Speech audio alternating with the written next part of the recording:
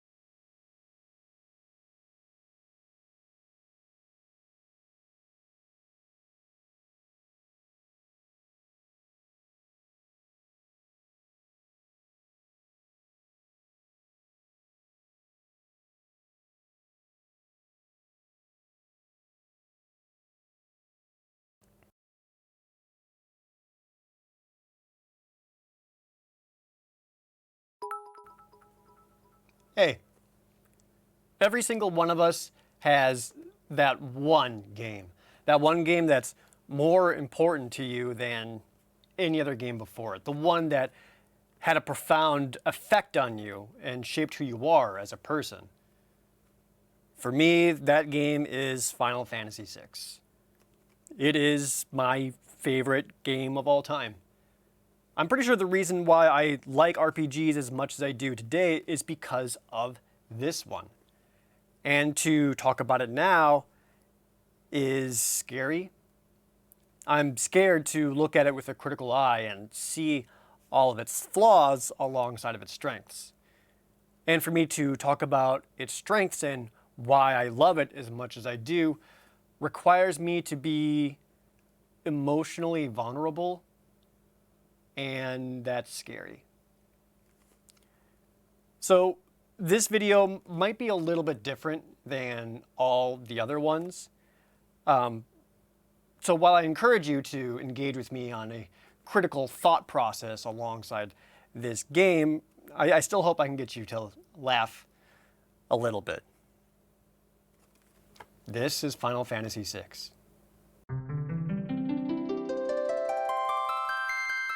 Final Fantasy VI was released in the West as Final Fantasy III.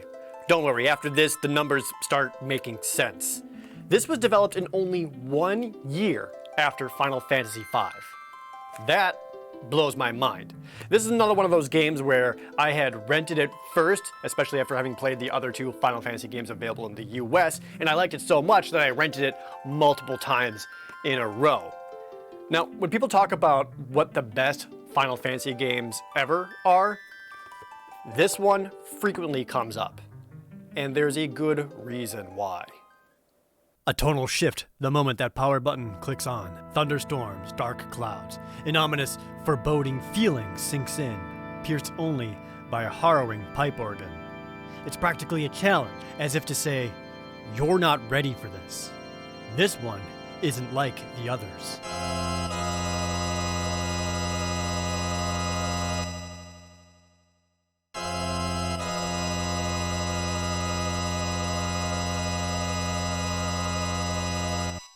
It's difficult to paint how much of a change in tone this one is compared to the 5 previous games. Final Fantasy VI is much darker, with many more serious themes. For lack of better comparison, imagine playing The Legend of Zelda Majora's Mask after Ocarina of Time. The unease breaks away thanks to familiarity, as the Crystal Prelude begins to play at the file select. This comfort is temporary, as starting a new game thrusts you back into a sense of darkness. Chimes punctuating major bits of story information laid before you. If your eyes and ears didn't convince you that this world will be different, it's told quite plainly. To summarize, in this world, magic has ceased to exist. It died out as people got more and more used to machines. And in this relatively steampunk world, there are rumors that the rampant Empire's army has a young woman who can use magic. And that's a big deal. Thus, we are introduced to this miraculous person, Terra, as she accompanies a few Imperial soldiers to seek out a magical being known as an Esper. And Terra is robbed of her thoughts, mind-controlled, thanks to the Empire. I'll never get sick of the opening credits crawl.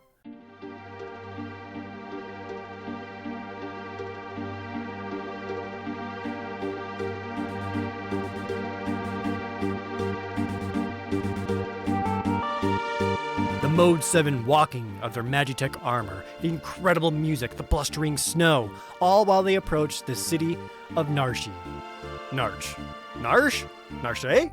Yeah, this is another one of those games where I'm really not certain on some of the official pronunciations of some of the names. I'm gonna do my best, but I apologize in advance if some of them sound grating compared to what you know. Terra and her Imperial escorts, the first instance of Biggs and Wedge, ride into town on Magitech armor, and these machines do more than just look cool and show the mechanical, imposing power of the Empire. They provide a safe tutorial. It puts the player into battles that they can easily handle, and all the Magitech abilities make it very difficult for the player to lose. It shows how to take actions, how there are different elements, and if you're Terra, you have even more Magitech expertise, along with a few new battle formations that can happen, side attacks, and pincer attacks. The simple yet effective tutorial continues as you go into the first boss fight against the lightning snail creature, where first off, you hear the best song in the game.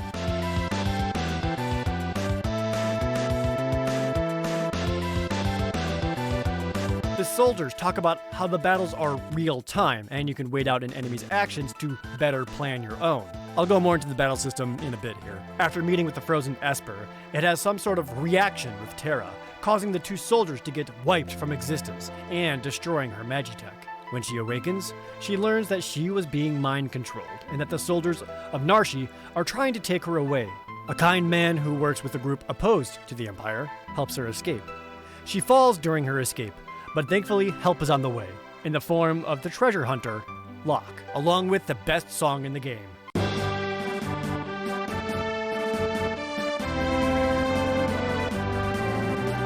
Just as Locke is introduced, so is another character and another gameplay mechanic. Mog shows up with a team of Moogles to conveniently help Locke in the upcoming fight, and more importantly, give the player a total of 3 separate teams to control all at once. The enemies pursue Terra, and you can move each team into defensive positions or have them go on the offensive. Maybe it's simple now, but this was impressive for the time, and it also shows that there will be times that more than just your favorite 4 party members are going to be used. But during battle, at its core, how is Final Fantasy VI different from Final Fantasy V? It isn't? Not really. A lot of the stuff outside of combat is different, but in the battles itself? Not really. A lot of previous known mechanics are back. Attacks, the front and back row system, multi-targeting with magic spells, and special abilities are back like Steel. With a lack of a job system, now special abilities are tied to individual characters, closer to how Final Fantasy IV had it. Only now, there's a much wider variety of options. Edgar uses machinery for different attacks and effects. Setzer has slots for random effects. Mog dances. Celeste can absorb all magic attacks. Every single member has their own ability that makes them stand out, but which will be sort of a running theme throughout this critique. Not all of them are made equal. For example, Gao learns how to mimic enemy monsters in battle, which overlaps a lot with Strago's blue magic, only is more unreliable, and Realm's sketch ability also copies an enemy attack. And sure, Celeste can absorb magic with her runic ability, but when your party is also trying to cast magic, it quickly loses all utility early on and gets forgotten about. Another example would be Cyan's ability, his sword techniques, or Bushido, if you prefer updated names. He has multiple to choose from, and the way you do that is to let a bar slowly fill up until you get the one you want. Yeah, this is it, and there's no way to speed up or alter this bar. This is not engaging or interesting, it's just waiting. Compare this to someone like Sabin, whose blitz techniques are easily the best. He shoots energy beams, pummels dudes, has the ultimate bum rush attack, and of course, he can do this.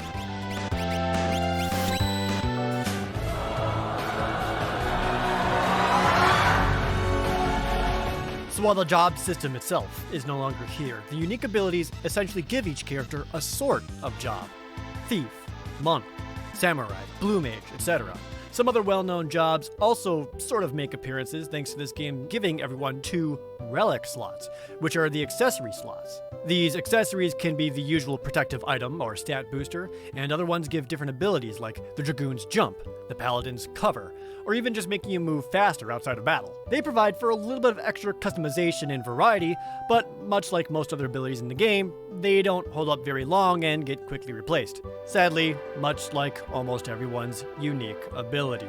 Final Fantasy VI offers further character customization through the Esper system, in which you can equip Magicite to characters. This allows every character to learn magic, have a summon, and almost every Magicite gives them a different stat bonus upon level up. You can painstakingly use this to tweak your characters how you'd like, such as by increasing their magic power, speed, overall hit points, and so on. And much like how previously jobs got ability points to learn new skills, an equipped Magicite teaches magic at different rates as they acquire ability points. What this means is that it's possible for every character to learn every spell in the game. Remember, this is a world in which magic no longer exists, and a major story point is your entire party suddenly getting it back. Because of this, magic is incredibly powerful in Final Fantasy VI, which further makes a lot of character abilities become worthless in the face of dropping, say, Ultima. Why use Setter's unreliable slots when a magic spell is far more effective and powerful? This is one of Final Fantasy VI's shortcomings. The Esper system can give everyone magic, and magic is the best thing to use, causing a homogenization of all the unique characters midway through the game. Eventually, they're all throwing out spells with maybe a handful of physical characters left, none of which have worthwhile abilities anymore, and they all start to be the same. It's not the best system in the world.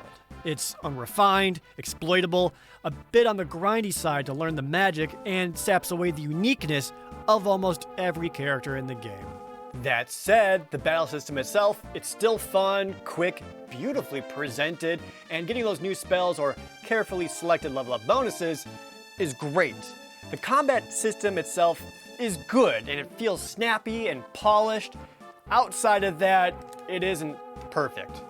And besides, the game's buggy as shit. I know each installment had its issues before this one, but man, it really seems like the problems are much more prevalent here. Stuff like evasion not working at all, making the darkness ailment have no effect whatsoever, and ignoring it is the best way to deal with it.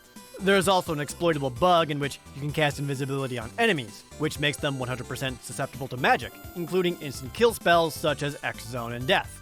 This even works against bosses and completely trivializes them once you realize this works. There's a bug you can use with Gao, making him ferociously powerful. The same goes for Cyan. You can dupe items using Realm's sketch ability. There's a lot. While most of them don't typically affect your casual playthrough, it's worth noting how buggy the game's original release is. This isn't totally detrimental to the quality of the game, as the good heavily outweighs my nitpicks. I was pleasantly surprised to see that some of the bosses were more intricate than I remember. A few have mechanics that you must learn and play around, instead of just dishing out damage. They aren't as difficult or involved as, say, Final Fantasy V's, but almost all of them require more than just whittling down hit point sponges. There are 14 total characters in Final Fantasy VI, each having something unique about them. Mechanically alone, this demonstrates what is easily Final Fantasy VI's strongest aspect: character. Every single one is more than their abilities or combat prowess. Almost all of them have an arc, get developed to be believable, relatable, someone to sympathize with. It is leagues beyond the melodramatic simplicity of Final Fantasy IV, or the barely there establishment of V's characters. It is imperative to have good characters, because that's what makes any story stand out. If you don't care about what happens to the people in the story becomes inconsequential and unsubstantial. Final Fantasy VI was the first one in the series to dare to make real, developed characters that aren't one note. The first to make a story that could have an emotional effect on the player. The first to, in a sense, take itself seriously. At this point, there's no way for me to continue talking about the game without going deep into spoiler territory. Consider this your one warning, because there's no turning back from here. The developers went into great care to make sure that each character has a sense of individuality to them. The expanded special abilities for each is an example of this. It's also evident at the start of every battle. Each character has a unique intro animation in the first 2 seconds right as combat starts. Oftentimes, these animations showcase the personalities. Sabin shows up ready to fight. Locke comes from behind enemy lines as if he were scouting ahead or sneaking. Mog dances. This matches how each has a unique visual design, all boasting different silhouettes and, again, has significance. Sabin and Edgar are twin brothers and share the same color palette. Realm is Strago's granddaughter, and again they share the same colors. Terra, who is not quite of this world, stands out by having the unique trait of noticeably green hair, helping her seem a little more inhuman than everyone else. Fun fact, for the game's 25th anniversary, there was an interview with some of the developers on the original team. In that interview, they revealed that they created all of the character sprites first, and then famed artist Yoshitaka Amano made art based on the sprites, not the other way around. They even joked that if they made all their sprites based on Amano's artwork, all of them would be blonde. So, whenever you see Terra out there with blonde hair, just remember that's bullshit and inaccurate to her original depiction, green hair Terra for life. As much as I love the varied and interesting character designs, it's their stories that make me love this game as much as I do. So many of them have excellent, expansive backstories that explain why they are the way they are, and what motivates them to do what they do. Just important as their backstories, they all have front stories. It's that motivation that makes many scenes have additional layers of emotional and internal complexity. Take Locke, for example, who is easily my favorite Final Fantasy character of all time. He always comes off as eagerly protective of other people. When he finds Terra, a young girl in distress, he protects her and then carries her out to safety. When he later finds Celeste, he makes it a point to rescue her as well, despite Celeste being a former Imperial general. Later, you learn of Locke's burden. He's felt responsible for an accident causing the love of his life, Rachel, to get hurt and lost her memory, only for her to die during a raid by the Empire. He couldn't save Rachel, so imagine the guilt he has as he carries an unconscious Terra to safety, and even more so after discovering that Terra has had all of her thought and memory taken from her. And again when he sees Celeste chained up and beaten while bearing a very clear resemblance to Rachel. Another strong example is Shadow, the mysterious assassin mercenary. As you discover his past, look back upon his reactions and little signals as he is around a realm. There are so many little movements that show how he truly feels and his struggle with that part of himself. A fascinating thing of Final Fantasy VI is the main character, because while you start off with Terra and she does drive a lot of integral moments early on, she isn't the main character. It doesn't really have a main character. The game basically asks you, who do you want to be the main character? The first instance of this question comes only a couple of hours into the game, in which paths diverge and split. Rather than guiding you through them or bouncing around, you are asked to choose which scenario you wish to play. You can play them in any order. Shortly after, you are asked to track down Terra in the town of Zozo, which, by the way, has the best song in the game.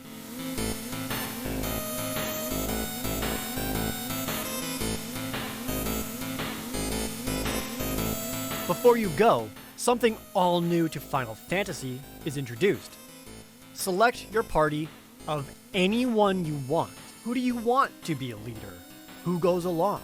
Who do they have closer friendships with than others?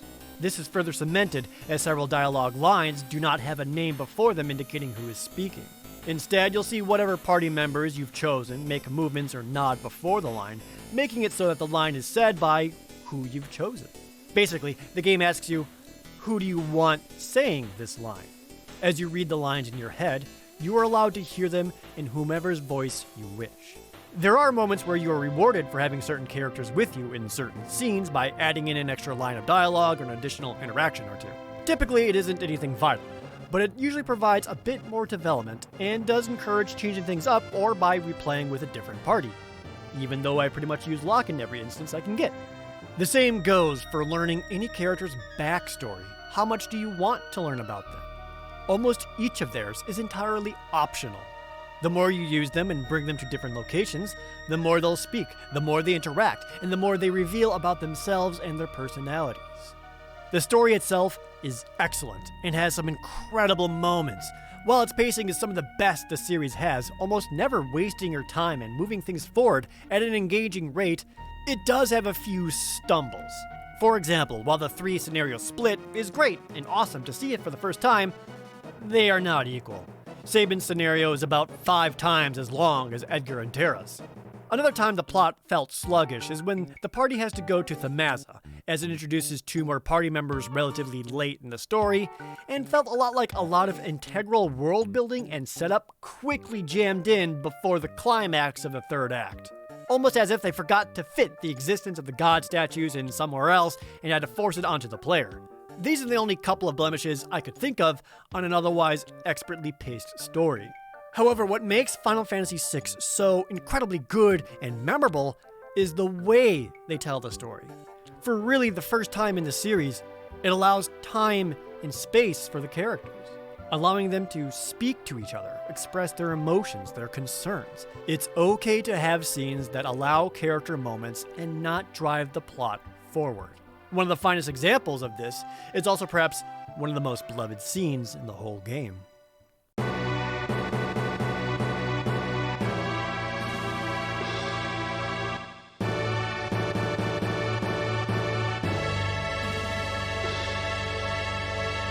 As the party searches for a means to access the southern continent and go after the Empire directly, they concoct a plan to enlist the owner of the world's only airship, Setzer. This involves having Celeste pose as a famous opera singer to get its attention. The opera sequence is, simply put, beautiful. It's more than its presentation. Though a full-fledged opera in several movements telling a story within a story is a strong part of it, something like this simply was not feasible before. It's a delight for both eyes and ears, and to those willing to look deeper, an important piece of storytelling. There is an argument that the opera scene is pointless, as it halts the entire game just to have this one sequence before getting the next party member, and to some, that is reasonable. I contest that, however, because the whole opera makes a very clear and appreciated statement. It is okay to have scenes that don't further the plot as it develops character. A key mantra to make most RPGs more enjoyable is to give weight behind what people are saying. If you simply read the words rather than absorb and interpret them, you may find it to be lackluster. Final Fantasy VI is the first in the series to reward players that read between the lines. The opera scene makes this clear. At base level, it's cute. The music is catchy, the vignettes endearing, and a fair distraction from the menace of the world. Look deeper, and you see the layers of complexity it adds to its rich tapestry of characters. Celeste, who was once a battle-hardened general of the evil empire, now turned traitor and abetting the allies, begrudgingly volunteers to be the main star.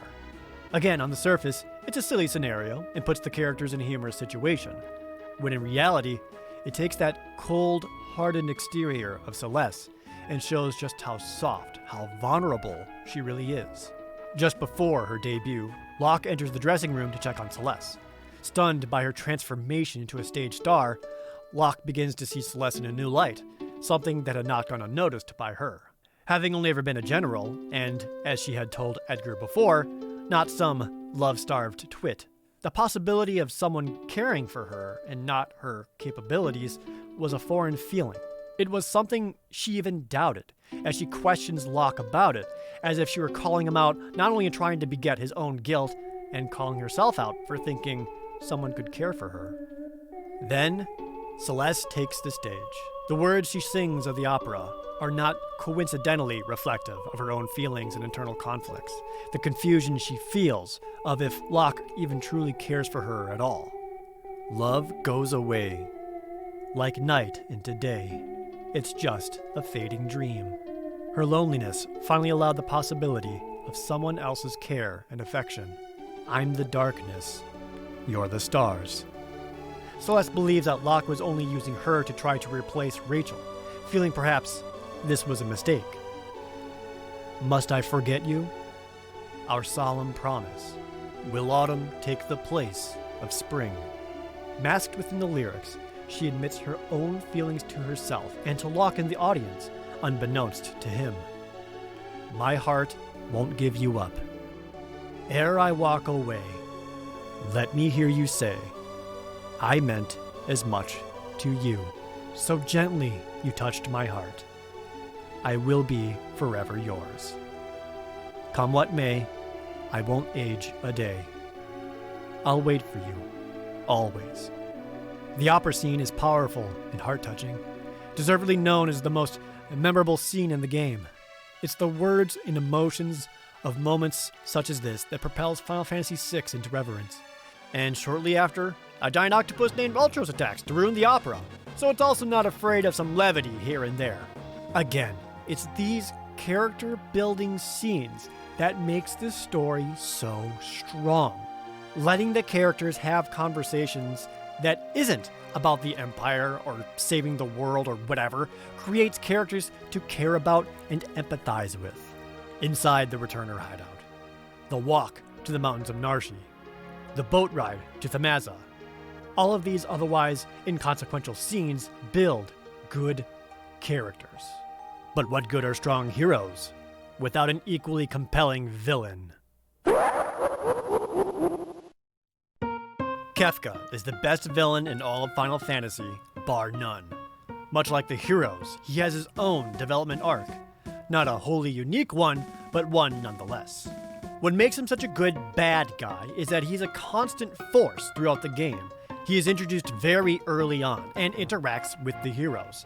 His bombastic and over-the-top personality, complete with awfully amazing quotes, paints a perfect picture of how unstable he truly is. Because he appears as a foe multiple times, he's established as not just something you have to defeat, but want to. Especially as he seems to always get away. It's that consistent reinforcement of his evil that is shown to the player firsthand. As the heroes experience it, as does the player. The burning of Castle Figaro, the poisoning of innocent lives in Castle Doma, the slaughter of dozens of Espers, and General Leo and Thamaza. His evil is shown, not told. And yet throughout the narrative, it's made constantly clear that Kefka is a henchman. He plays second fiddle to the leader of the evil empire, Emperor Gastal. If Kefka is this bad, then how much worse can Gastal be?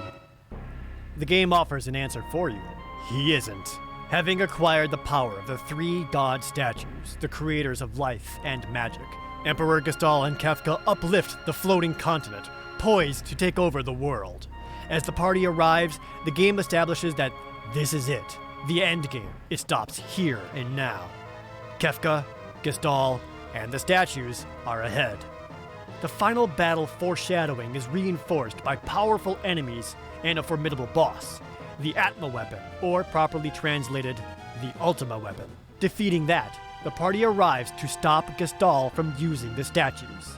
This gives opportunity for Kefka to reveal how evil and beyond help he truly is. Kefka betrays and kills Gastal. And then the unthinkable happens. You lose. You don't stop him. The good guys fail. As is the planet, the party is torn asunder. The airship splintered, lives lost. On that day, the world is changed forever. Kefka is the rare example in which the villain wins. He got exactly what his twisted mind wanted. Destruction and despair. His rise as a joke of an errand boy, a jester, to a misanthropic nutjob, to the absolute merciless ruling power in the whole world is his story arc. How he changes from the beginning to the end, all while laughing the whole way, burned into your memory forever. This new World of Ruin poses a new open-world approach to RPGs. Everyone is gone. Only 3 characters, Celeste, Edgar, and Setzer, are required to beat the game. Everyone else is optional, and for all you know, dead forever. From here, you are able to search freely throughout the new landscape, choosing any locale or direction to begin your search for friends. Remember, who do you want to be the main character? Go find them. The World of Ruin also enforces what I believe to be the central theme of Final Fantasy VI. The whole game is about loss. How does a character respond to loss? Almost every character's backstory is about losing something, and the end of the world is them continuing to deal with loss. Most importantly, there is some form of loss and response to it that everyone can identify with in some way. When the world ended, Locke went back to trying to revive Rachel and abolish his feelings of guilt. Edgar kept trying to find solutions instead of allowing himself to emotionally process it. Gao said he must become stronger and didn't give up. Strago's will broke, succumbing to the cult of Kefka. Terra chose to be there for now orphaned children. Cyan began living a lie, pretending to be someone else. Celeste, so overwrought with grief and the belief that she was truly alone, nothing was going to get better, and the pain unbearable, tries to kill herself. I've been there. That feeling of overwhelming loss and pain and heartbreak and just wanting it to all end. Final Fantasy VI takes this theme of loss and asks, which one of these responses are you? Even Kefka represents a response to loss, perhaps the most dismal of them all. nihilism. Nothing matters. Why bother building? Why bother doing anything? Why have friends or loved ones? To Kefka, he's doing everyone a favor because they can't see what he believes to be the ultimate truth. Destruction is inevitable, and they can't accept that. Honestly, I could spend forever doing an in-depth character analysis on everyone, but then we would be here forever. I could only really do this on Final Fantasy VI in particular, as it's the one that I know inside and out the best. Which is also why I can safely say that for as strong as the game's characters are, it can also be its weakest, as they are not all made equal. It's clear some characters just get more or better backstory and writing than others. Locke and Celeste get a ton, whereas people like Ralm and Strago are practically accessories to Shadow's story and don't grow at all. Shadow does get quite a bit, as does Cyan, but Mog, Gogo, Umaro, or Gao don't get a whole lot. Even as a more prominent character throughout the whole game, Edgar doesn't develop compared to most of the others. For every couple of outstanding characters and stories, there's one painfully lackluster example. This imbalance doesn't have much of an excuse, as there's plenty of time and room to explore any of them further. Good lord, I haven't even talked about the music yet. I already mentioned the best song in the game, but there's so much more. I mentioned the Crystal Prelude being back right at the start, and the battle theme starts off with that recognizable, awesome bass.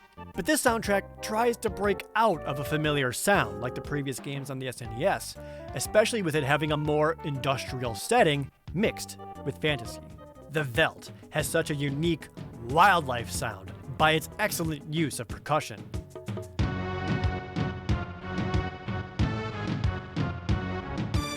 Some areas have unique music that only plays there. For example, the Magitech Research Facility is the best song in the game.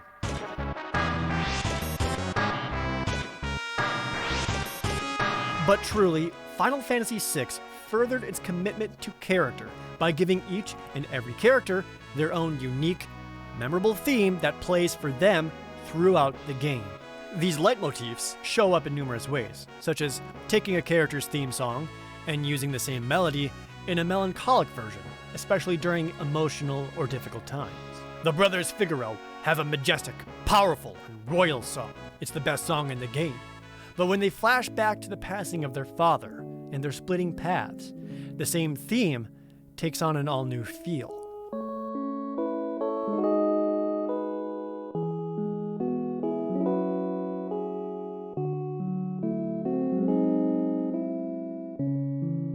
Locke's theme, which is the best in the game, is upbeat and represents his adventurous self.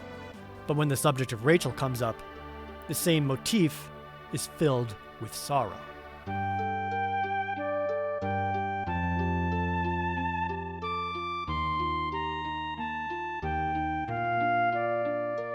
Setzer's theme boasts freedom, as if the music itself is putting the wind in your hair. And when he finally opens up about his personal loss, it too uses the same melody to express him.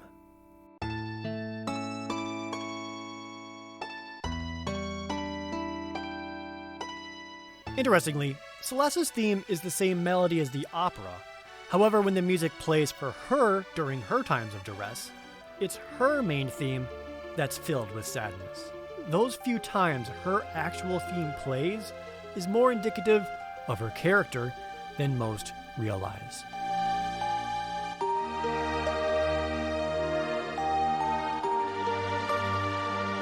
Terra's theme and motif are the strongest throughout, as it not only plays during scenes about her,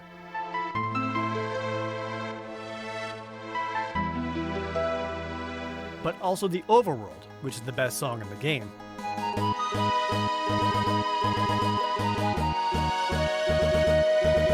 And the motif makes brief reprises in other songs as well.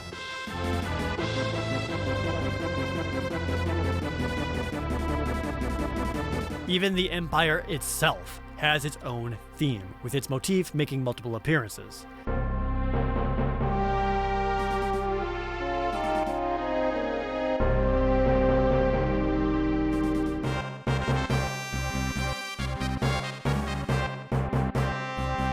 And of course, Kefka has an equally memorable theme song, one that is both comical and sinister.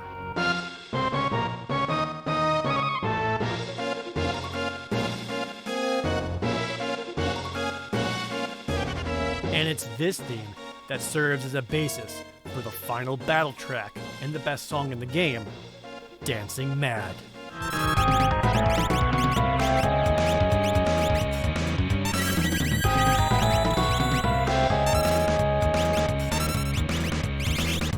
Speaking of, that final battle and the dungeon leading up to it is awesome.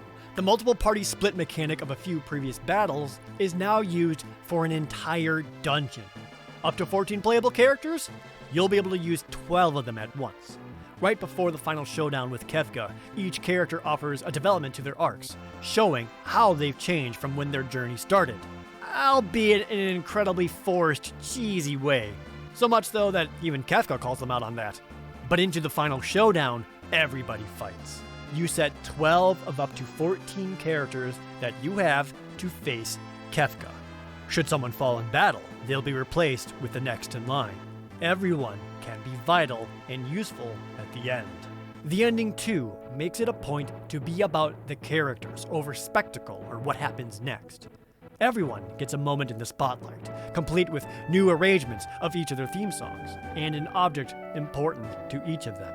I also love how they use this opportunity to hint at character relationships. For example, Realm's section and theme song leads directly into Shadows.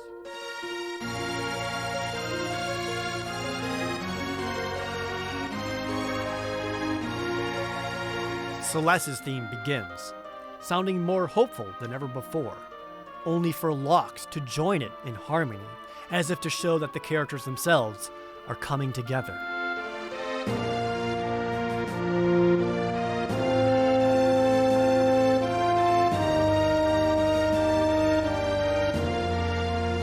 It's beautiful. I love this kind of implicit storytelling throughout the whole game, rather than stating things outright in clunky exposition. From beginning to end, Final Fantasy VI spends its time highlighting the cast and what happens to them. I haven't played this in well over a decade, and having done so again, Final Fantasy VI is still my absolute favorite in the whole series. Obviously, it isn't perfect. I'm someone who greatly appreciates deep, well-written characters. Final Fantasy VI does that in stride. I absolutely recommend playing through this one today. If you can. It's not the most accessible Final Fantasy game in the world. I played the Super Nintendo original and still love it, flaws and all. There was a mobile version that ported to Steam, just like Final Fantasy V. I personally can't stand the user interface and controls, and I think the art is ugly with everyone's puffed out chests and clashing environment textures. If that doesn't bother you, all the power to you, and play it. I don't recommend it though. Its first port was to the PlayStation 1. It has a few upgrades. It fixes a lot of bugs, adds in a bestiary, and 2 FMV cutscenes at the start and the end as an unlockable. It isn't the best port though. It has notorious load times going into battle or even opening up the menu, and the frame rate really suffers at times. Plus, the FMV sequences are so underwhelming, you're better off just looking at them on YouTube.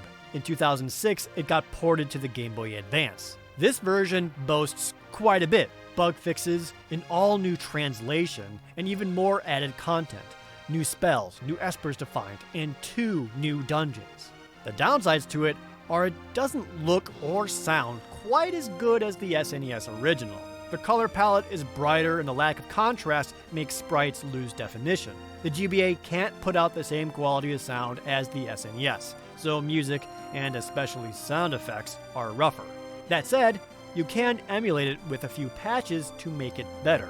There's a patch to make the graphics closer to the original, and the true sound patch helps the music. It isn't perfect and is still noticeably lackluster compared to the source though. I also just don't like the text font. Even with the patches, I don't prefer the GBA version, primarily because of the new translation. While some things are better, like item names or spells and descriptions, the script, I feel, suffers. The GBA version loses all of the subtlety and nuance that the SNES localization had. And in some parts, the new dialogue is abrasive or even cornier. So I highly recommend you play the Super Nintendo version. And perhaps the best option is to emulate it with a patch known as the Ted Woolsey Uncensored patch. It retains the localization of the original while cleaning up some typos and overly censored mentions of heavier subjects such as death and certain sprites. You'll have the beautiful music, visuals, and gameplay of the original, but with an improved translation that stays truthful to the original. The Final Fantasy series has been loved up through this one. It was Final Fantasy VI's commitment to deeper, more mature themes and a fantastic cast that made it go from a great series to a special one. Final Fantasy VI will always have a special place in my heart. This was the first game to make me feel. And for that, I will always appreciate and cherish it, flaws and all. And with that, the Final Fantasy series leaves the Super Nintendo era. I hope that works out for them. Thank you so much for watching. Be sure to subscribe for more upcoming videos and follow me over on Twitch, Twitter, and Instagram. And let me know what you want to see next.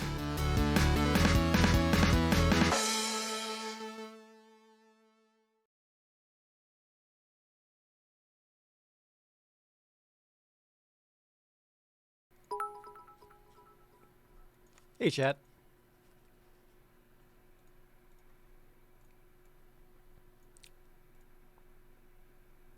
Let me get these alerts turned back on. One sec.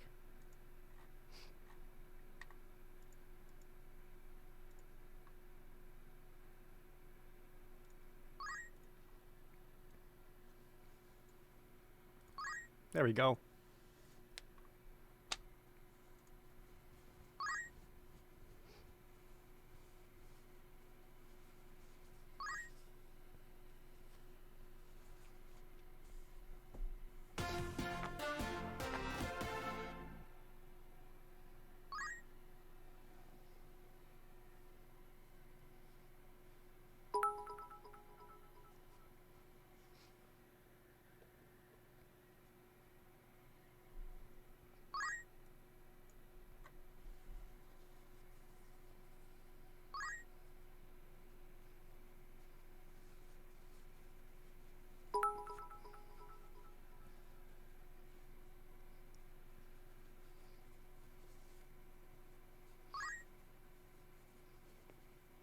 Sorry.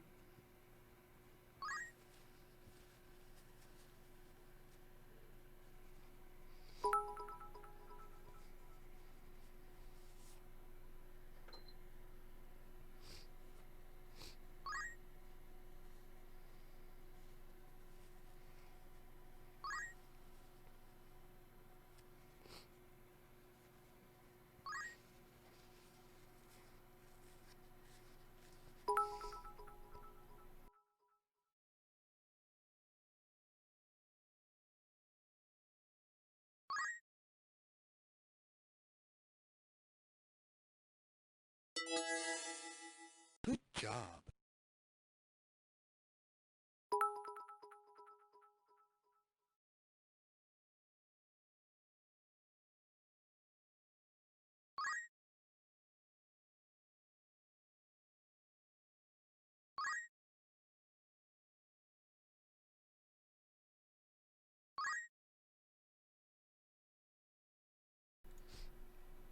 I'm okay.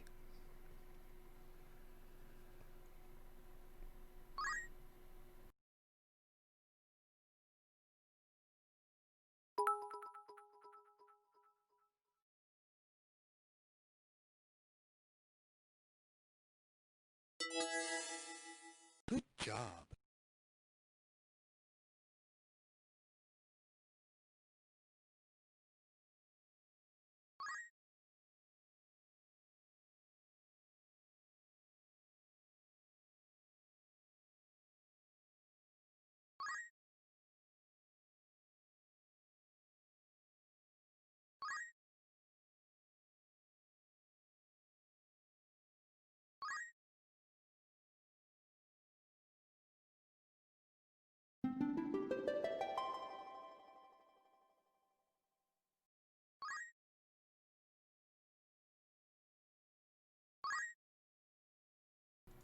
Sorry, I'm back.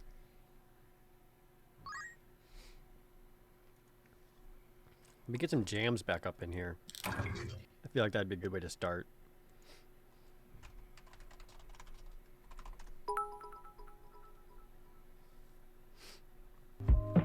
Maybe something themed and appropriate.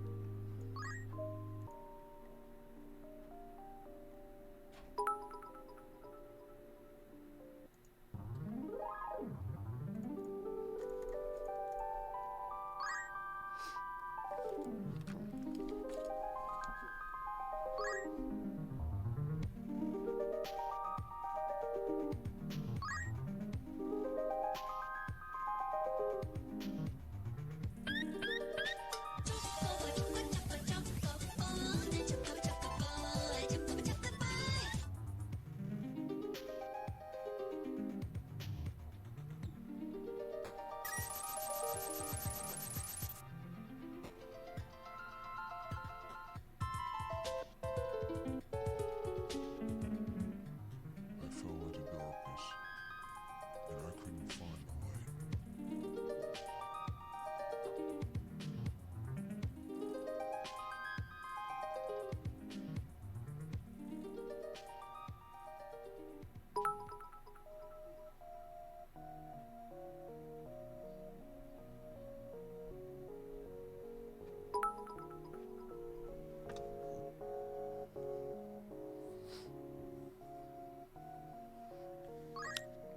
There's been like 1 billion subs.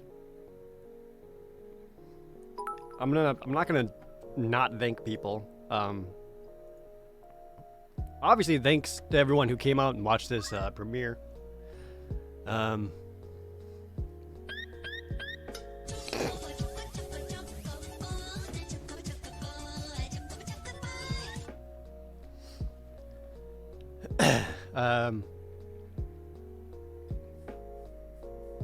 Yeah, so I'm not sad or anything. It's just, you know how it's, like, kind of like I said at the beginning of the video, like, to talk about my favorite game of all time like that, kind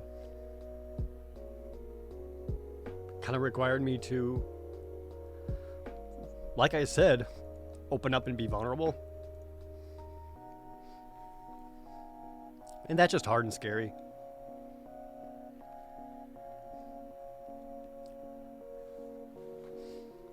Like, even just as I was like editing it, I was like fucking myself up. Like, I had to like take breaks at times because I was just like, ugh.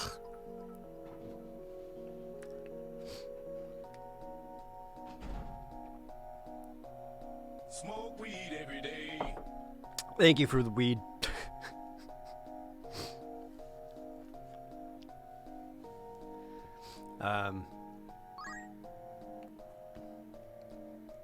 The hardest part is like, even by the end of it, I still had this deep fear within me where I was just like, I don't think I'm doing it well enough. Job. And I basically had to hold back because I could have easily made that whole video over an hour long. But at some point I had to be like, I'd like have a cutoff. I'd be like, nope, that's enough. I've talked about enough. That's it. Because there's a lot of other stuff I would have liked to talk about. Like I think Saban has some really interesting character stuff that would have been cool. I would have liked to gone deeper into Edgar. But again, like there wasn't like a whole lot to talk about him. But like I still think there's like some things there. Yeah, I didn't even go over the whole plot in detail. Like, there's a lot of other smaller moments that I think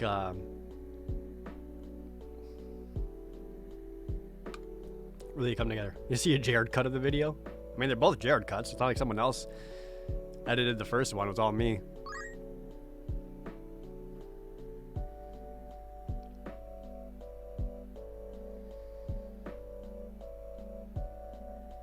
Yeah. Big group chat hug, all 6 feet apart. 6 feet apart hug. I love a full character analysis series of this game. I mean, it's something I considered, but I also feel like at this point, I don't know, I've got so many other things to talk about I don't want to be... I don't know, like, I would like to do some other videos. Like, I've got my next video is going to come out really, really soon. Really soon.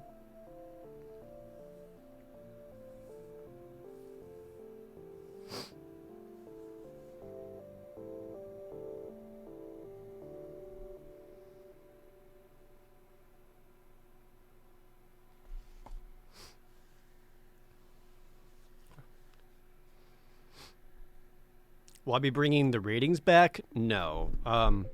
I found that when I started doing, anytime I just brought up like the metaphor out of 10 rating in my videos, that's when everyone stopped watching. On YouTube, like a big thing is viewer retention rate, like how long they keep watching the video. And what I found was that I generally had like a 60-65% retention rate to the end, which is pretty good. And as soon as I hit that final rating, it drops to 30. So that's when people kind of click away. Like, as soon as the summary happens, they're like done. They don't want to hear like. I always try to end my jokes on a last stinger. Like, I always try to at least have one more joke in there to kind of like end with to end with, especially if I can do it visually in the game I was talking about, and then go straight into the end sequence. Yeah, I personally like the metaphor out of 10 because I was also kind of making fun of ratings in general. Well, whatever out of 10 is just dumb. Who cares? So that's it. I kind of stopped doing that so that everyone else could kind of stay on there. Thoughts on Final Fantasy VII? Well, you have to find out pretty soon, won't you? I'm going to scroll down. And I'm going to start catching up on all these subs. Holy shit. Okay, well, gonna do my best.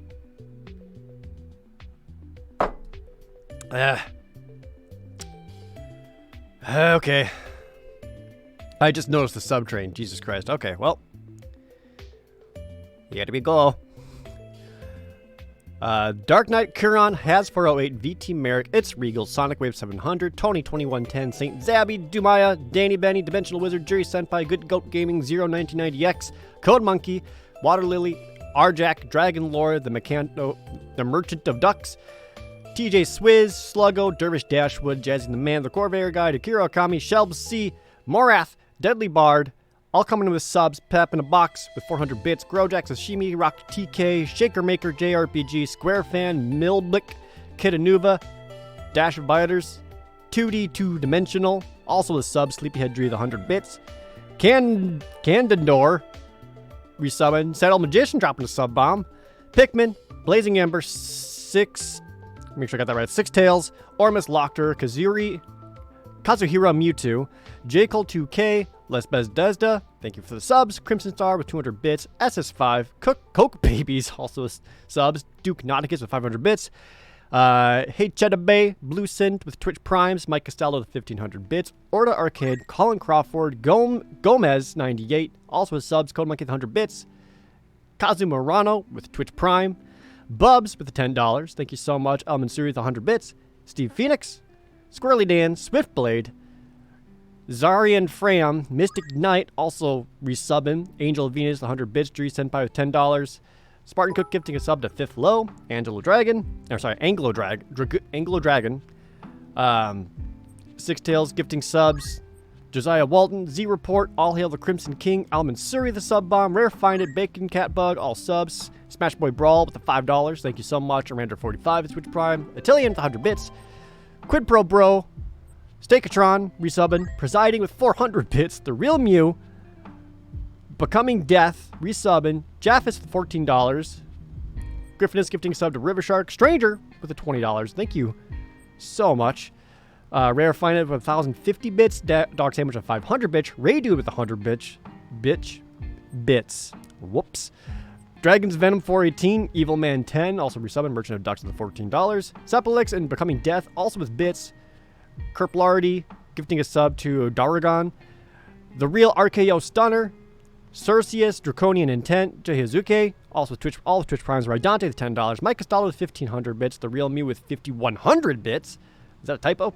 Burnt Finger gifting a sub to Jake Protagonist, Angel Amper gifting a sub to Isense, Locust with the Twitch Prime, Worldwide Noob with $14, Kanadashi with $10, Omega Dragon, LP, Berserker, Mantarius, Cody Kakaila, I'm almost there, FF6 Lock, Big Daddy Near, all subs, In Depth 100 bits, Phoenix 1106 dropping like a sub bomb, Montemic Pig Pug, Fish with a Tail, there's more sub bombs coming, you guys aren't going to let me stop, Moral Land 420, Weed, also with a sub bomb,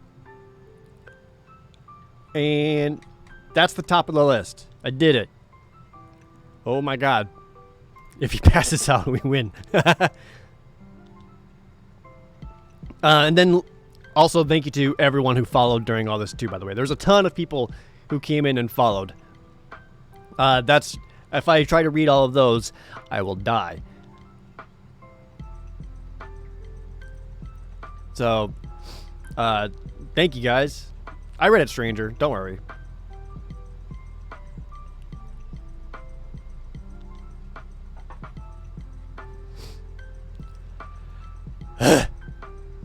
All right, thank you guys.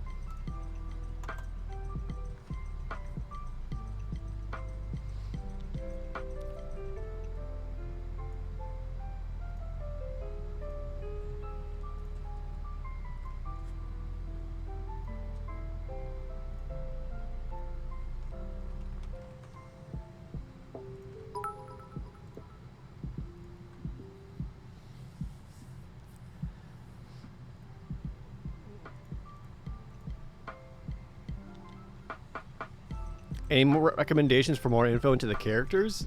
To be perfectly honest, I don't know if anyone else out there has talked about them like I just did. I don't know. Again, it's one of those things where that kind of analysis and interpretations are always different for whoever decides to look at them. Because again, like these are how I read into them and kind of saw that. And then there's going to be a lot of people who are just going to be like, nah, that's bullshit. What are you talking about? You're making that up and you're reading too hard into it. Fuck it. That's possible too. I don't feel I did that. I don't feel like I was reaching too hard or anything like that in a lot of them. Sonic Wave and Space Mountain, thanks for the bits. Boken, Twitch Prime. Narukami, also the Twitch Prime resub. Liver of a Duck and Silent Tiger, thank you guys. Have I considered playing the Brave New World mod? I have, but like, I have so many other dang Final Fantasy games to play through first.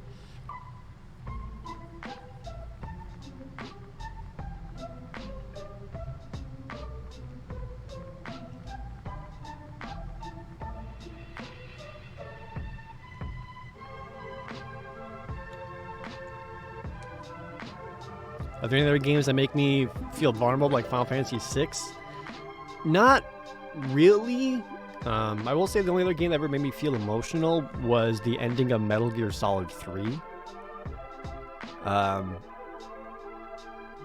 that's not it's not the same thing there. Not the same thing there. If I were to give it a metaphor rating out of 10, what would it be? The best song in the game out of 10.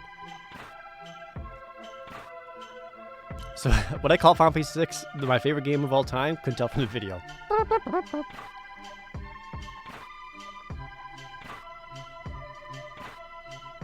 Are there any permanent character deaths? Yes.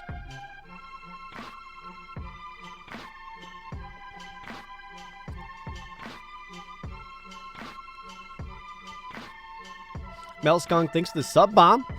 And Sick Loot Mate also subscribing. Thank you guys so much. It means a lot to me. How do I feel about Final Fantasy IX and Final Fantasy VI? I think Final Fantasy IX is amazing too. I think Final Fantasy IX might actually be the best one. But Final Fantasy VI is my favorite.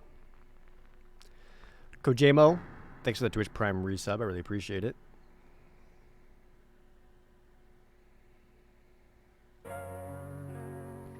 Yeah, I could have gone deeper into Shadow. Especially with Like, I could have talked more about his dreams and how that ties into Realm specifically.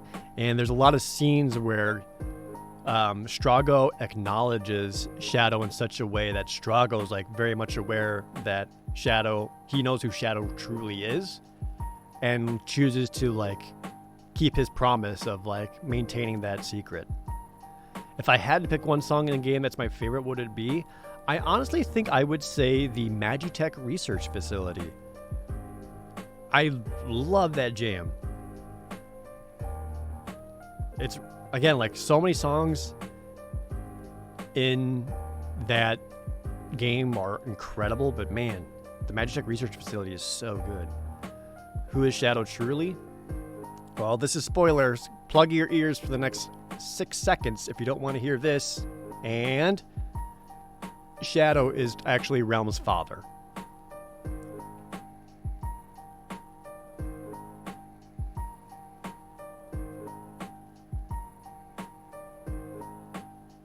Yeah, the overworld theme is also really good. I would like listen to that while I was walking to my next class in high school. Just so that just so I was walking, I was like, hell yeah, I'm going to the social studies. It was sick. On my CD player with 10-second anti-skip technology. Hell yeah.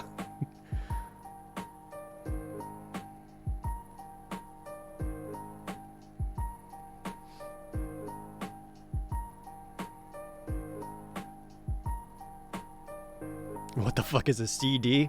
God damn it. Banning all Zoomers in chat.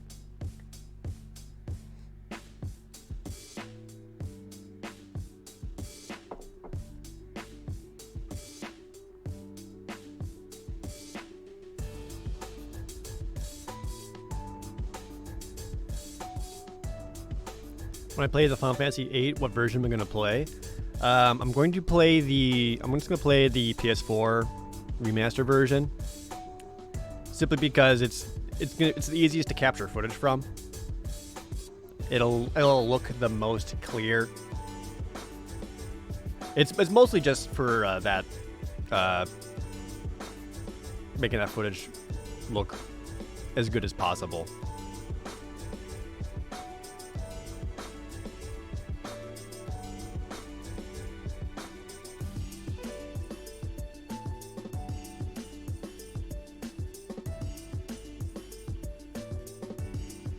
Am I planning on making a video for each of the mainline Final Fantasies up to 15? Yes, I am. Also, I love 13. Why do I hate it so much?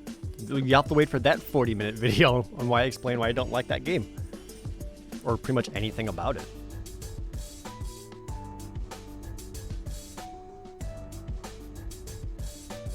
Yeah, I'm not going to be doing 10-2 because I would love to talk about 10-2 though, but the moment I talk about 10-2, people are going to ask me to talk about every other direct sequel, all the Final Fantasy VII sequels, Final Fantasy IV After Years or Interlude, 13-2, 13-3, 12, Revenant Wings, and that's just a lot. That's too many to go through. So I'm going to keep it just at the main series. That said, 10-2 is so goddamn fun. I think 10-2 is super fun. One that takes that serious dial and just turns it all the way down to like 2. I don't like the structure and the way they tell a story, and if you want like the best ending, you have to play the game freaking perfectly, and that sucks. But man, that job system and the dress spheres and all that rules. Super fun.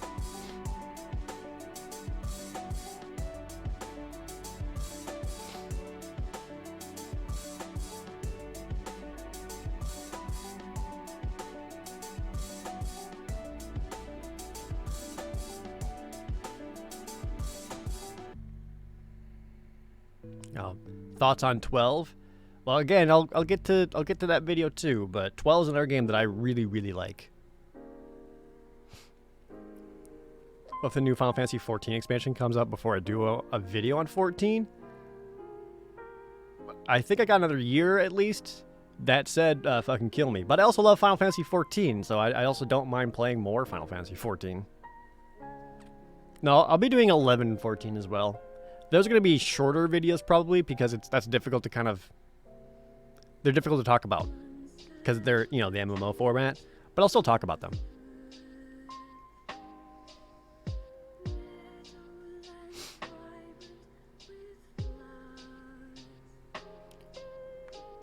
Objectively speaking, Final Fantasy 6, 7, or Chrono Trigger, who's king? I would say Chrono Trigger is the best made out of all of them. In terms of like how like polish it's put together, storyline, pacing, characters, mechanics, and all that. Do I like 6 or Tactics better? I mean, I like 6 better just because, again, like all the character and plot stuff really, really appeals to me. But the gameplay of Tactics is so fucking good. I love the Tactics gameplay.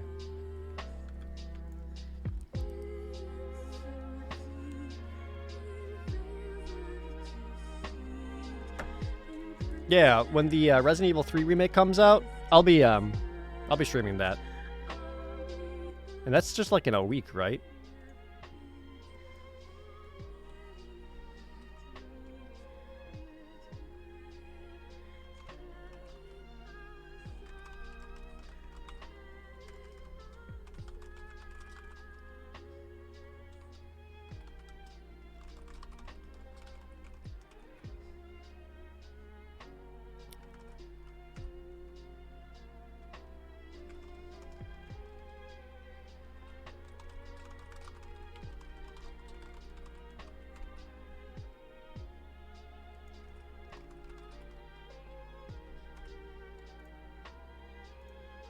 Alright, I'm gonna start setting up to play some Animal Crossing. We can still chat about stuff. I'm avoiding the Trials of Mana demo intentionally because the Secret of Mana remake was not very good, and I love Seiken Densetsu 3. But I'll play that when that release comes out. Maverick Zero, Duke Nauticus, thank you guys both for resubscribing, and Alam, Ayla Mitch, Alim, I ruined that. Thank you for the $10.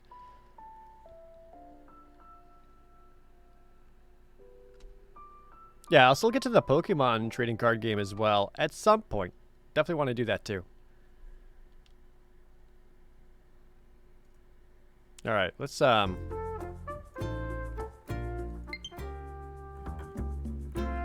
do that. We can.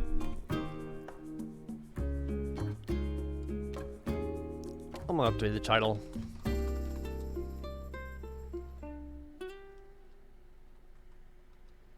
Let's see.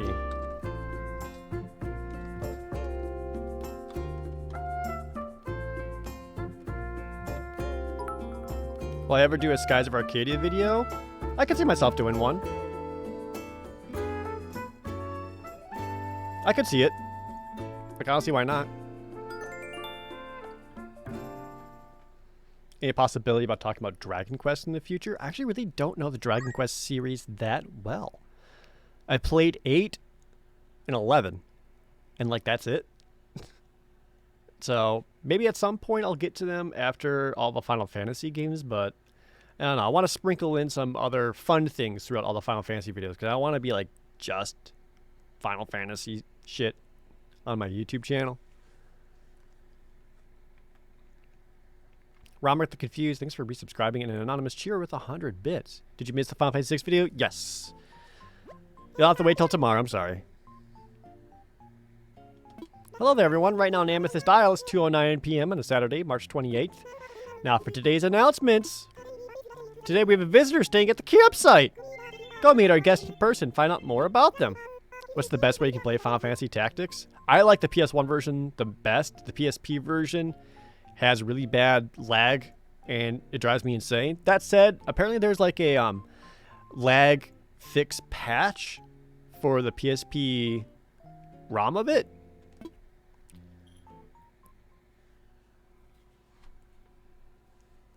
So, if anything, do that.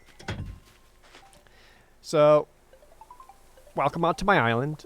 I got a brand new hoodie last night from one of my island villagers. So I got this cute little hoodie on. Wizard Bingo likes the 100 bits. Have I played Xenoblade Chronicles? Yeah, I played the Wii version and really liked it. I don't know if I am hyped on it enough to want to play it again for the Switch. It looks really good on the Switch, though. Yeah, I hear the mobile version was actually better, like for iPad and stuff. Well, I talk about the remake on the Final Fantasy VII review. I'll probably have to do that separately, I think.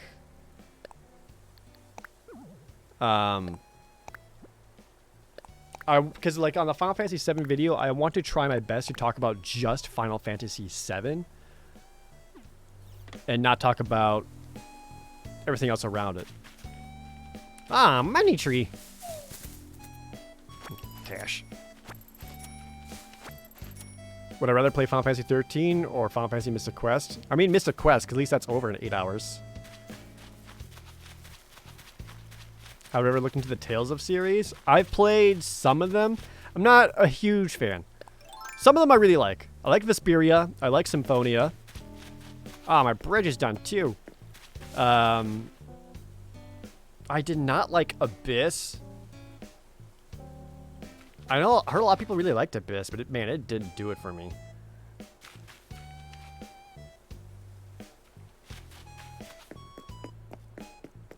Oh, I got Mabel here too?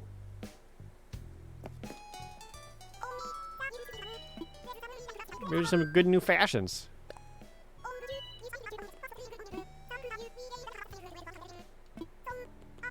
I keep hearing the Trails in the Sky series is also really good. Never got around to them.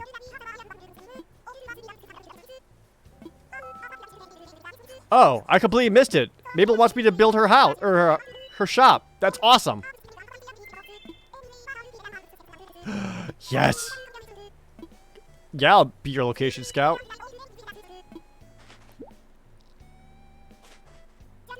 What do you feel about the GBA Tactics games? I think they're fine. I don't like them as much as the PS1 version, though.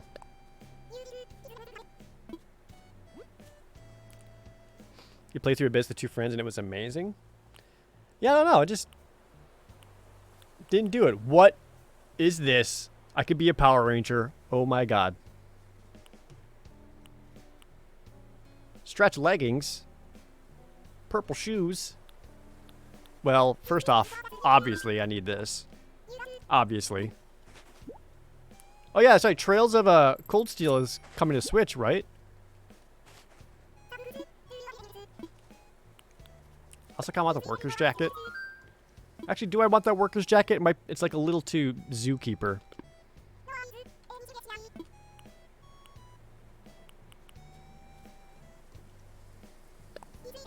Would I ever do a Super Mario RPG randomizer? I don't think I would enjoy it a whole lot. I think for randomizers, it really works on games that require you to... See, what makes the Link to the Past and the Super Metroid randomizers so cool is that you're basically playing like a puzzle game where you're finding like the right pieces to the puzzle to unlock progress. And I don't think Super Mario RPG would really allow that. It would just be like, whoa, abilities are weird or level ups are weird or whatever. Isn't that wacky? It doesn't really like change how you progress throughout the game. You know what I mean? So I don't think like a Super Mario RPG playthrough like that would be fun. Yeah, like a Resident Evil randomizer. Like I would play Resident Evil 1 randomized. Like that'd be cool because I gotta look in different areas for the progression items. And I know I've always wanted to do the Resident Evil 1 HD remake randomizer because I've seen those and those looked cool. Symphony of the Night randomizer. I would need to play Symphony of the Night regular first, on account that I've never played Symphony of the Night.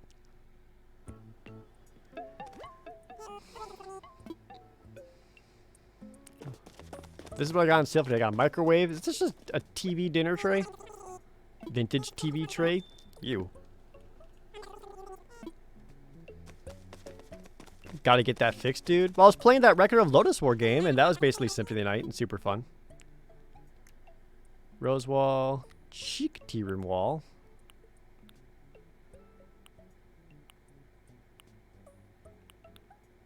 Let's try that.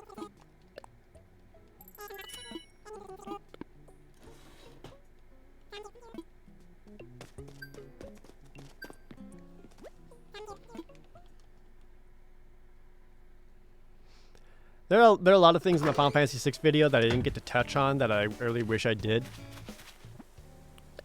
I would like to talk more about Kefka in particular, especially I didn't get to bring up at how Kefka isn't just insane for the sake of being insane. In game, they actually establish why he is the way he is, and I didn't bring that up at all, and I kind of wish I did. You're doing yoga? Chat, Twiggy's doing yoga.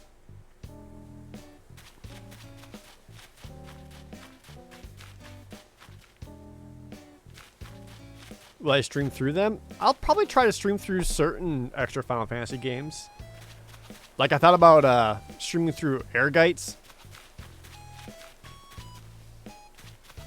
That could be fun. Kefka was a magic soldier experiment gone wrong. Yeah, basically the same process that they used to make Celeste get her magical powers and become a Magitech Knight. That was a refined experiment, and the first person they tried to do that on was Kefka. And while it worked on Kefka and he got magic, it made him made his brain snap. Like he went unhinged, like in the same way that a lot of people's brains can be completely affected or melt from like drug use. That's basically what happened to Kefka.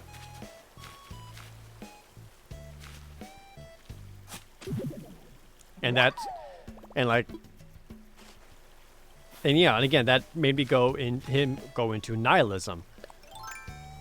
So that's why I brought up that sense of loss for Kefka and why he's a response to that, because nihilism is a response to loss. And I'm not saying he lost something. Like, sure, he lost his sanity, but like that loss of sanity, or that like nihilism response to loss, is what like a lot of people feel all the time. Like something goes wrong and you're just like, fuck it, why bother doing anything? It's bullshit. Fuck it.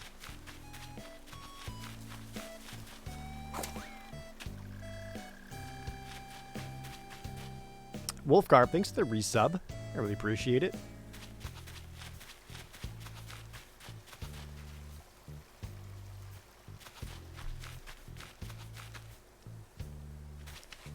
A little bit like Cloud in Final Fantasy VII or Sephiroth? No. No, not at all. Those are completely different characters. Also, I made my own Amethyst town flag last night. It's okay. I think it's a little basic, but it's what I got for now. Ripley Riley, thanks for that Twitch Prime resub. So I think what, and I'll talk about this when I do the Final Fantasy VII video. One of the things I think Final Fantasy VII does really well, and really the first before any of the previous Final Fantasy games, is that Final Fantasy VII actually like puts the role playing into it being an RPG game, because it makes it very clear that you're playing the role of Cloud, and it gives you a lot more responses and choices and dialogue options or differences as you play through. So it actually lets you like play Cloud how you want, which I think is fascinating because Cloud is also an unreliable narrator.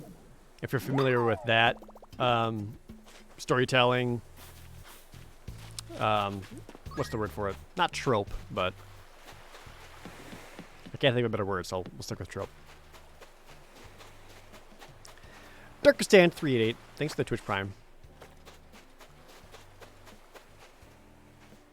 Convention. Oh, method. I don't know, but I think that's fascinating. Yeah, maybe it's just device. That's storytelling device. We'll just say device. I like that. I think that is cool. Yeah, but again, like, the downside to that is that basically the only really good character in Final Fantasy VII is Cloud. Because they put such a focus on him. How we go about Final Fantasy VII and all the side story stuff added in later games, I'm basically going to ignore the later games. I'm just going to talk about Final Fantasy VII as it is on a whole.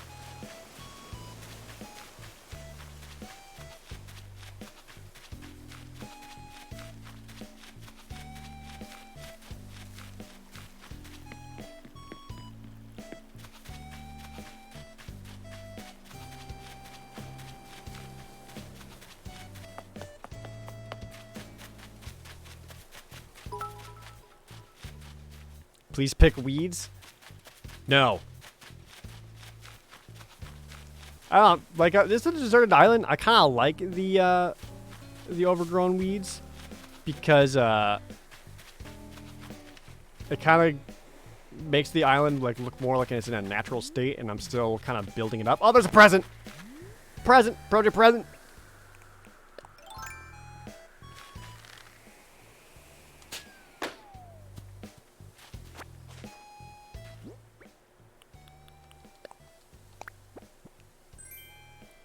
Oh, it's another pan flute. Oh, maybe I can, I'm sure someone I know needs to learn how to make a pan flute. I'll send it to them.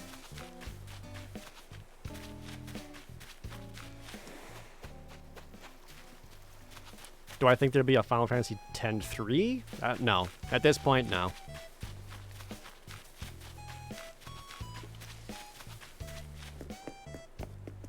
Oh, that's right. There's someone visiting my island. I should say hi. Swags, thanks for that tier 3 resub for 35 months. Almost up to that 3-year shirt. MMO Addicted gifting a sub to Orato Rutinus.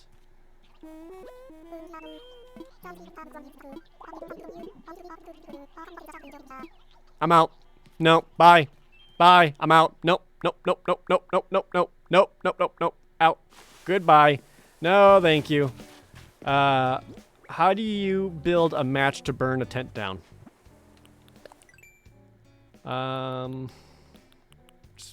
Surround it in this, maybe. Oh, that's the fucking worst. Hate that. It's Kefka. Ugh. I hate that.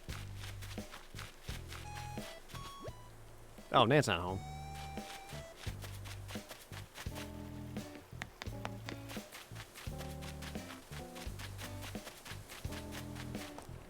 Just want to see if anyone's home right now. Drake's out on a snack run. Is everyone out? Except for maybe Rocket?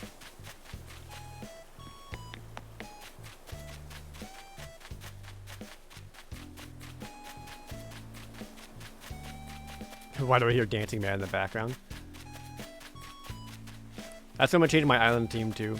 My island theme is just going to be Rocket is home. Let's see what she's up to.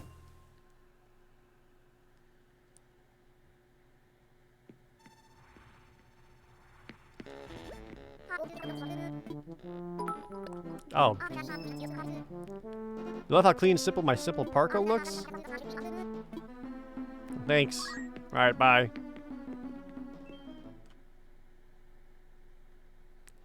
Molten Mermaid, thanks for the resub. Cupcake Valkyrie with 100 bits. Headcanon now. Kefka just turned into an animal and strolled into the campsite like, heard you were talking shit. He's after me.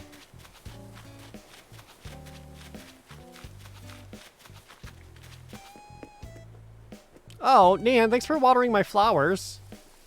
That sure was nice of you. Thanks.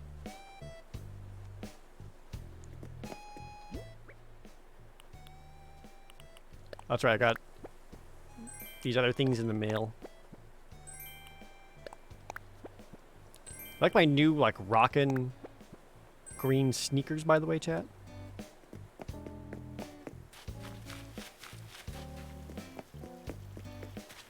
Some other things in the Final Fantasy VI video that I would have loved to kind of go deeper into is I would have loved to talk about Terra's front story more, about how the entire game is her having no emotion because it was straight up robbed from her. And then when she finally has control of herself, she's actually learning what emotion is at all, specifically love. And what I love about Terra is what they did is rather than making her fall in love with someone and start a relationship that way, they made her develop a familial love as she chooses to be a surrogate mother for all the orphan children after the world was destroyed. Which I think is super cool. Also, that rules. That's the fucking coolest thing I've ever seen.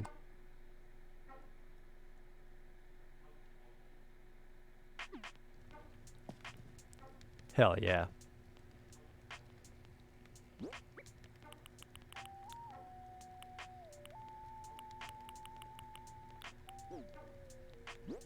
Is Lock X Celeste a canon?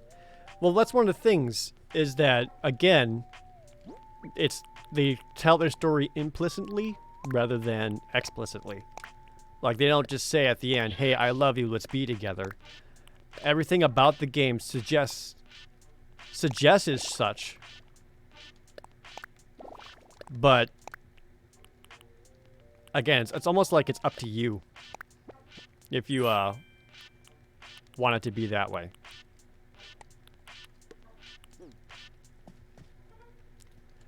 My sneaks match my zap suit. Oh, you're right.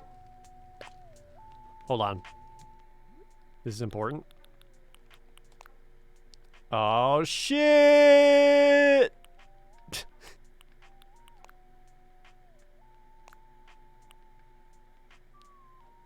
Y'all jealous. Look at my ass. Look at my ass.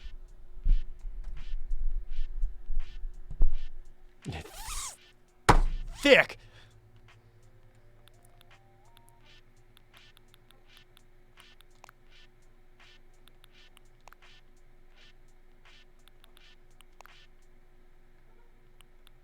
Nah, I like the darker pants. We'll go with this.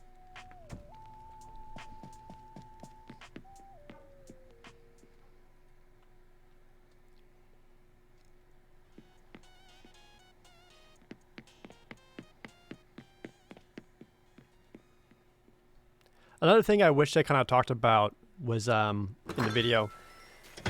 And again, I felt the video was already long enough. I didn't want to make it too long and bore people with all the more minor observations and details. One of the things I want to talk about is actually how the ending changes when you don't have all the characters. For example, one of my favorite things is if you don't have luck and you beat the game, Celeste's same ending sequence plays out, only it's Setzer who goes back to pull her up off the ledge instead of Locke. And it's because as Celeste is running away, she drops Locke's headband that she found used to heal a bird on the beach after she tries to kill herself. And a lot of people saw that and be like, whoa, does this mean Setzer and Celeste get together? It's like, no, it's not. It's just that Setzer kind of scolds her, being like, you just almost died trying to get a stupid piece of cloth. What are you doing? And then when he walks away, Celeste says, but when I found this headband is when my life started getting better.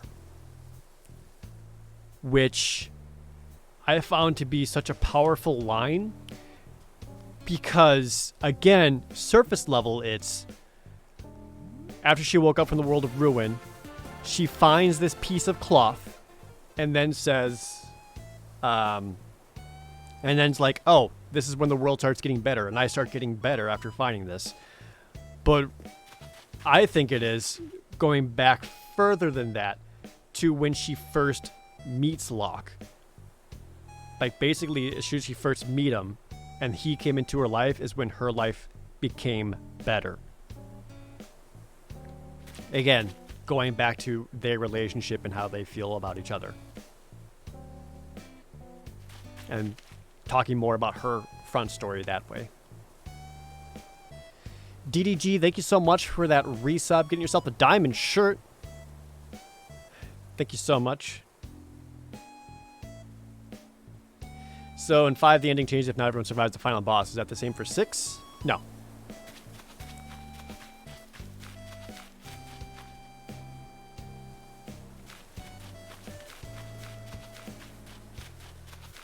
Ooh, I hear that. I hear that. I hear that! Fuck. There you are.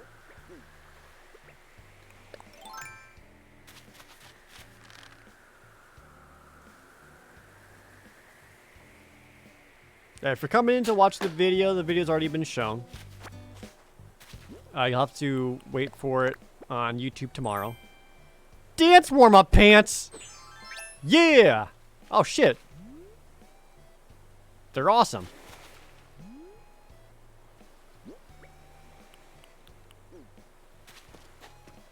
Nice. We dancing now, boys.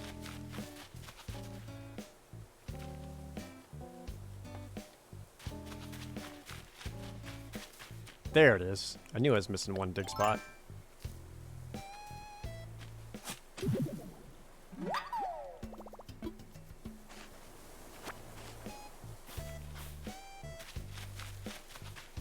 I'm gonna check the Nook ATM today, see if there's anything.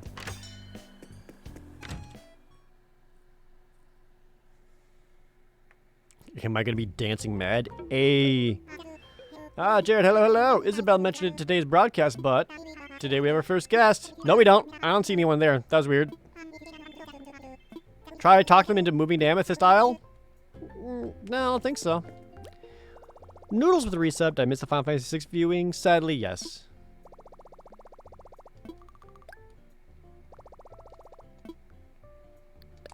Yeah, let's see what's available in the shop today. Oh, the Animal Crossing New Horizons Nintendo Switch. I don't have that yet. Did I sell my turnips yet? I already sold my turnips, yeah. Oh, the Bonjour tea. Culottes. Oh, those are cute shorts. Ooh, the slip-on loafers, but they're green instead of white. KK Oasis? You know, what's some of that? Yeah.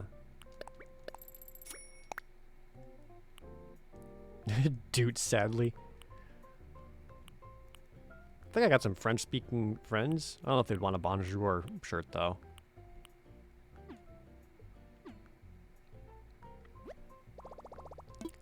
What's better, One Winged Angel or Dancing Mad? I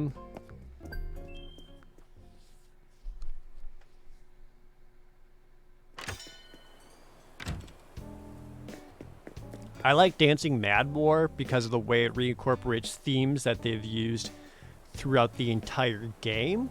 But in terms of like composition and construction and like from like a musical perspective that way, the way he put together One Winged Angel is way cooler. There's really good interviews with Nobuo Uematsu as he talks about how he put the song together. It's really fascinating to talk about. And just letting him talk, just listening to like how he put that together, I think that's really cool.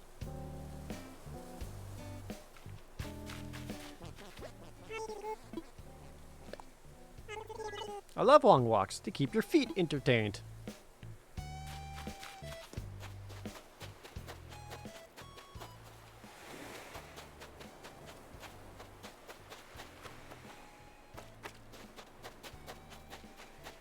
Dancing mad.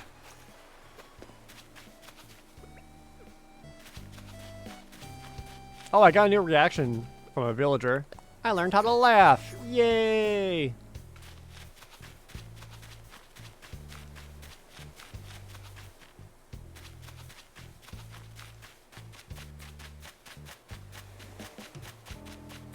I thought I had more star fragments around, but I guess not. Oh, message in a bottle though. Last night I couldn't sleep a wink as I laid there staring at the moon. Bam! This recipe hit me. Sick. Fuck me up. A hyacinth crown? I actually have hyacinth all over my island, so yay! Ooh, check the hot item of the day. That's a good idea. I should check my turnip prices just to see. Now, I'm working on my park area up in here. A lot of trees have started to grow in. It's getting there. I want to get like paved.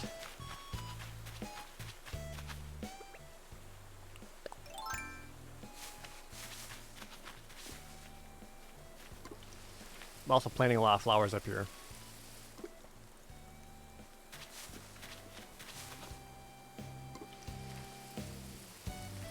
Definitely not peeing behind the trees.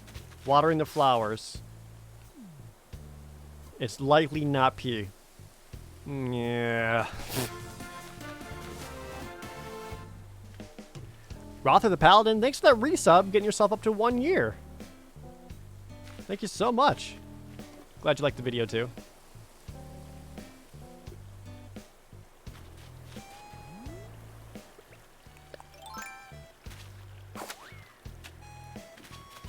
Did I hit another balloon? Oh my god, another present! Just raining presents today. Pa! No! Sadness!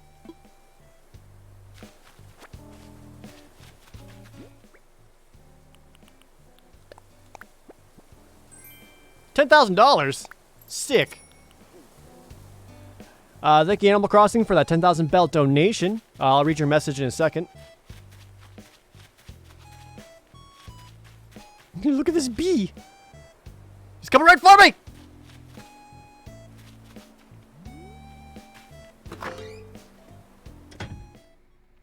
The video's already shown, Laser Breath.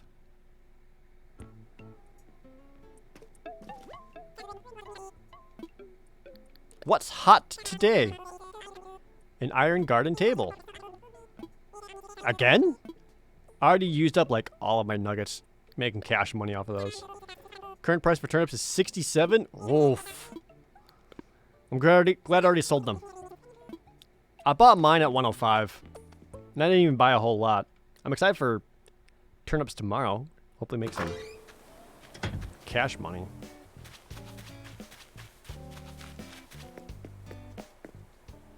Any new? Nope, just a lot of memes here on my message board. So, this one sure is interesting. It just says Twitch Prime. Weird. Like, if you have Twitch Prime and you're watching right now, you could give it to me for a free sub. Oh, Odessa Wolf just resubscribed through Twitch Prime. Thanks, Odessa's Wolf. Also, shout out to Squeakadin.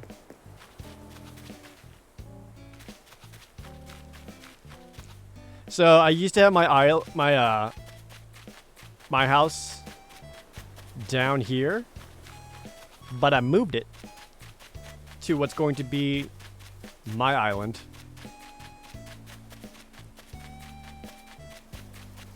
Bridge across here, so I have like an island in my island, as you can see on my map, and this whole thing is going to belong to just me.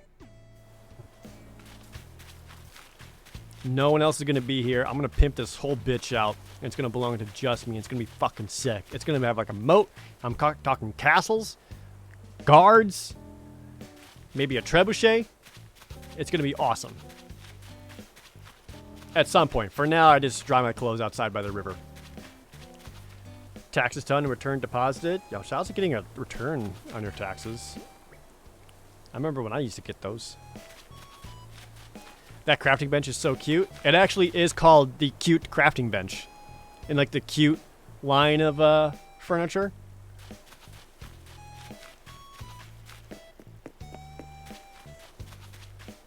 I need to go identify these fossils.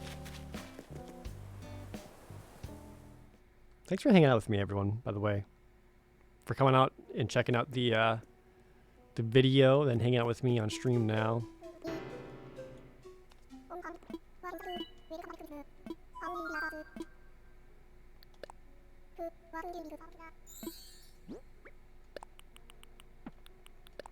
Last time I did this, I didn't get any new fossils.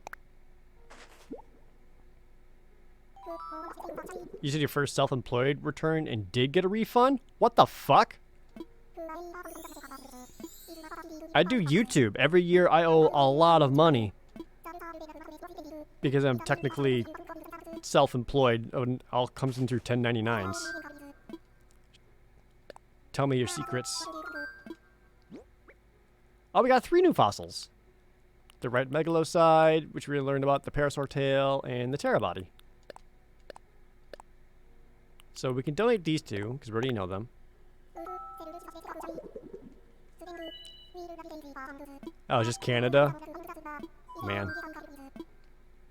Fuck me, I guess. Secret is to hop the border to Canada. I can't even do that right now. Coronavirus. A terabody?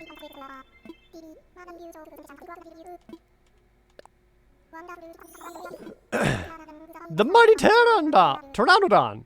Among the very largest animals to ever to fly, they were role models to us all.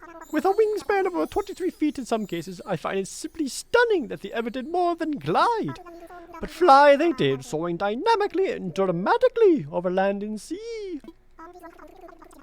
They flew. Got it.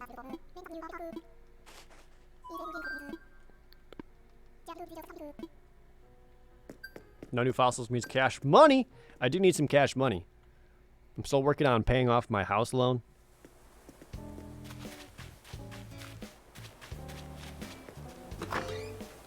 Thank God for Animal Crossing. Animal Crossing is a godsend right now. Helping us all, truly. Da, da, doot, doot.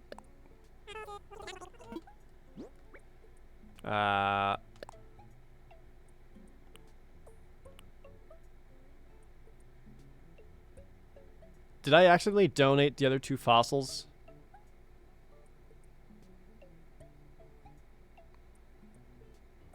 I sure did. Good job, Jared, you fucking idiot.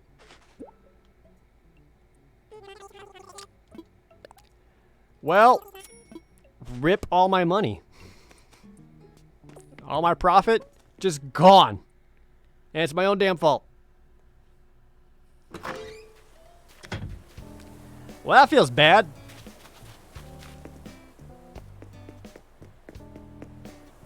Yeah, you can redonate, which I just did on accident and kind of boned myself for it.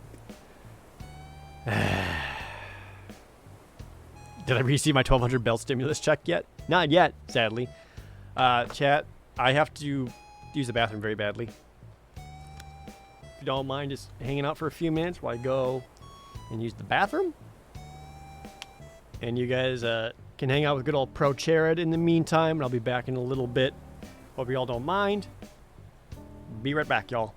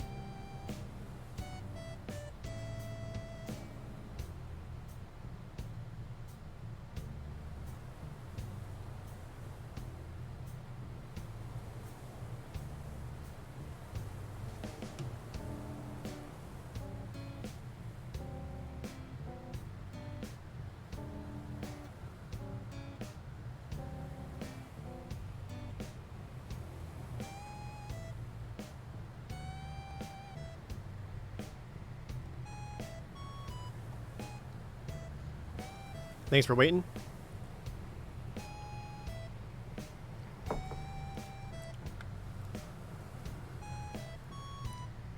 Oh, I just came back in time for a balloon. No! No, no, no, no! Shit! Oh, fuck. Fuck. Fuck. Oh, no, no, no, no, no. Was it just, hardwood? Fuck, I don't have any on me. No! No! No! Oh, F's in the chat as we watch this just leave. Ah!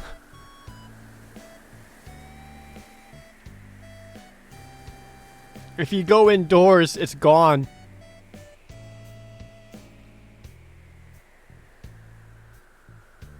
Smack some trees real quick. Don't be bees. 1 hardwood. 2 hardwood. Wait, it's still alive. 2. That's a 3rd one. What's the one back here? Regular wood. I kind of need that too, though. Shit, shit, shit. There's still time. Hardwood. Fuck, no. What am I up to? I just need one more. Just need one more. Oh, yes, we're golden. We in there, chat. We can do this, we can do this, we can do this.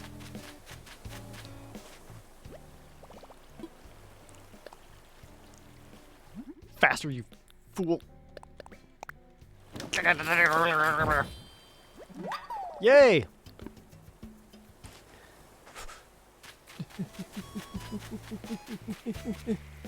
Oh no, it's over the river. No. Oh, it's gonna be over the river for a long time. Shooting it now would be a mistake.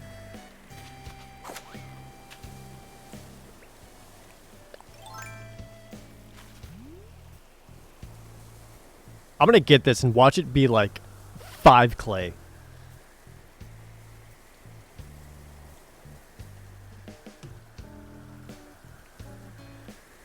Come on, man. 10 arrows. Almost there.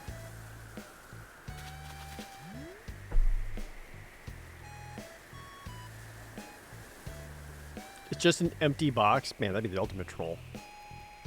This game wouldn't do that, would it? Alright, I think this is safe.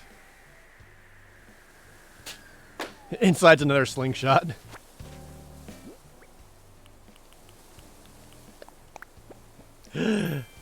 A light bamboo rug?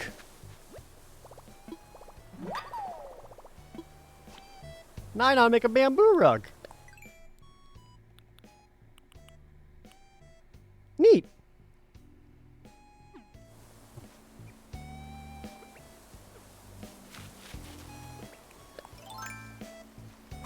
Anyway, who wants to keep talking about Final Fantasy VI?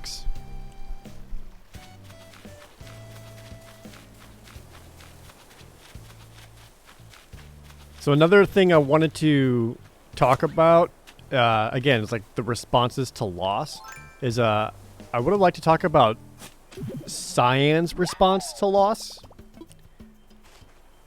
a little bit more, because he chose to be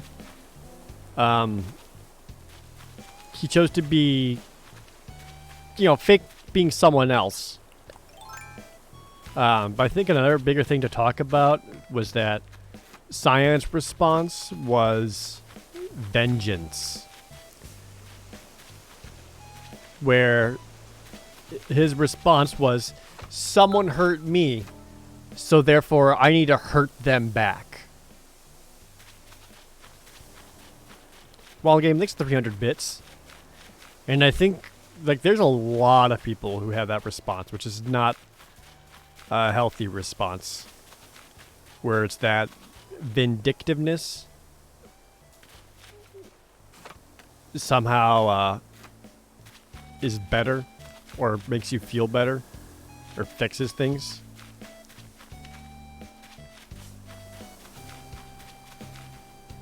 Like, if y'all been watching the that stupid tiger documentary at all, the whole thing has just been vindictiveness. What is this book? What the hell is this? A lost item? I picked up a lost item. I should probably try to reunite this with its owner. Some note boy lost his notebook, and it wasn't me.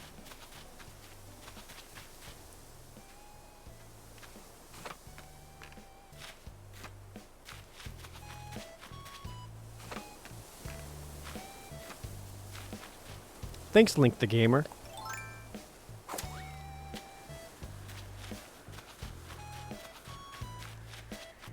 Oh my god. Chat, the present train just does not end.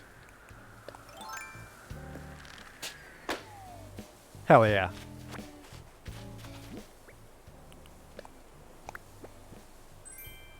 A den chair? What is that? Oh! Oh, it's like an actual office chair. This goes perfect for my for my office. Yeah.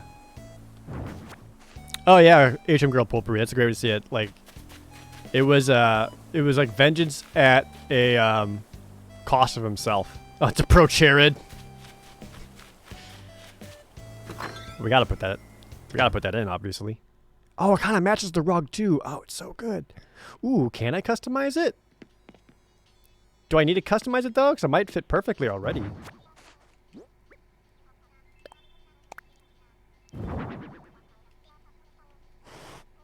Hell yeah. Of course, now I can't sit on it because there's armrests in the way.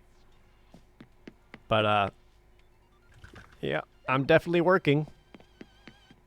That's me doing work. Sick.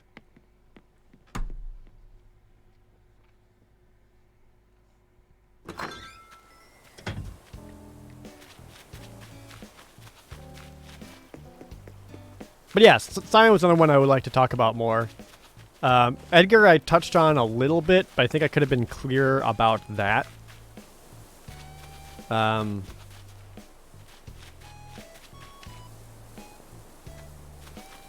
could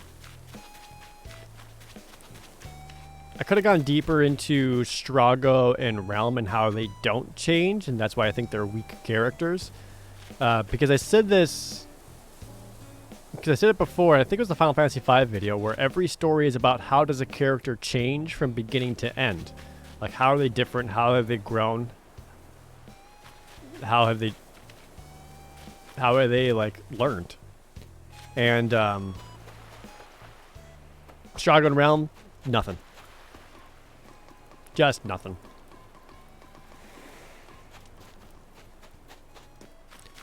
Aside from Edgar being an excellent leader. Right, and again, that's what we talk about with Edgar, is that that was like that leadership, kingly duty of himself, is that he doesn't have time to like emotionally process it or even deal with it. He's too busy making sure everyone's going to be okay and finding answers.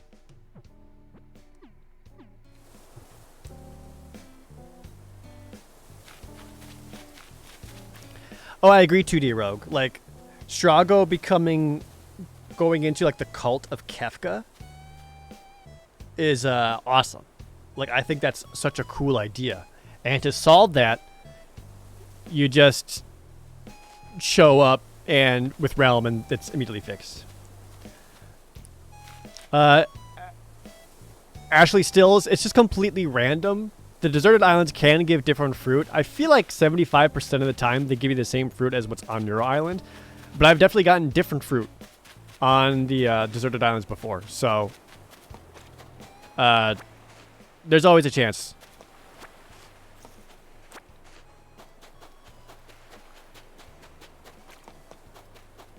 Yeah, they treat it like comic relief too.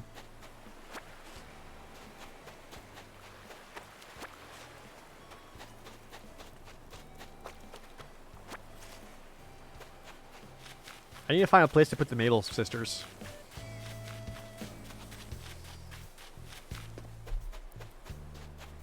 I feel like near the town center or near Nook's Cranny makes sense.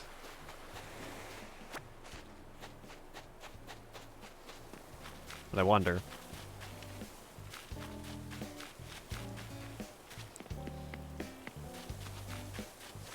It implies that Edgar can't process emotions. Well, I don't know about that. I think they just don't even give a scene that implies he doesn't process it very well. It shows him being a leader very much, and his one line with Sabin where he said, "I often wonder if Dad would be proud of me." I think that says a lot about him, where he's very doubtful of his own leadership or if he's even being a good enough king. You know, and there's always that chance that, again, reading deeper into it, maybe extrapolating quite a bit here, is that Edgar's constant infatuation with women is a kind of a means to mask that doubt within himself. If that makes sense. Since when do I have a lighthouse? Since yesterday.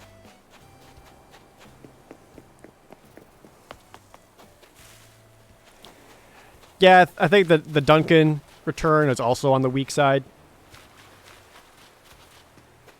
That's another one of those things where just kind of like, I want to have the door facing out. Hold on.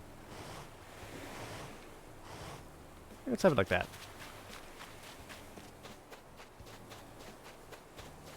Like, I think it would be cooler if, in the world of Ruin, you find Sabin, and he, like, his whole thing is, like, he's been perfecting his martial arts, and that's how he learns to bum rush, and Sabin's like, yep, Duncan's alive this whole time. Derp, derp, derp.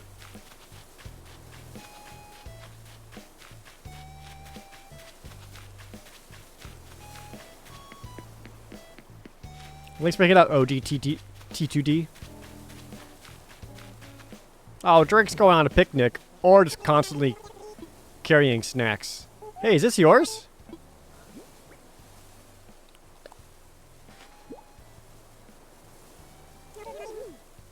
No, Drake is not a note boy. You think it might be Rocket's? Let's go ask Rocket.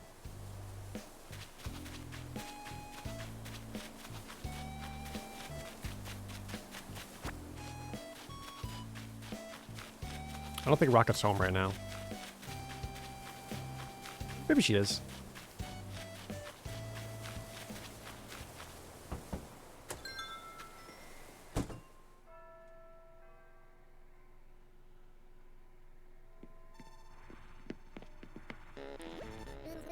Is this yours? Are you a note girl? That's my notebook! How'd you know I was looking for it? You have no idea how important that thing is to me. I gotta pay you back for this. With a shirt. A raincoat?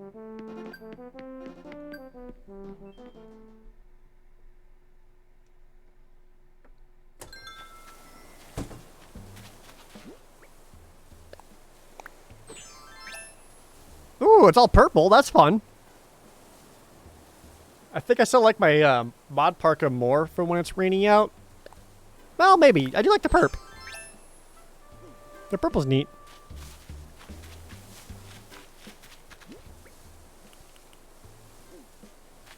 Alright, how big is this? I imagine the same size as all the others. Let me imagine. I want to know what this is going to look like. Just, whoa, is that the Black Ranger in the window? Hell yeah.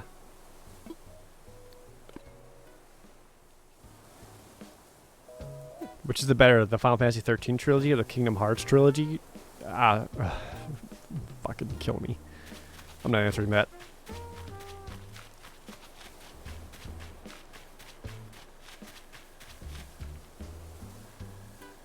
There's no way I'm going to be able to squeeze it in here, am I?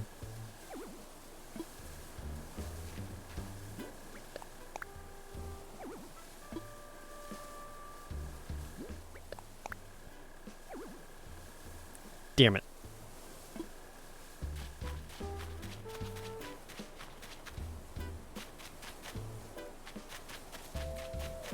I guess I could put it to the right of the museum. Or if I want to build out the town center, I could kind of have it near the town center.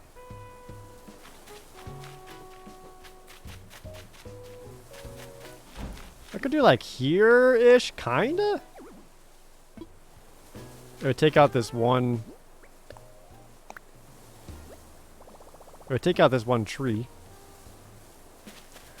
I don't know, I think I kind of like the idea of having them like all around the town center rather than just like the shopping row, as it were. Like, I don't know if I want to have like the shopping row.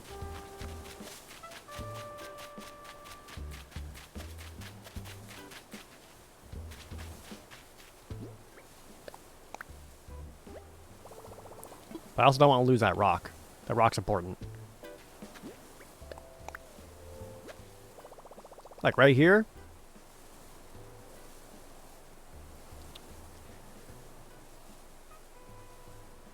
The rock directly in front of it kind of sucks.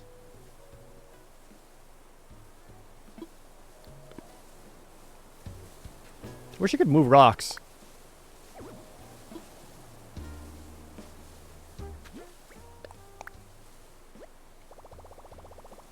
I know you can break rocks, but then you lose them. If you bust a rock, a new one will spawn the next day. Do they?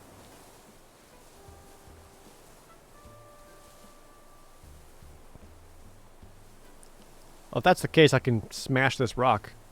Just like you guys can smash that subscribe button, am I right? Okay.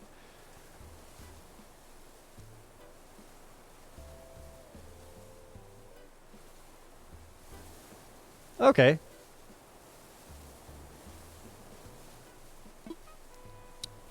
So I could put it there and smash open this rock. I meant to imagine it. Whoops, I guess I'm committed. There we go. Here we are. Whoopsie doodle. This is fine. Ah, it's my money rock!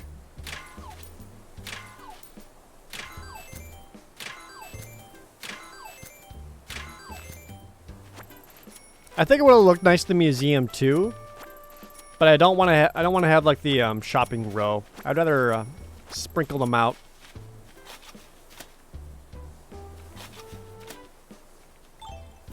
It's nice you need to eat some fruit and smash that bitch up.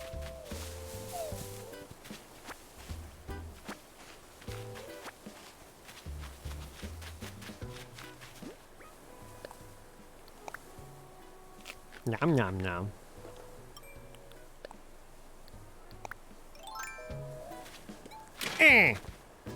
Sick. I did it. You better be right about this, chat. I'm gonna be really upset if I just lost a rock for nothing.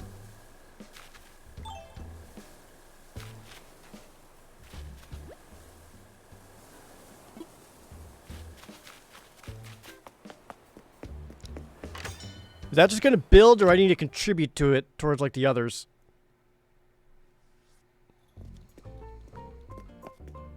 Oh, Isabel's making some coffee.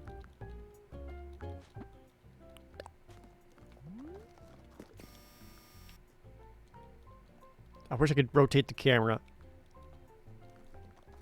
Oh, so cute.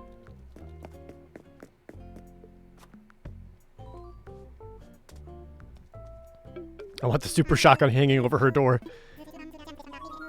That's what I should do. Oh, let's hold a ceremony. Yeah. We need to celebrate some stuff. I did so much. Let's celebrate resident services.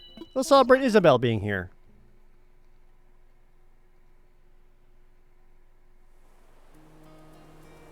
Yay!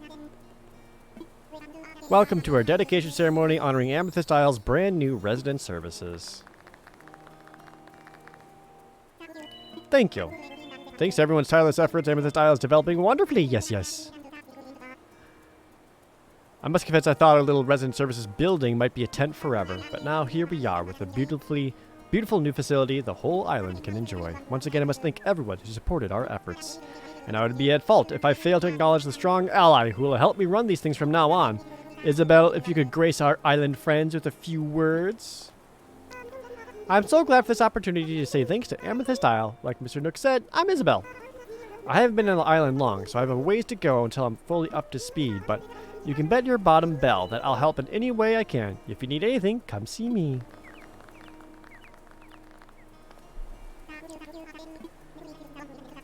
A few words from Jared.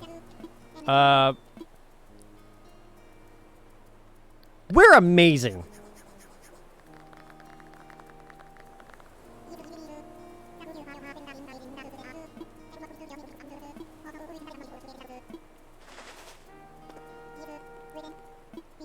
And don't fuck it up. Ah! I should check those, because I swear to God, like, all of them are going to be blinking. This concludes our ceremony.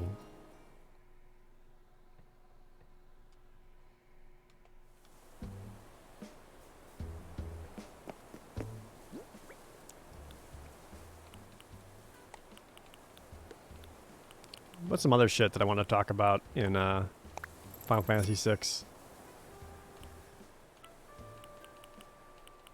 There's a lot.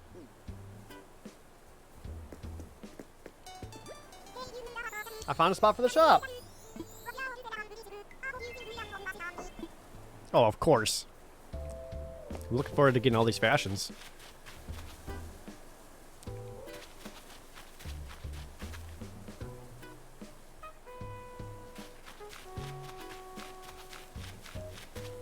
I would have liked to talk about Sabin a little deeper, because I really like the scene where he helps Gao reconnect with his father, especially with how important Sabin's dad was to him. And Sabin lost his dad, so him wanting to help Gao reconnect, I feel like was Sabin on a deeper level, trying to give Gao what Sabin wanted and couldn't have.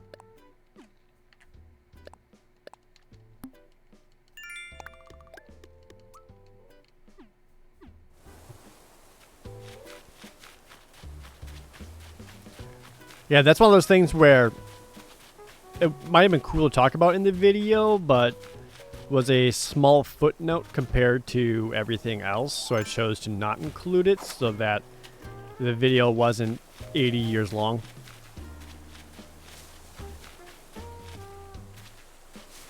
Like, at some point, I just had to say, like,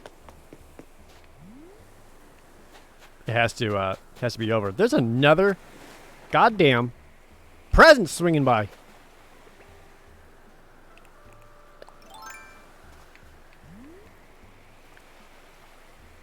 And I do really like Final Fantasy VI's ending and how it gives like a denouement to all the characters. And after playing through Final Fantasy VII just before I got that video done, it made me appreciate Final Fantasy VI's ending more.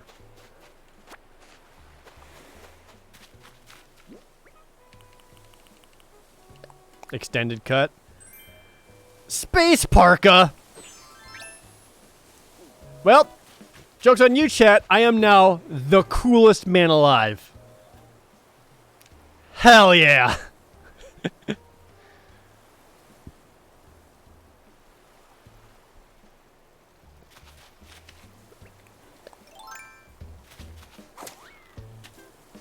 New favorite outfit? I think so.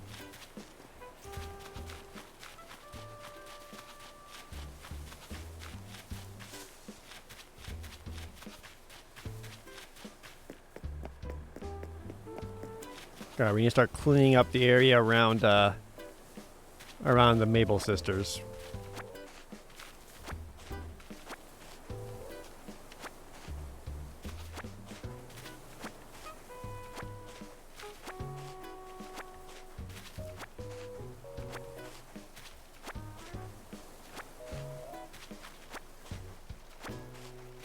Cool, Jared unlocked. Finally.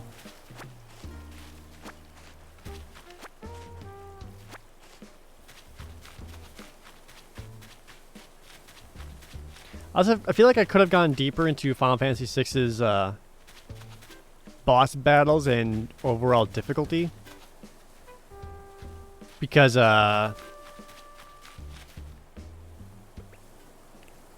like, if you don't cheese dick it, Final Fantasy VI is more difficult than I think people remember and give it credit for. Especially after playing Final Fantasy VII and how goddamn easy Final Fantasy VII is.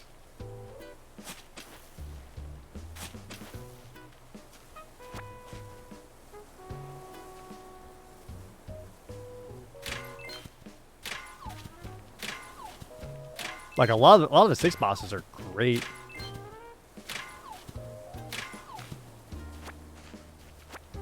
Oh yeah, more Leo would have been awesome.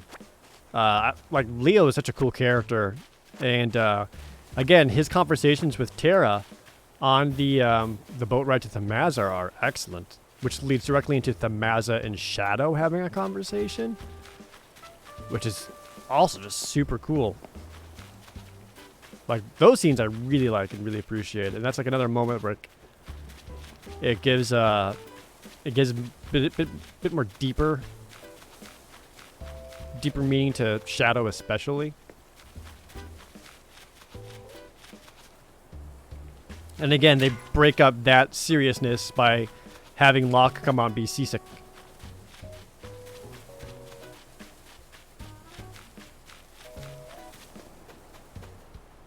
Drake's sitting underneath an apple tree. Hold on. Chat, I gotta do something. No, Drake, don't move! Oh, I was gonna shake the apple tree to see if any of them fell on his head. Damn it. That would have been awesome.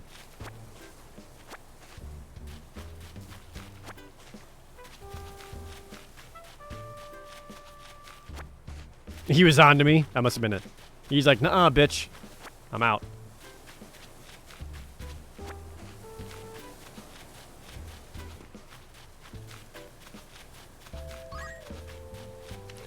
Dr. Gunter Hunter Hanker. Thank you so much for the Twitch Prime resub. Forgot that Twitch Prime wasn't auto. Yeah, it's such a weird thing. Of all things, Twitch Prime is not auto, so you gotta like manually do it each month.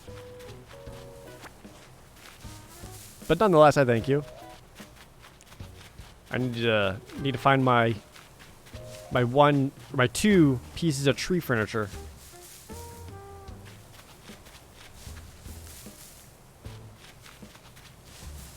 I should actually hit my rocks too, because I am low on nugs. Very low on nuggets.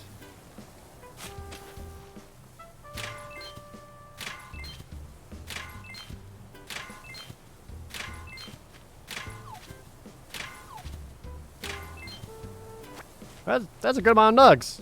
A 7 right there?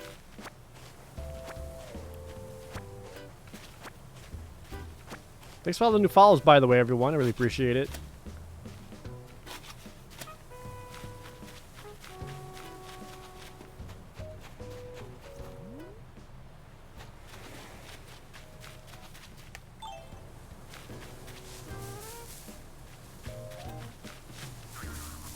There's a bagworm. I still have not gotten the spider.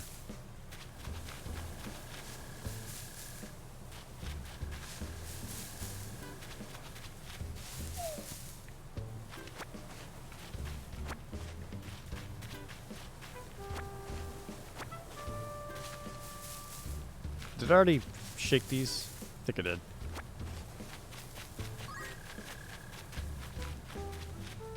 Drakir, thanks for the Twitch Prime sub.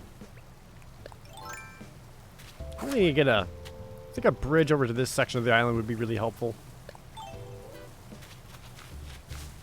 But I shouldn't do that until my park is ready.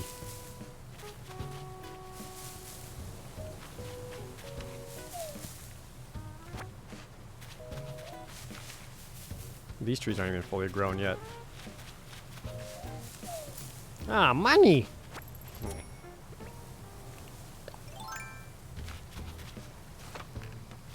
So, coming up on stream for this week, it's going to be probably more Animal Crossing tomorrow. Which, I don't care. I'm going to be hyped for that because I've been having so much fun with Animal Crossing. Plus, the Final Fantasy VI video is going to premiere over on YouTube. If you guys watch it here, I hope you wouldn't mind watching it on YouTube too, to help me get them views. I also wanted to make the request of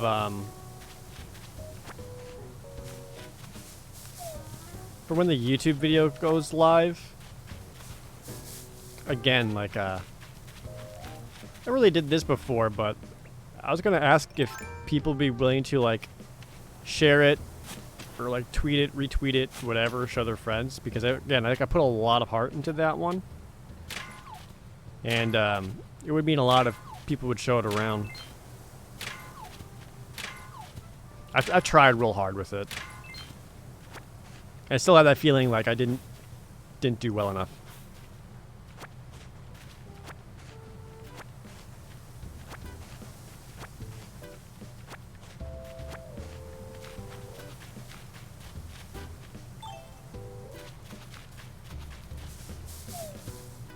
So, that's all. Just a humble request. Oh, I found the first one! A fortune-telling set. I've had that before. Not super exciting. But that coming out of the tree is good fortune. So is this money. At least 20 people will be there to claim first. They sure will.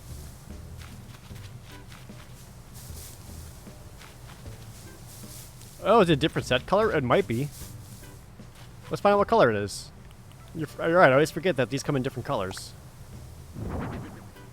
Red candles, purple cloth.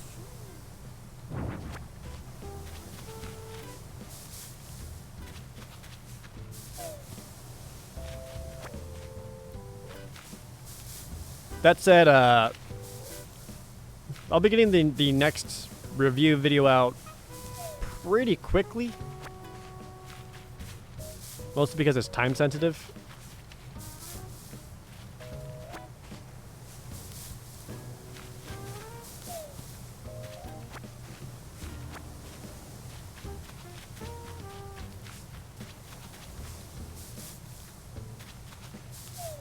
Oh, bees. Bitch. I was ready for you. This is why I had my net out.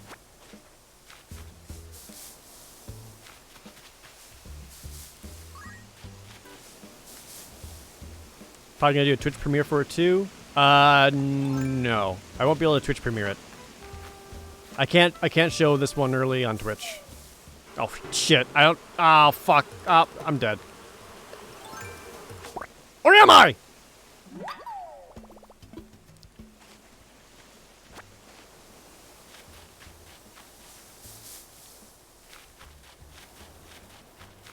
Uncanny net!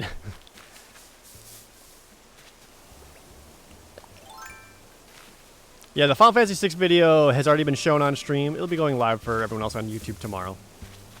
Sick iframes.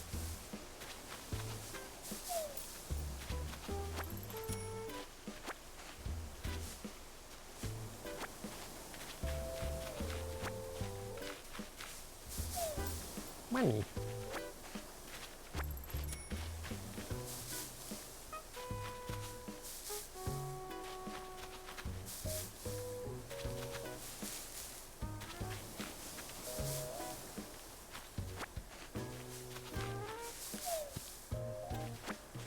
Currently playing it for the first time, well then there's a lot of spoilers in the video, but I make it a point in the video to tell you when the spoilers begin. But just a heads up.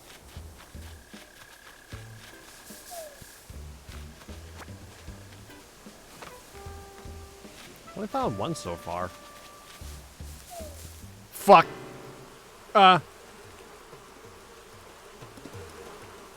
Second uncanny dodge. Nope. Damn it.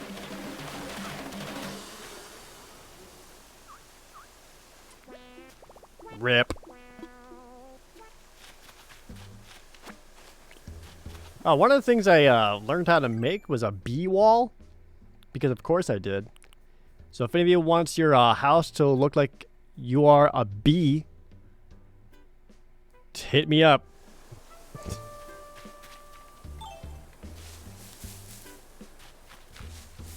Oh, thanks, Mimikyu. I really appreciate that.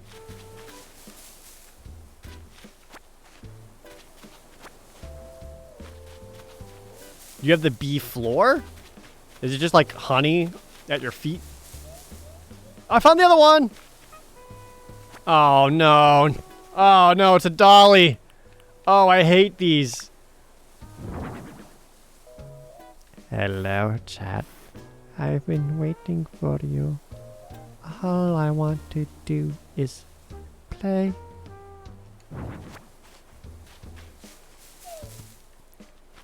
Do you actually want the dolly, Valkyrie? 'Cause I'll send it. Push it into the ocean. Hold on.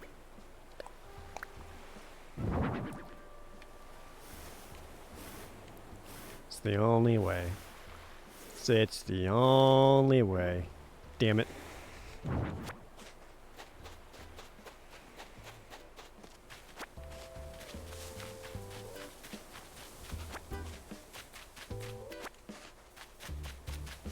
I had so many sticks laying around. Can you think of that Jonathan Colton song? I like Skull Crusher Mountain a lot. That's my favorite one.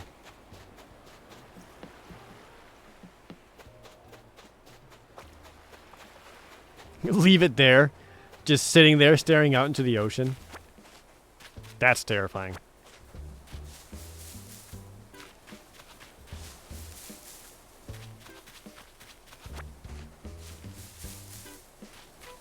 Yo, maybe tomorrow I'll finish Doom instead.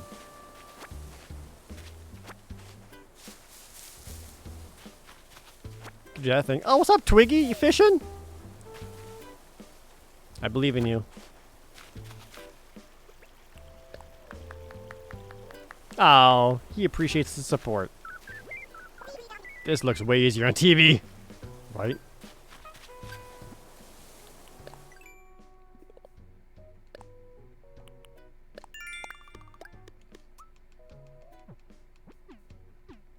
Gulliver seems to be random, yeah.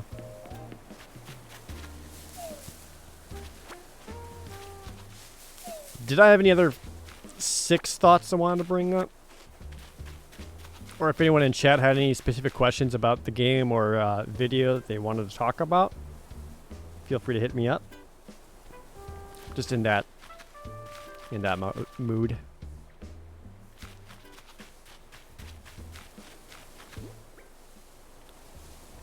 Damn, I collected like 60 sticks. I'm glad Mog is the same character.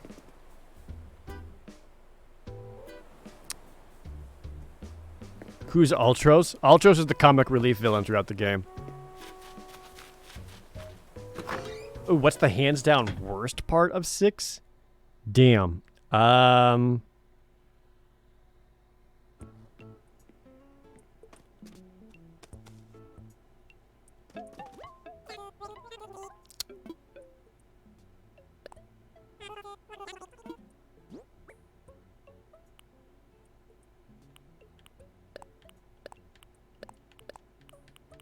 The worst part.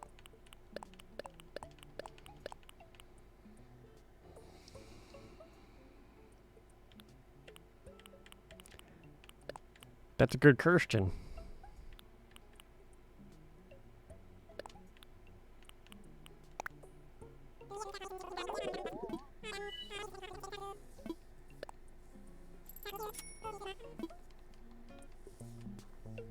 I don't know what the worst part of Final Fantasy VI was.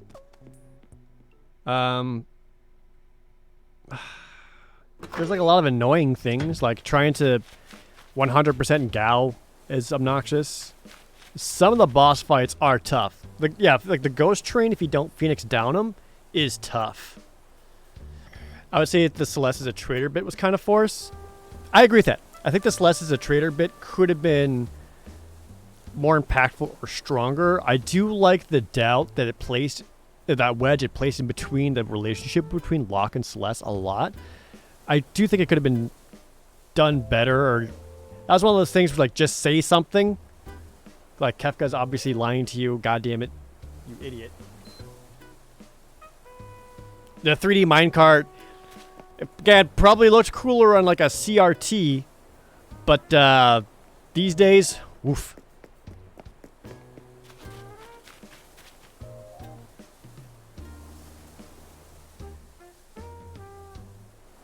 Well, yeah, the Rexel fight is difficult. Like I said, like in the video I just showed, there are some legitimately tough fights in Final Fantasy VI if you don't cheese dick it.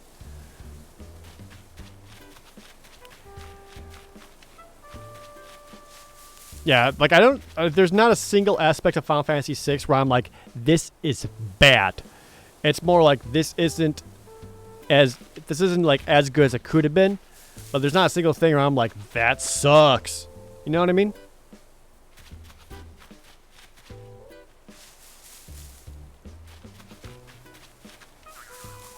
There's another bagwormy.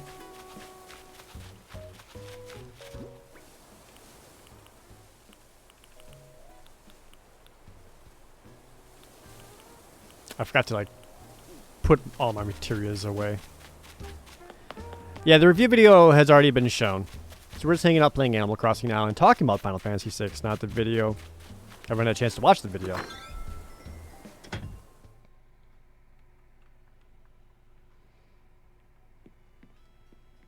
Oh, what's up, Rayway Senpai? You need to play 6 again? Just watch my video and get emotional along with the rest of us.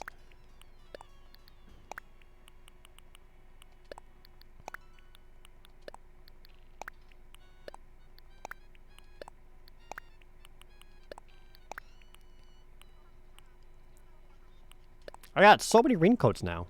Do I know what time will be uploaded? It goes live at 11 a.m. Pacific Standard Time. A friend was saying the SNES version had something with the translation. I personally like the SNES localization the best. And that's a difference. Localization versus translation. I feel like a lot of people always kind of default to translations, like direct translations being like the best. And I don't feel that's always the case. I think the localization that Ted Woolsey did was really, really good. Again, especially like by making a lot of the storytelling elements like implicit and implied. Yeah,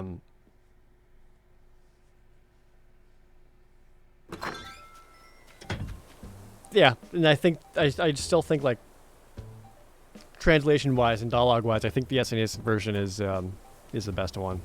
Did I ever come across any of the desperation attacks while playing the game?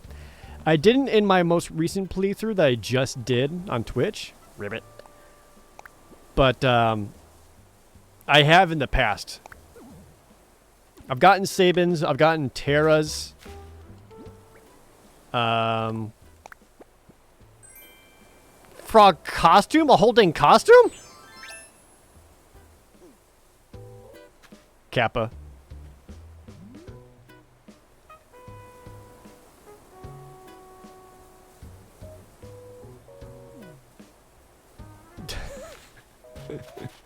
Ribbit.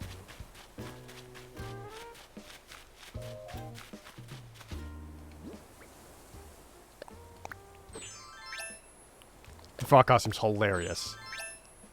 It's almost as good as my Power Ranger outfit. Almost.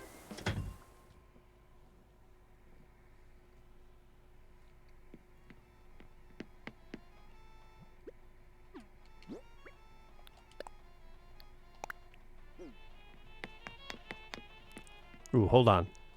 All right, chat. This is important. Everyone pay attention.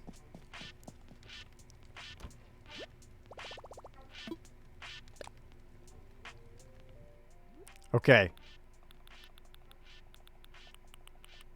Frog outfit versus green Power Ranger outfit. The shoes go with either one. Which one you feeling? Ignore my face. Can I... I can't really fix it. What do you think? Huh?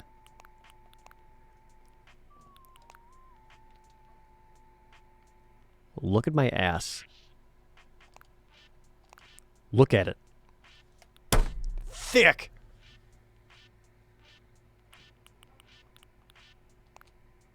They're the same picture.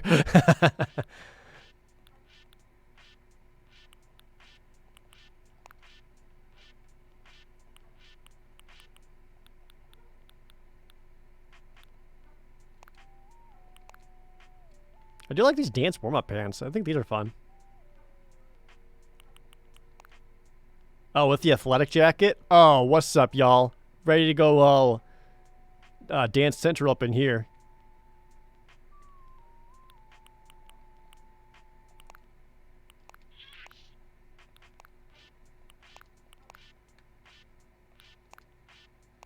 Oops. Ruined it. Hold on.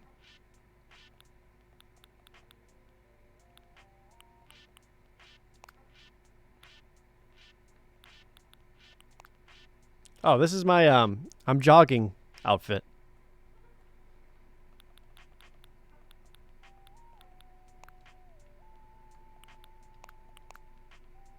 Yeah.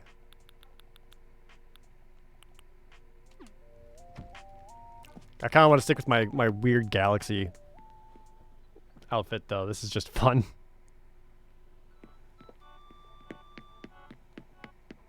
Oh, right. I was going to fix my fucking face. All it takes is a honeycomb and some weed.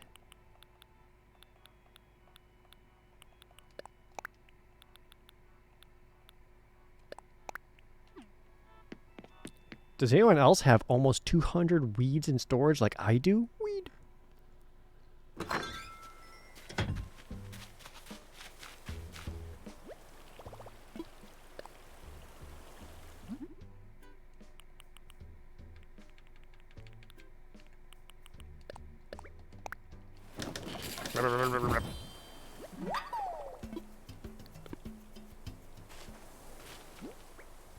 I love doing weed and smoking it. Whoops, dropped my weed. My weed's actually my medicine? Guys, the other day I drove past a weed store around here, and there were so many people waiting outside to get their weed. Because it is an essential business after all. And I'm pretty sure the people waiting outside to get their weed kind of defeated the purpose of social distancing. Because they're us all on that sidewalk trying to get that weed. You can tell that Jared isn't a smoker since he calls it weed and not pot. No, you can tell that I'm a smoker because I call weed weed on account that I love smoking weed. I love doing it. Doing weed. So, you know. I love, obviously.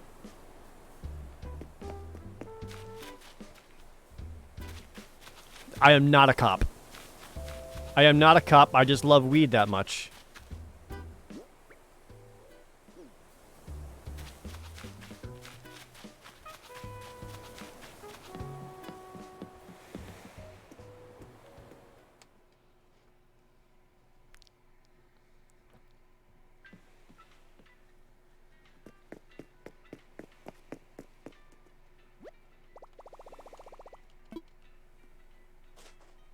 Are you a cop? You have to tell us if you are. No, I'm not a cop. Do you guys like smoking weed? Where do you go to get your weeds?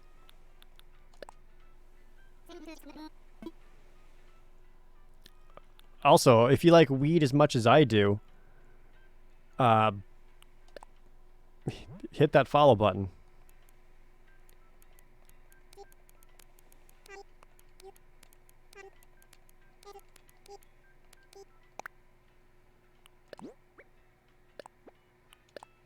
That's why I was driving past the weed store the other day.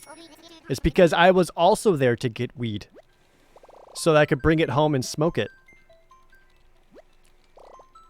My favorite thing is after I got that weed, I walked outside and saw all my weed brethren. And I was like, yo, does anyone want to hit this dab with me?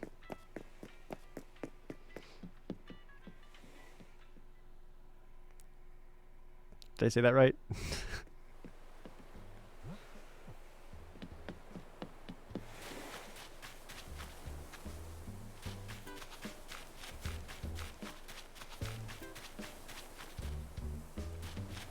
It sounds like something a cop would say. Like I said, I don't need to do anything. They're just going to build.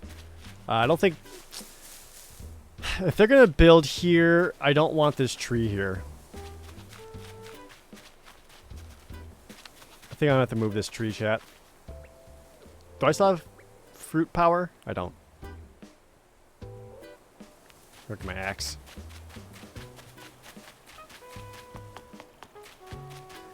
Yeah, puff, puff, pass. Or you can be like me when I'm like, puff, puff. Keep, puff, puff, puff, puff. I love weed puff.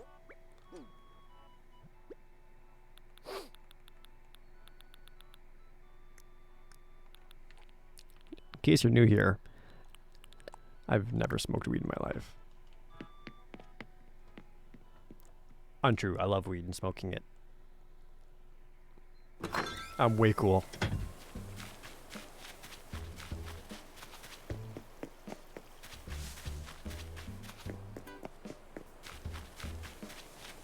Alright, let's clean this up.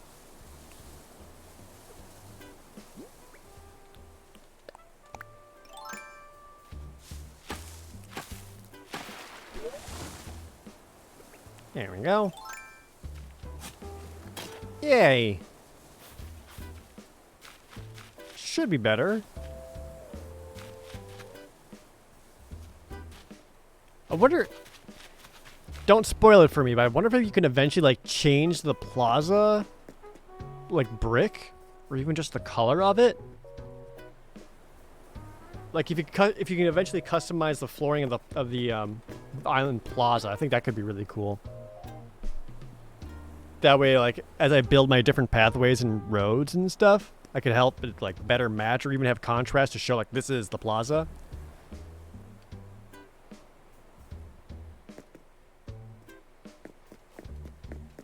I think that would be cool.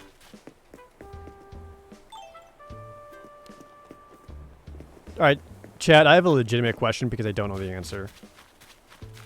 I have never done the flower breeding and don't know anything about it. So, I know it's a thing where if you you put flowers next to each other, and if they're like certain color combinations, they'll breed in such a way that the colors will mix. Does like the flower that's already there change colors, or does it like poop out a baby flower and then the new flower has the new colors?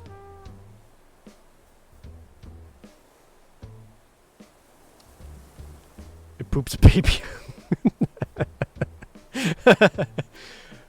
Okay, so it does sprout a new. It does sprout a new flower. Okay, but they'll only like breed if you water them, right?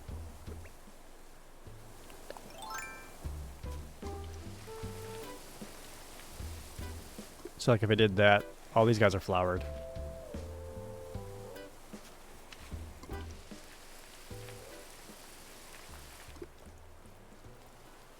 Watering promotes crossbreeding. It promotes crossbreeding, but you don't have to water them. Like, you don't have to water the flowers every day. I thought this was like, Stardew Valley style, where it's like, you water these every day or your flowers will die. Like, I don't know, this flower is right here, but it's looking purple? If I can get some, like, really cool purple flowers, that'd be awesome. Especially if I can make that, especially with, you know, this being Amethyst Isle. If I can get a bunch of, like, cool purple ones going, that'd be neat.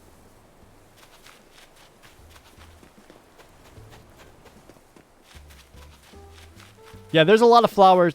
Burial present! Everyone shut up, this is important! Presents in the chat. Come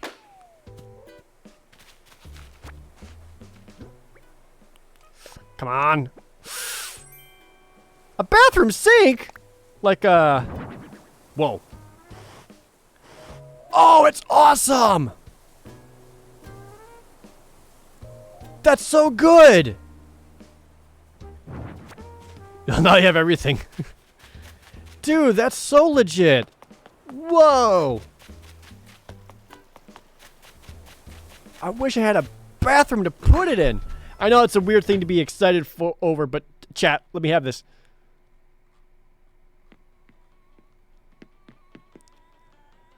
Welcome to my adult life. Actually excited over furniture.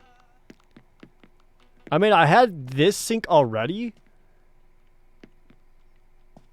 I don't think I like it, whoopsie doodle, as much as the, as this one. Because this one's like a whole dang setup. It's like a mirror with like toothbrush and stuff. I'm so into that. It's so cool. And this is like the black wood color look for it though. Like you can, I should see if I can customize it.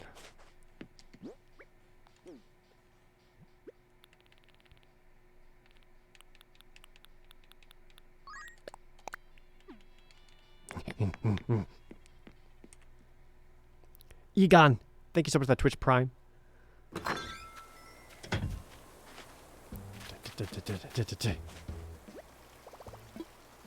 Let's craft. Oh wait, sorry, I wanted. Oops, easy killer. Let's customize. Oh no! Alright, so you cannot customize the bathroom sink, but you know that's gonna come in like different colors and styles. Like, for sure.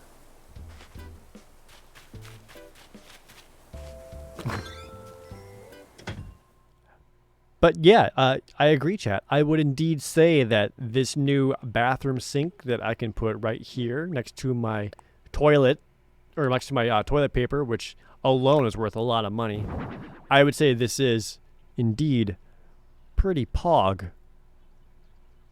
Nah? Alright.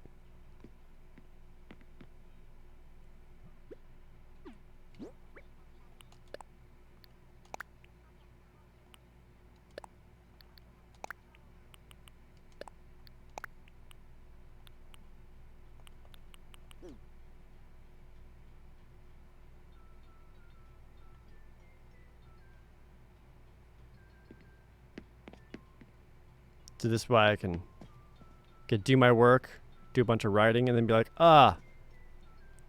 wash your hands, don't get coronavirus, and come over here. Wash my hands, yeah. There we go.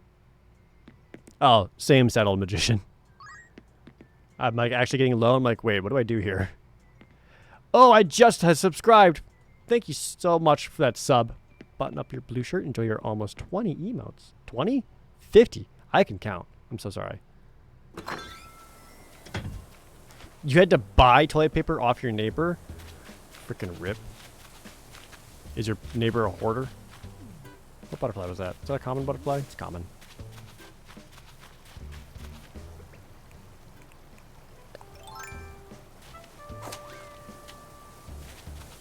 So I know we had a big day.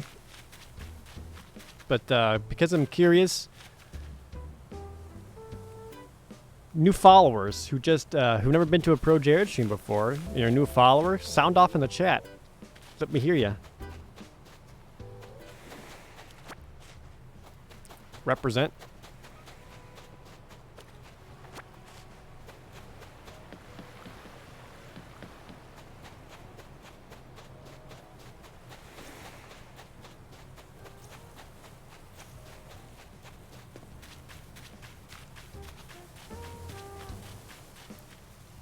Twiggy's doing weights too? Doesn't look like you're gonna get as buff as Dom, you know what I'm saying? Check out Jared in that space parka. You're way beyond the moon cool. Exactly. Straight full zap of thought, dog. I'm talking full on piano farm. Boop. Sorry, can we talk about this for a second? Straight full Zapple thought, dog! Are you having a stroke? You look confused. Listen, I'm a trendsetter, and I'm setting new slang trends. I know it won't all slap clob right away, you zeep! Oh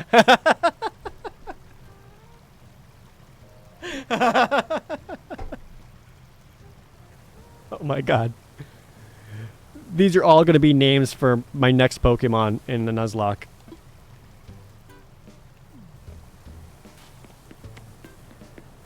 Zeep! I love Zeep. I also kind of love Thought Dog. Whatever that means. Lord Dreamer gifting us up to Snow Wizard. Zeep. It's awesome. My girl and I zeeped last night. Hey, we all know you don't have a girl. Got him!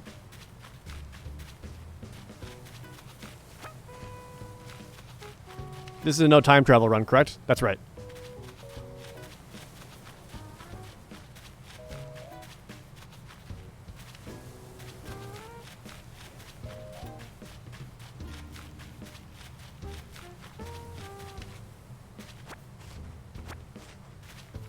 Alright, now some of the weeds are starting to bother me. Just a little.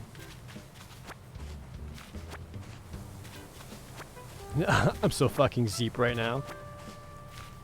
I think Zeep is more like a, kind of like when someone's like, yeah man, you dig? Or like, that cool? It's like, yeah, you Zeep?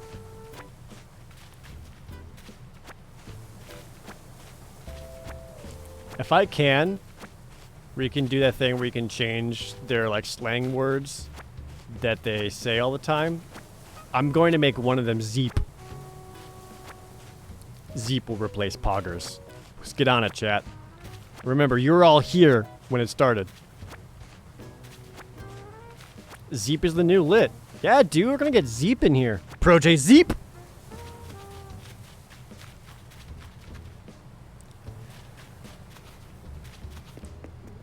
That also just...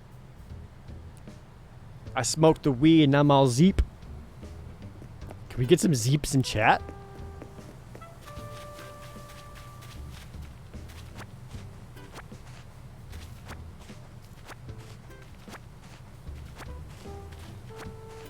Zeep, Zeep, Zeep, Zeep. Zeep, Zeep, Zeep. Zeep. Thanks, Square Fan. How long until we get a Zeep emote? Well, we'll need to unlock another subscriber slot for that, which means we're going to need some subs. Like, give or take 4,000 subs or so.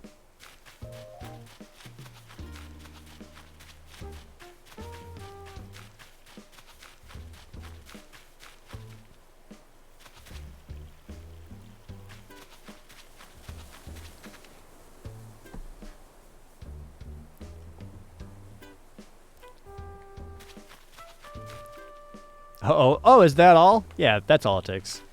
Especially right now while everyone's in quarantine. Da-da-da-ba-da-ba. That's fine. Everyone take care of themselves. That's always the most important.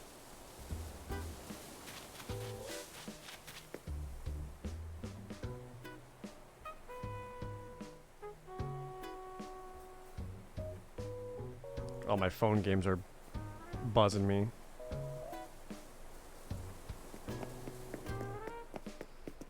That's a lot of Zeepscribers.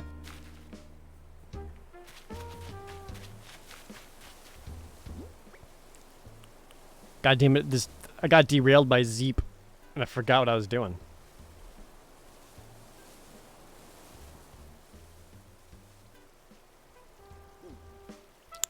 Shit. What was I doing?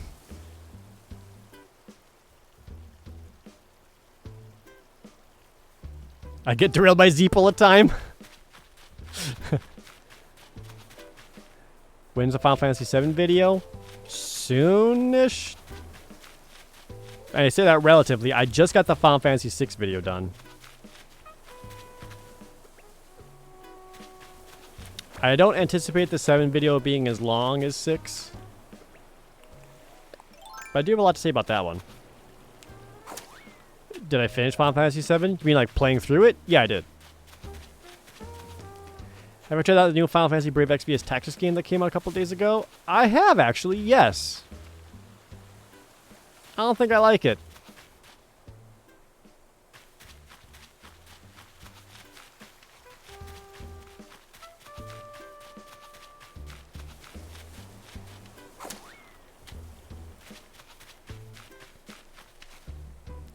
I mean, I guess I'm still in like the beginning levels or whatever, so they're all like, you know, the kind of easy mode bitch levels. But even just based on that, it seemed like the actual like tactics part of it wasn't great and didn't seem to work very well. And like the actual moving around and like the need of tactics didn't seem to really matter that much. Again, I could be wrong with like some of the harder fights, but it also made it like the game turns on auto battle like right away. By like the third battle, it's immediately just like, we're just gonna turn auto battle, don't worry about it. Which alone, like, I feel like that says a lot to me.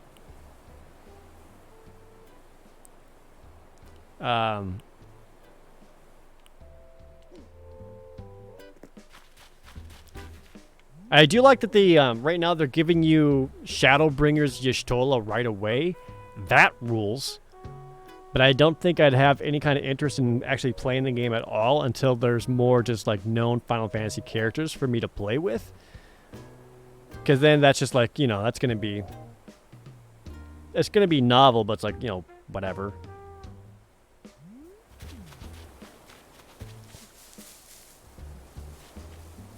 Email likes the 100 bits. I appreciate that. I like the art style in the game, even though there's a fair amount of like big anime titties in it. Oh yeah, thank you, Maximilian. That's one of the things I forgot to bring up in Final Fantasy VI is that Final Fantasy VI has no mention of crystals of the elements whatsoever. And I forgot to mention that.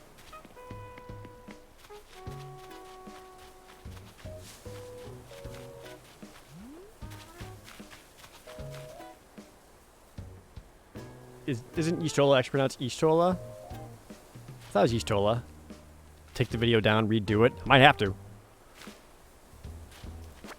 Just put that right in there.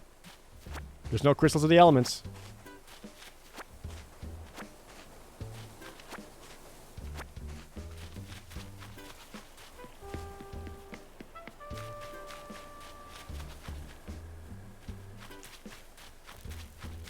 Where should I find... Not having a whole lot of unique bugs. Maybe I do need to just plant more flowers so that, just so that I can, start getting cooler bugs showing up. I know what I was going to do. I was going to start pimping out my yard. Like, I was going to do some fencing. To be like, this is my domain. Stay out. Dang. I think I need to... I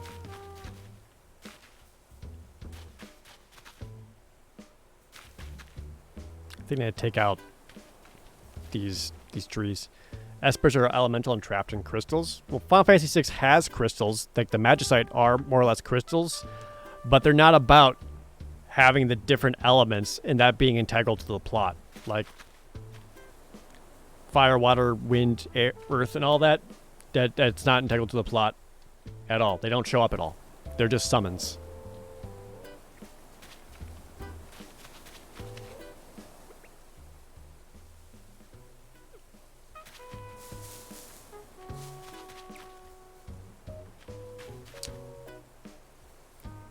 I wanna do some fencing stuff. My first thought was actually having like the picket fence going out from around the house and making an enclosure.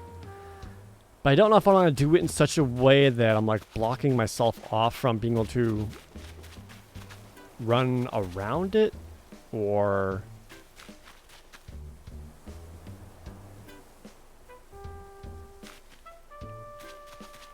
whatever. Because I've seen I've been like a lot of my friends' islands and they have done some like really close, really cool fenced in areas for the yards. I just feel like I got so much shit in the way. Yo, Jared, it's my 15th birthday today. I was wondering if you could wish me a happy birthday? No.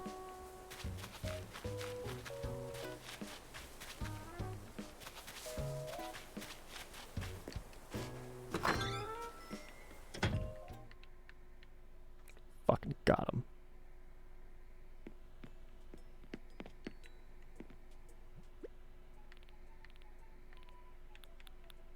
See, the joke is, by reading that, I did say happy birthday.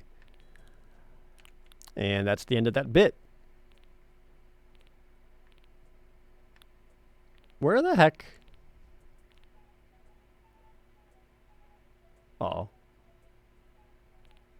Where did I... Oh, there's fences right here.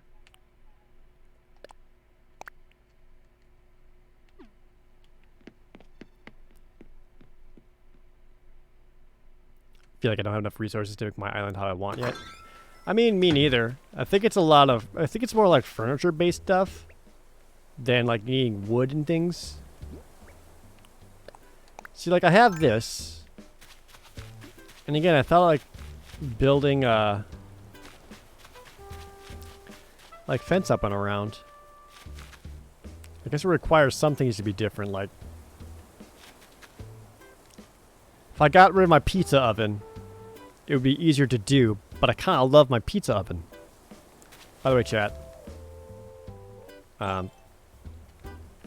there is a pizza inside, so I hope you're all ready for pizza later.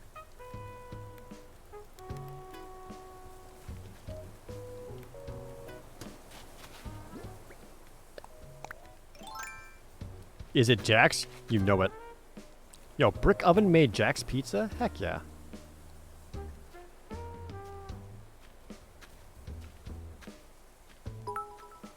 Let me see here. Mark on with 100 bits. Thank you so much. I appreciate it. Just had pizza earlier? Nice. Yeah, if anyone's out there looking for extra work or side jobs or anything right now, there is a lot of delivery places are hiring. Pizza places in general, or like Postmates and all that. It's not very glamorous, but you know, if you're just looking for something, that's a suggestion.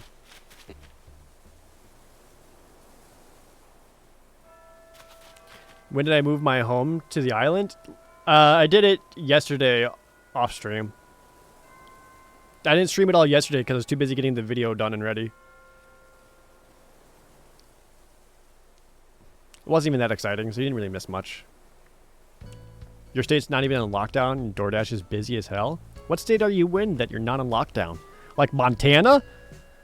For the most part I've seen, Montana's fine because there ain't shit out there.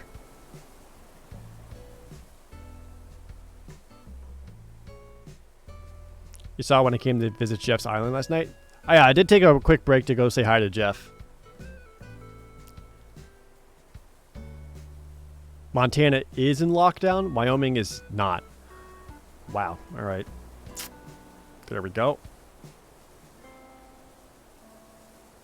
I wonder how much moving costs. It was 30,000 bells and instantaneous. Well, like the next day it'll be like done and ready. Yeah, game crashed. The video has already been shown.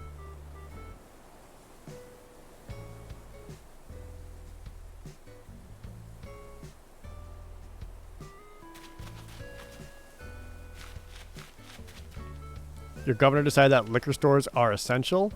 I mean, that makes sense. If people didn't have liquor stores right now, they would just be going out and murdering each other. Right? I think I want to take out this tree, this rock, and give myself some more yard space. Ooh, maybe I could do some cool flower stuff. Let me see here. I had some cool, like, outside lamps. Let's focus on this right now, Chad. Let's try to make myself have a cool yard.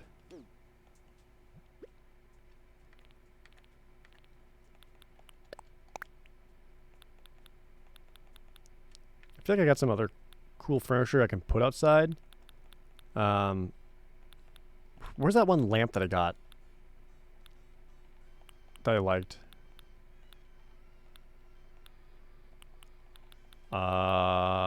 Where is it? Oh, there it is. Tall lantern.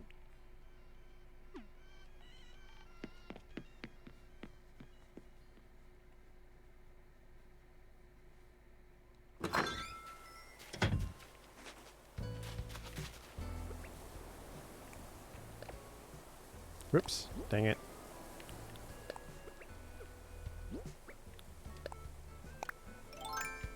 Okay. So this needs to go.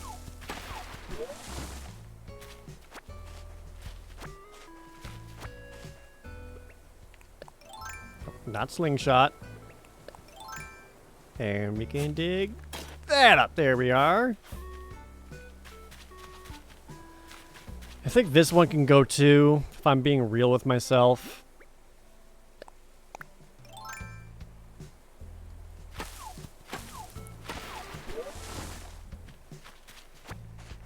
Yeah, I feel like the reason alcohol is essential right now is because they tried to restrict alcohol once. Remember how that went?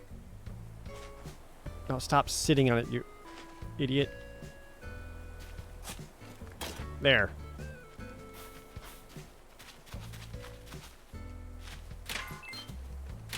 Oh, I didn't hit this one yet.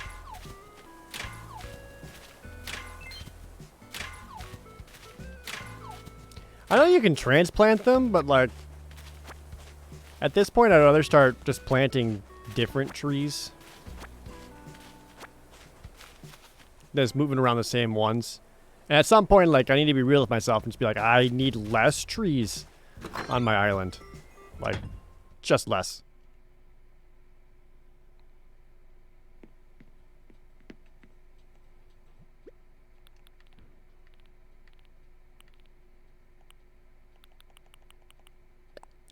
And I'm going to eat this ass to gain strength.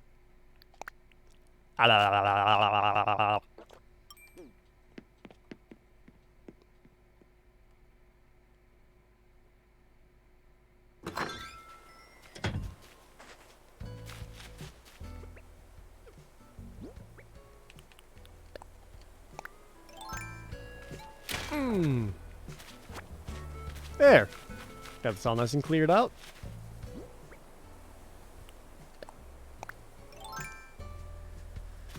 Let's see.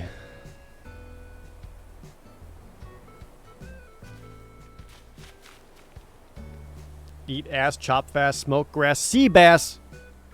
Brought it all together. Maybe we can do like a no, not what I want there.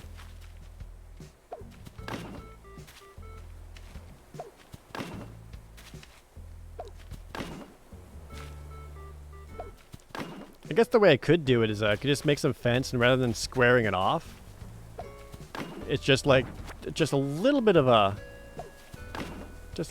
front fence as a treat. Socialist Lemming, thank you so much for that resub. Before you missed the premiere of your newest video, can't wait to watch on YouTube tomorrow. I hope you like it. It seemed like most people did. Wait, how many segments long was this side? 4?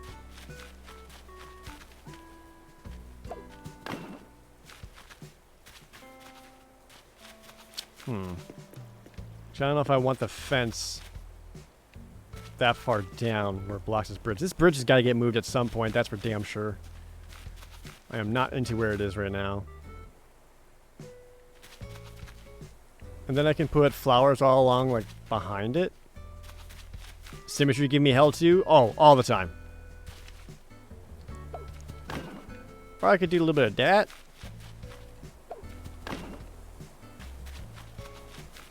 Just call that the fence. Like, I'm pretty sure this is a money tree, so I can't cut this down, but it's definitely in the way.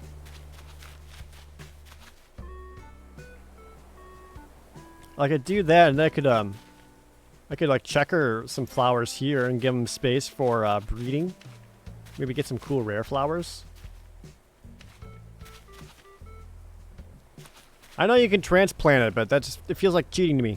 I gotta commit. Animal Crossing Nuzlocke, here we go. I'm gonna plant some flowers.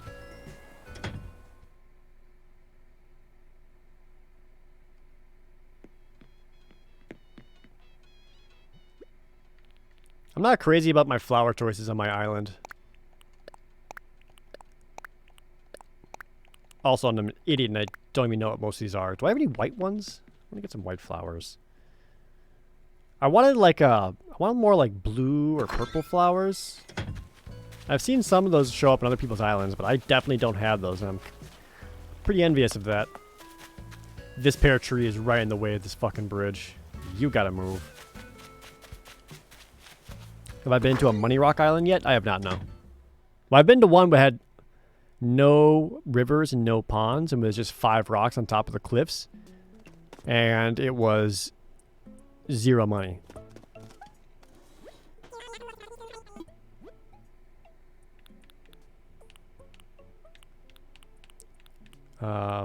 White windflower, white cosmos.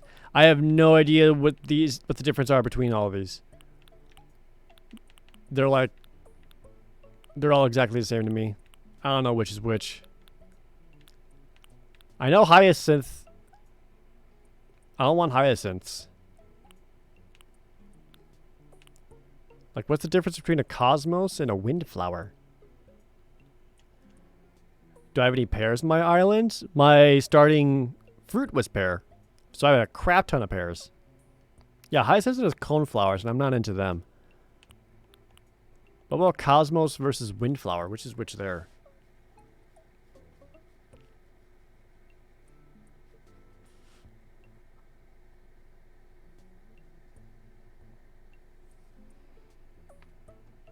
Got apples? I would think I would rather have had apples. Because I personally, you think the windflowers are pretty? Right, well, I trust your opinion.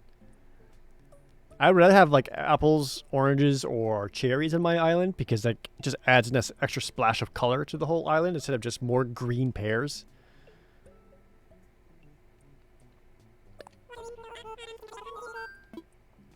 Sure, give me 5 of these. I don't care, fuck me up. People hold me at gunpoint for cherries? Because I like cherries, or because other people want cherries?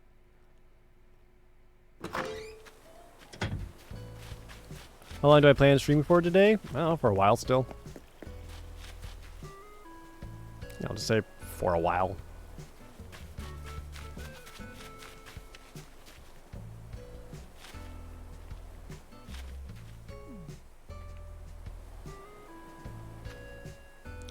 Maybe I should... I'm going to extend these fences out, actually. Because otherwise, as these flowers grow, I don't want them to get stomped on. Yeah, that way the flowers would be a little more protected. And I've got basically 3 segments to work with, or 3 tiles.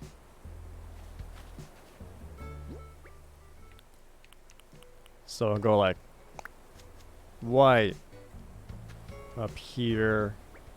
Could do like a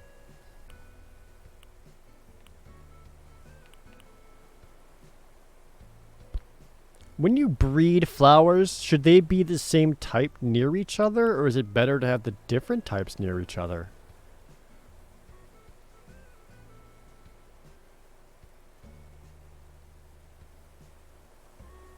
They have to be the same? Okay, so if I put a windflower there, I should put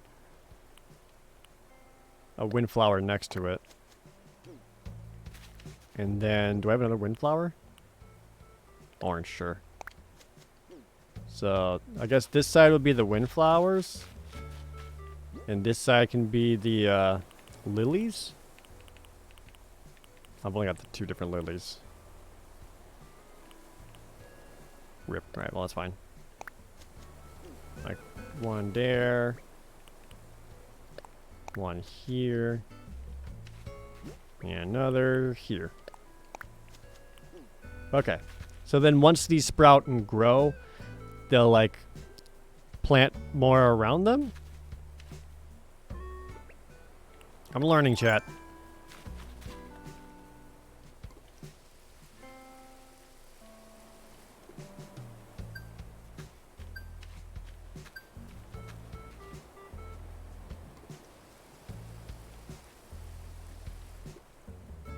Alright, well that would be the start of my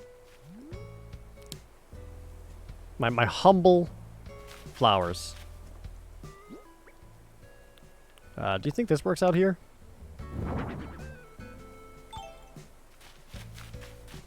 Is that cool or is it stupid? I like it on its own, but I don't know if it fits the rest of the aesthetic.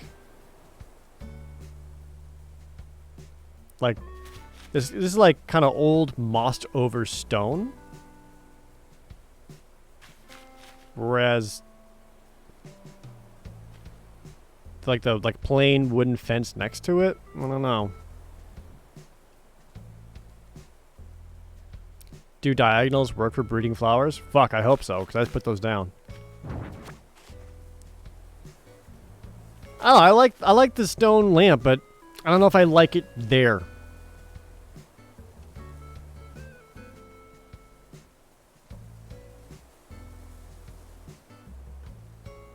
Checkerboard pattern is the most efficient? Okay. Yeah, I want like an older looking fence. Oh, I haven't checked the Nooks thing today. See what fences they had available. Well, let's replace it with some barbed wire. See if that helps. After I shoot down this present that I hear right now.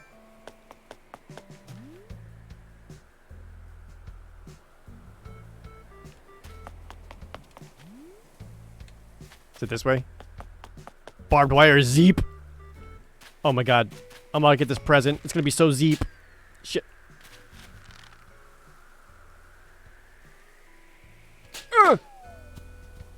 Present.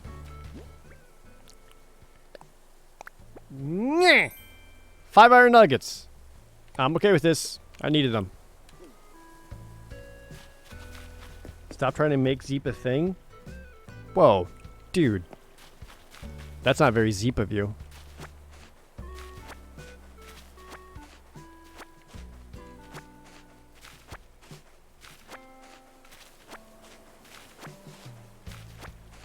You're totally on Zeep.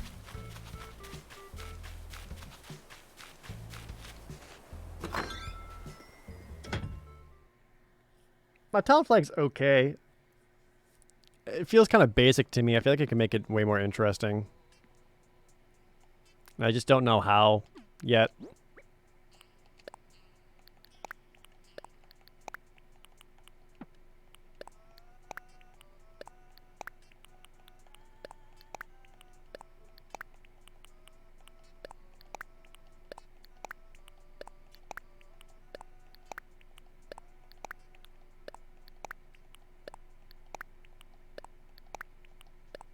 Trying to get all that stuff stored away. Oops, not the clam. I wanted to sell a clam. Well, it's too late. It's in there forever. I have not changed my town theme yet. I don't know what I want to change it to. Like, I don't think I want to... I don't even know if I want to, like, change it to something that's... like, well-known or memey or whatever you want to call it.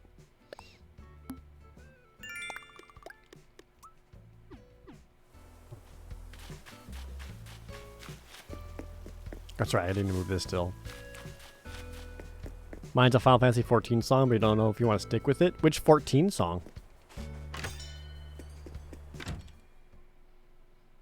When I played Animal Crossing in the GameCube, I used the Locks theme.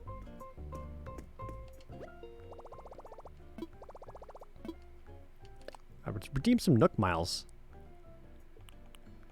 Bamboo lattice fence. Spiky fence. I already got that. I guess I could try to get some of these other things to build.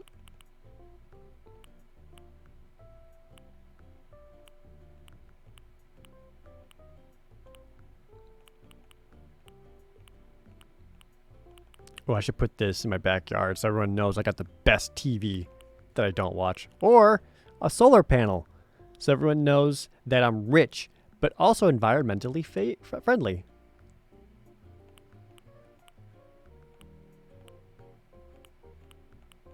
Or a pool in my backyard that no one else is allowed to go in, and it's just mine. I think I'd rather go for some of these recipes here. I like the idea of the stall a lot. I think that could be cute. Wind turbines ward off stick up rich folks? Hell yeah. playground gym for the park. And I would suggest that I'm kid friendly, and I don't want to do that. I like this outdoor bath a lot. I think this thing is cool. Isabel's spritzing her flowers. That's so cute.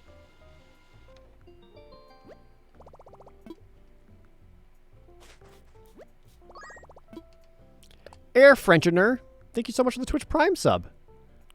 Button up your blue shirt, enjoy your almost 50 emotes.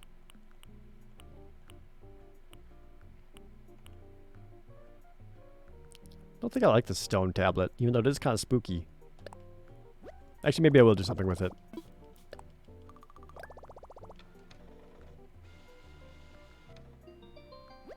Kids are definitely not Zeep. Exactly.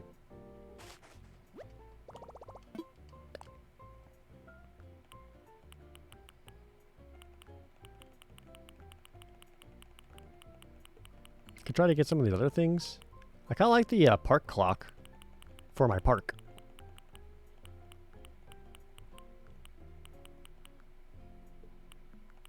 I could just put a sandbox somewhere on the beach.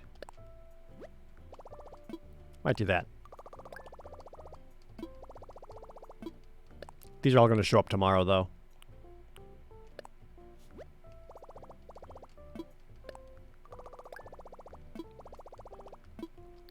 Hell yeah, dude. Oh, is there anything new in here that's not a cardboard box? 3 clay. Sure, man.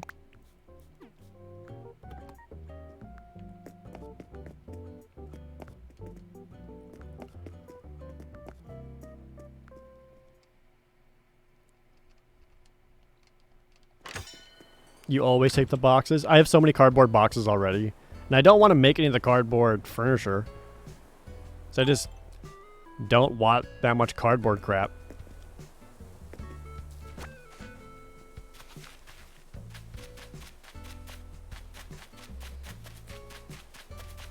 Need to find a place to move this pear tree that's in the way. Around here. Like right here.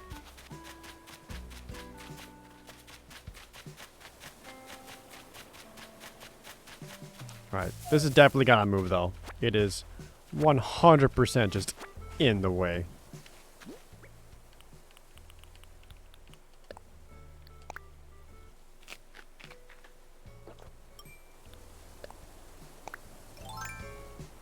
Come on. Yeah. Could just move it up a little bit. Yeah, so just move it up a little bit. Let's put it like right here. There. Better. Ooh, you know what? Maybe that'd be a cool place for the that lamp that I have. Like on or near the entrance to the bridge. That could actually look pretty cool. Do I still have that on me? No, let me go get that. That could actually look pretty cool, chat.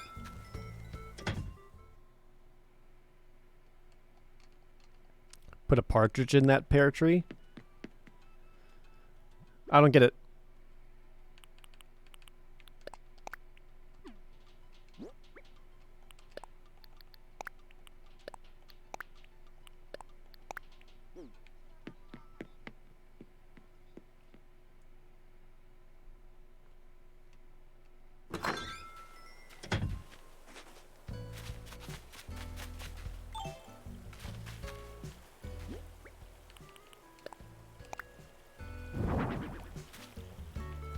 Let's see. Can I like squeeze that in there?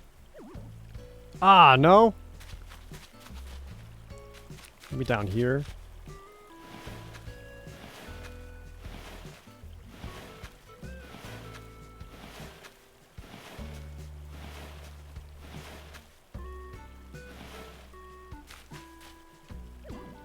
Damn. Won't me like squeeze that bad boy in there?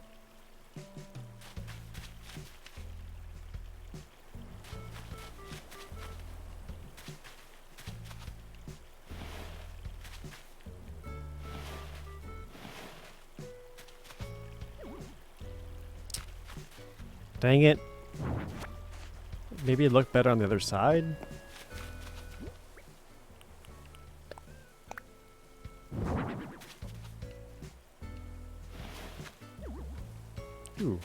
Yeah.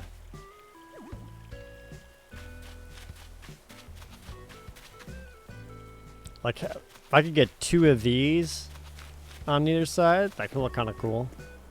I think it's just kind of okay as is, like this, though.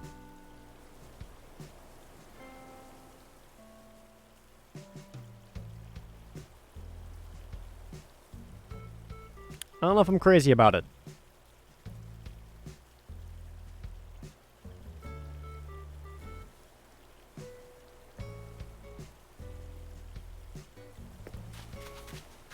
Yeah, I don't know. Maybe not. Maybe not, chat.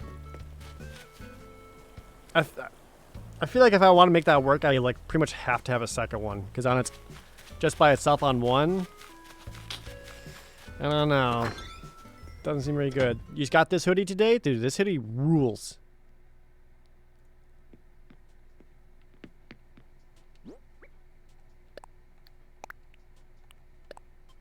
I was gonna check these other things.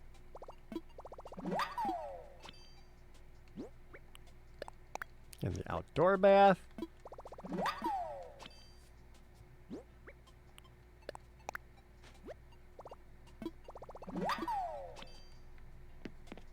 Did you cancel the construction of the bridge? Did you get like a refund or anything right away?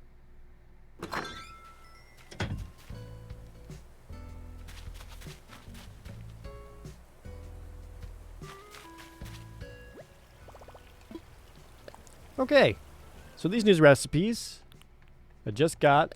Stone tablet just takes 12 stone. Outdoor bath requires a shovel and a lot of stone. Interesting. And the stall is just some wood.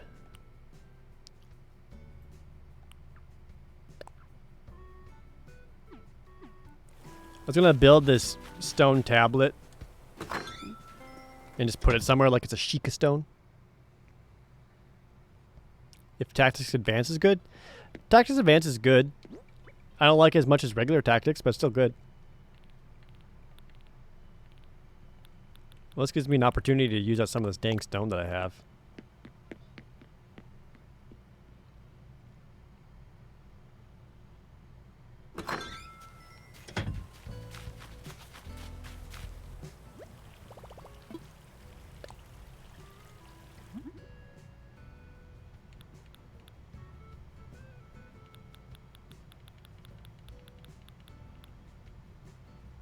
Tactics Lions? Do you mean the PSP Tactics War of the Lions?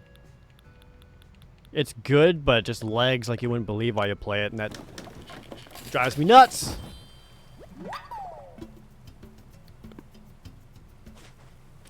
Hell yeah. Got this stone tablet to hide somewhere on the island. Oh, this is one of my doubles? Ooh. Miles. Yeah.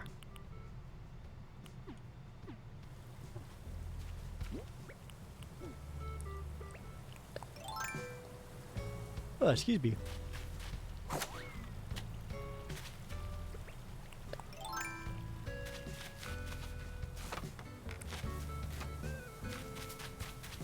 My first thought for the stone tablet was somewhere up here at the top of the cliffs. Kind of overlooking everything. Or I was going to put it down on Secret Beach.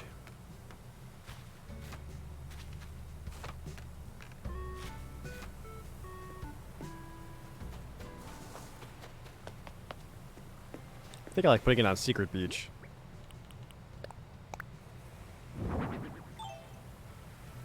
Add some mystery up in here.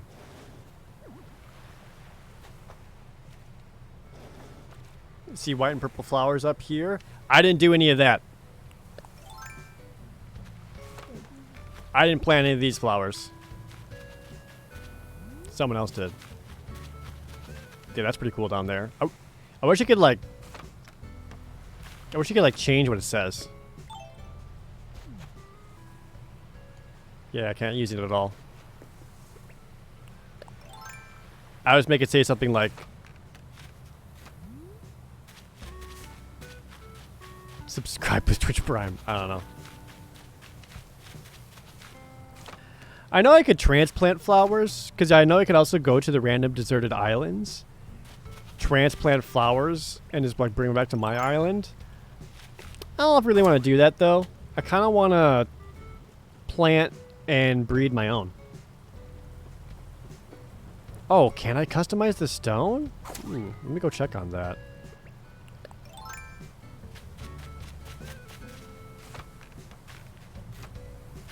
I didn't even think about customizing it.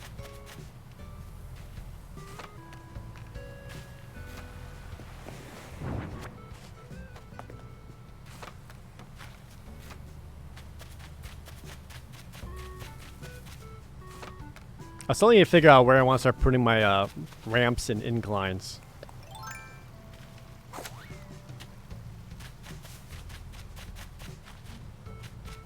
I don't need to have this stuff on me to look at this, right?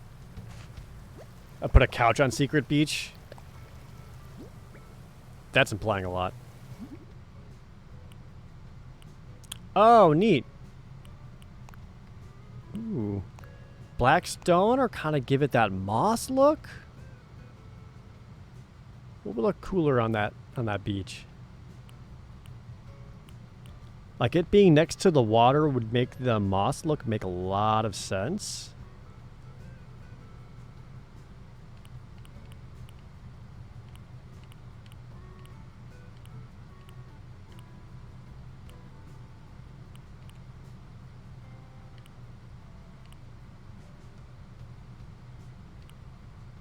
Might stick with the black. I think if I had like up on the cliffside, putting it mossy up there, I think would make more sense.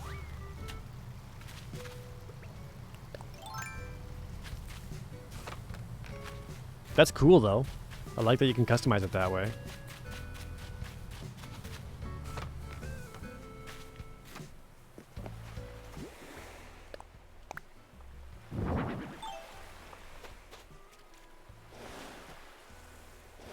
Oh, can I customize that lantern to not be mossy? That's a good dang question. I didn't even think of that.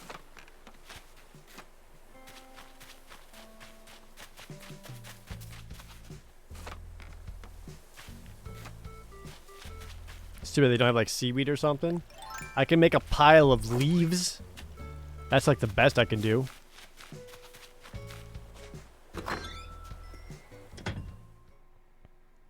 I don't know if I tried to customize a lantern, so it's possible.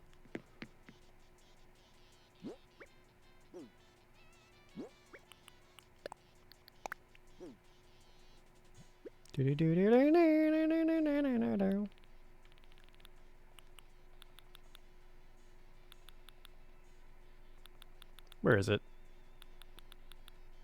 Is it in my pockets? No. Did I leave outside? No, it's right there. I'm an idiot. Fucking dumbass. Get glasses, you blind old man. Okay, boomer. Got him.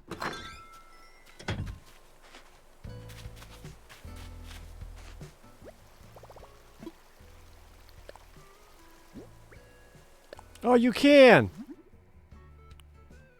Oh, chat, you're right. Okay. I think... Ooh. Girl? Ooh, I think making it the natural look instead of mossy next to the stone bridge would look really good.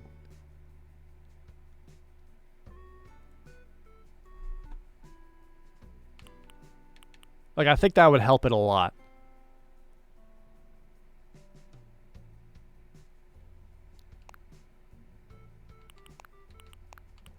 Do you agree, chat? Yay or nay? Although the white's pretty cool too. I don't know if the white would fit the bridge look.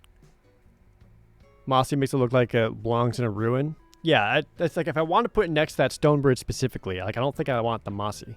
I need to get my customization kits to do it though.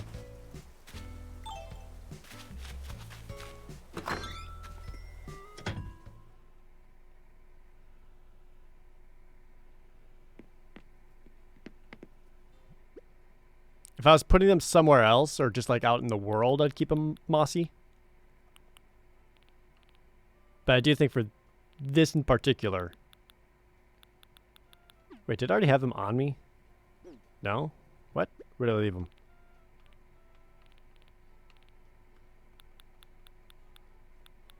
There they are.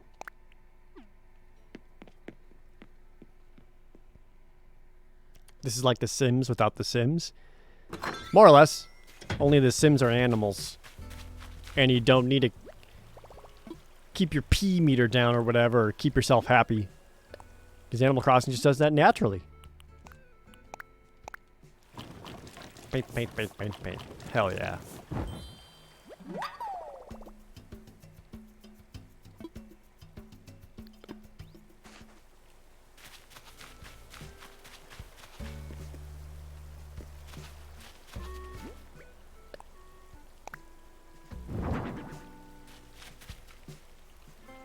Alright, how close can I get this in here?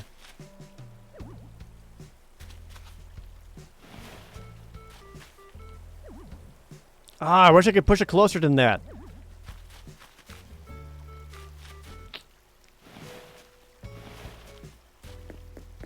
Well, I've only got the one, so for here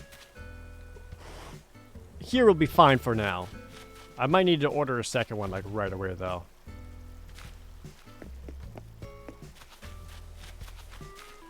Could order a second one and put it on this side. Get that goddamn symmetry.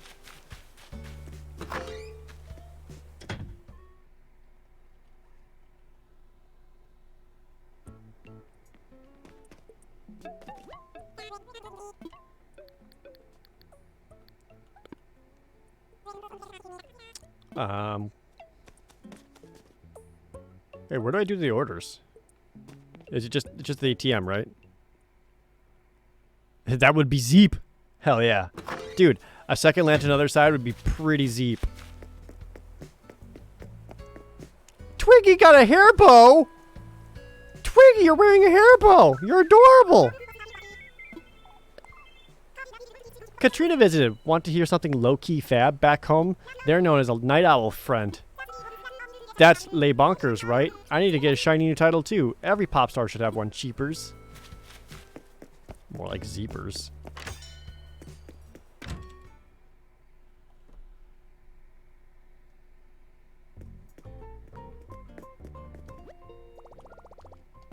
Yeah, no one says lay anymore, Twiggy. I do kind of hate that. Nook shopping. Did I already see what's new today? I did. There's all this shit.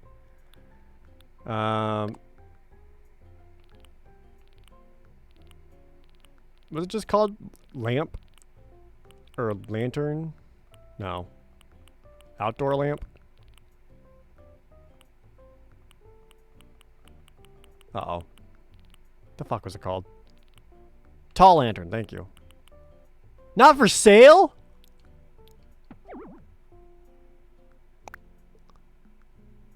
Apps in the chat?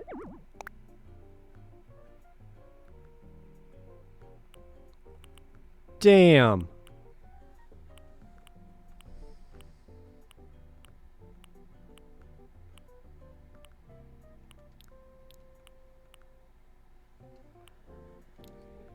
That blows.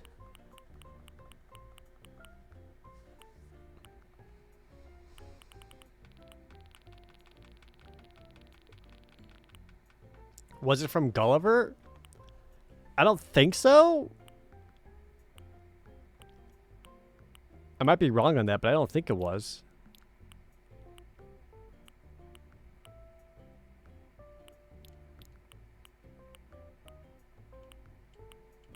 I like how you can't even see the other variations unless you've already gotten them. That's nuts.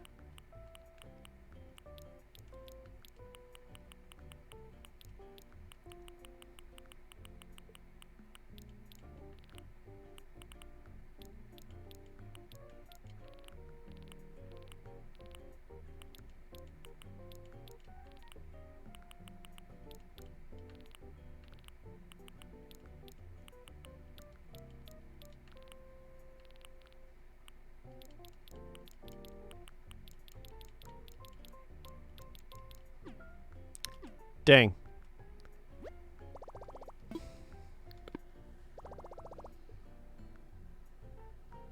Customizer's guilt now? No, I'm so glad I customized it because like the natural stone look does like way better. I'm just super bummed I just can't get a second one right away.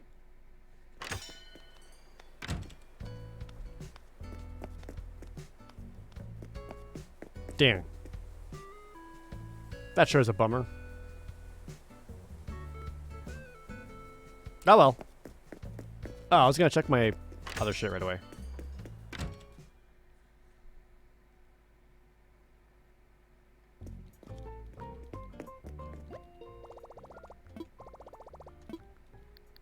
Gonna check the ABD. Oh, I'm up to... I had way more in saving than I thought I did. I think I have exactly enough to pay off my loan. If I do that, I'll be out of fucking money.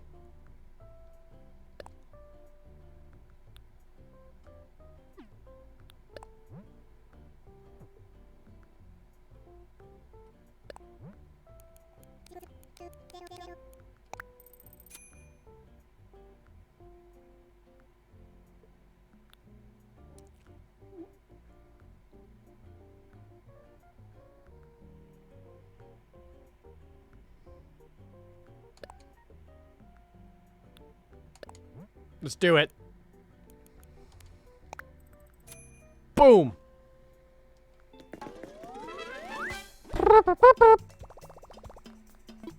If you can make something, you can't buy it from the catalog. It seems to be that way, yeah. Hey, bitch. I am broke now.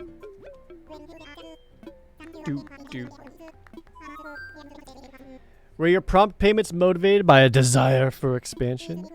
Because so, I have good news. I would be more than happy to extend you further credit for construction. Do please come see me if you'd like to discuss further details. I'm already here, dude. This is the Construction Consultation Center. About my home. I want to expand. Ready to expand your home? I believe we could add another room to give you a little more space. We'd be talking about a loan of... Oh.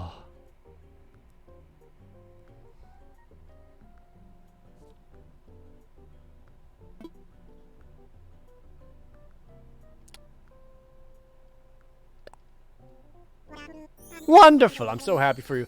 I'm going to make sure construction begins right away. Oh, it occurs to me.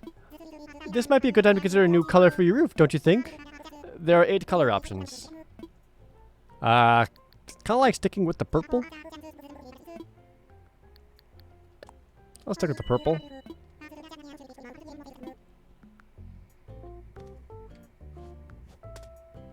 Ugh. And now I just walk out being like, did I do it? Do I actually... Do I actually want this? Do I feel better? Out? You're never out. I'm telling you, Nook, I'm done. Oh, we both know you're not done. You can never be done. It's in your blood. You can't help it. You're always going to come back. Always going to want more. A bigger house. Another place. There's going to be something. It's never going to end for you.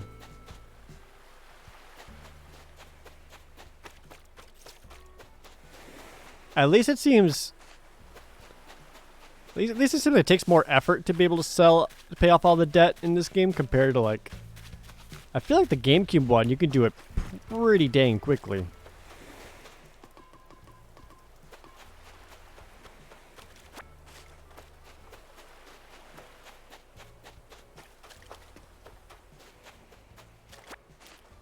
Well, guess I better start making some money.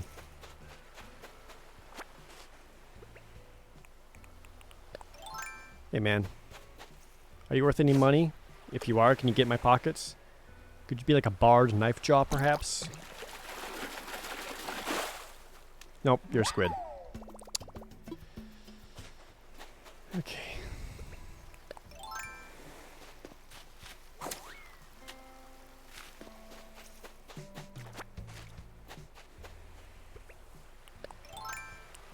I guess you're also a squid.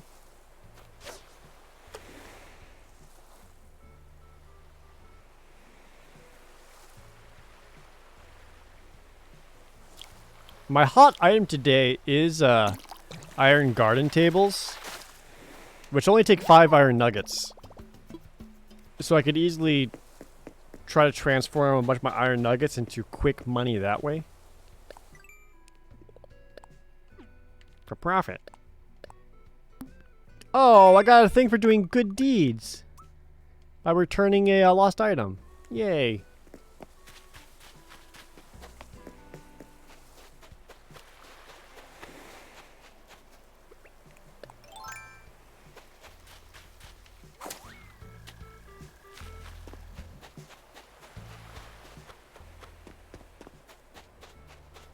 I was doing some fishing last night, and I caught a sturgeon, and the very next fish I caught was an oarfish. That was pretty hype. Blizzard, thank you so much for resubbing. Almost to a year, thank you so much.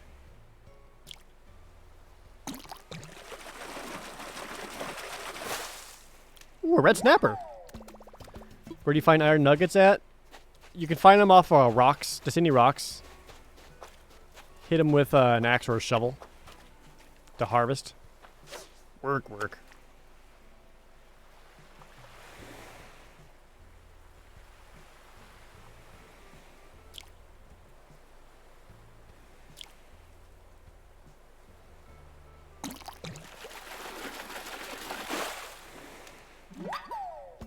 There's a barred knife jaw. That's some money.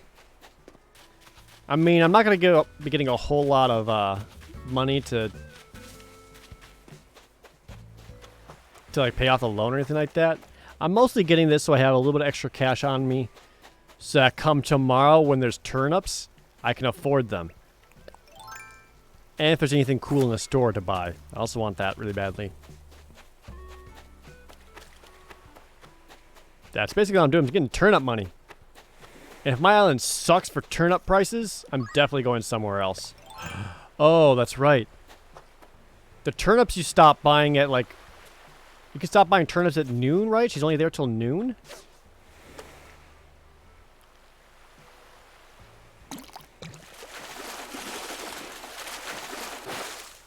Fucking sea bass. Illustrator Fantasies, thank you so much for the resub. Yeah, it's only until noon. Damn. I was gonna say, if I know anyone who's got, like, cheap turnip prices, you gotta, like, let us know ASAP.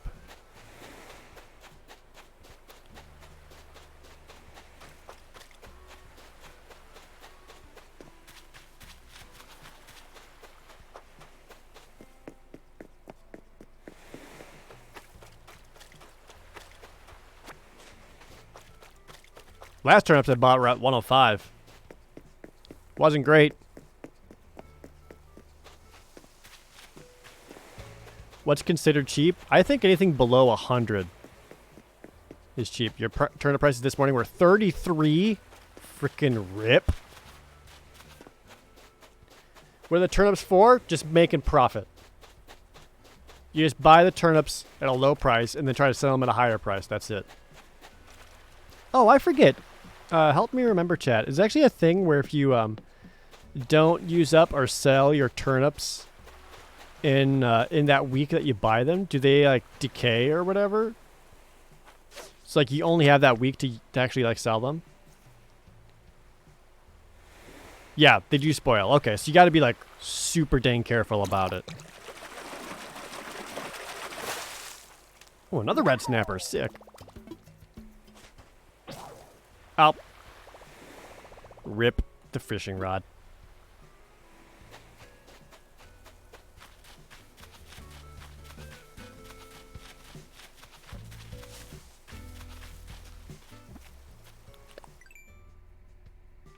Fishing rod was just branches, right? Yeah.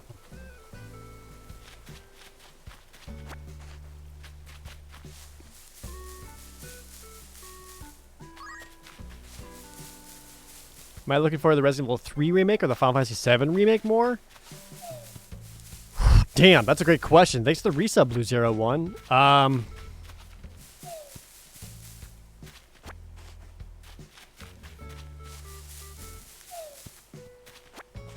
I can't choose. So I'm going to refuse the answer. Got him.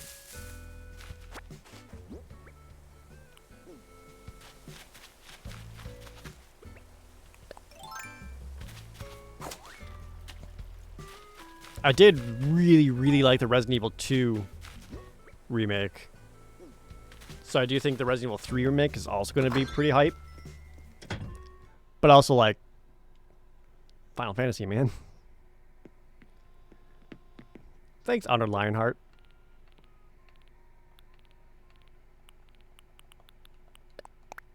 I do have a stack of 30 nugs that I could turn into money shares.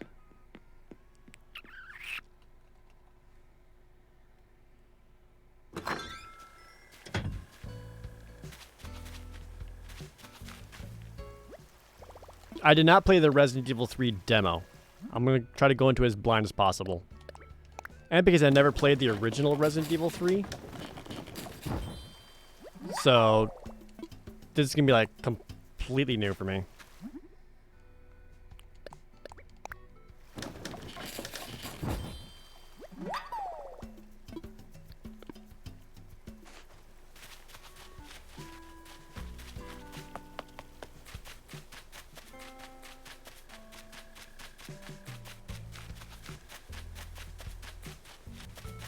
I should change my shoes to like the fun blue like hiking sneakers. I feel like they would fit my Galaxy shirt way better.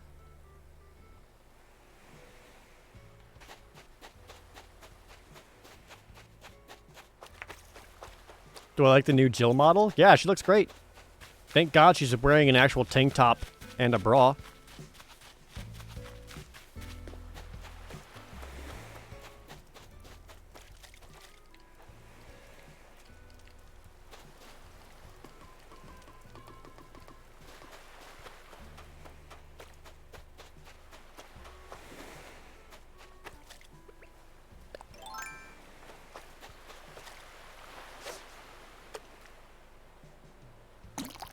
You're a sea bass, aren't you? Fuck.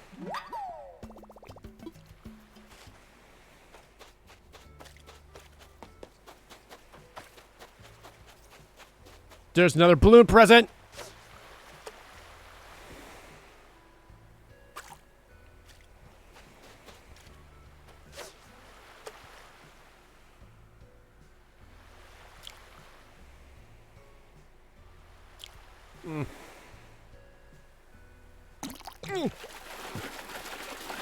Grab you.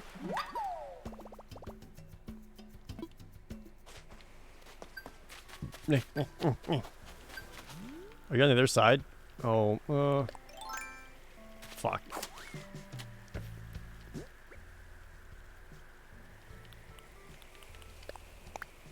You're not over the river, right? Oh god, please. Oh, we're okay.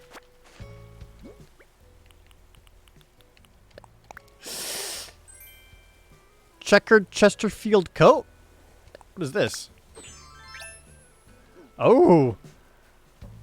Look at me being like old school dapper.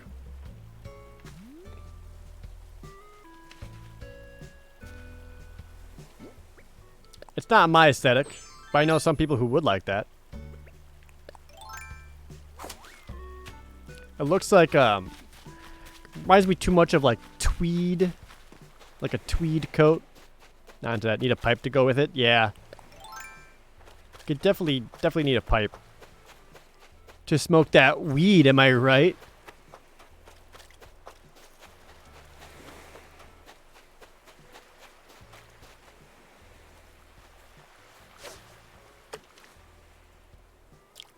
I don't know if you can get a pipe. Probably not. I feel like that would promote smoking of any kind, and Nintendo ain't about that. Squid.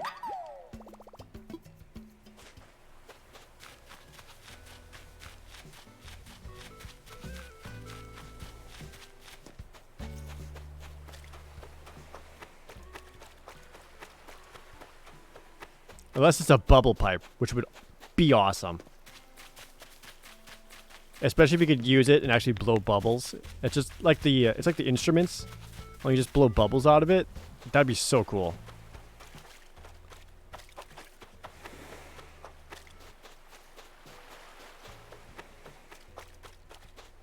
Yoink.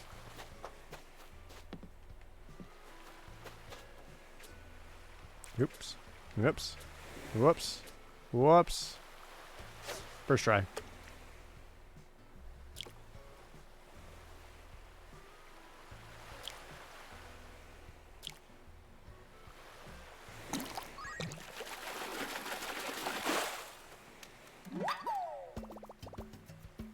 Just another dab. Rip. The Crazy America, thank you so much for that Twitch Prime sub.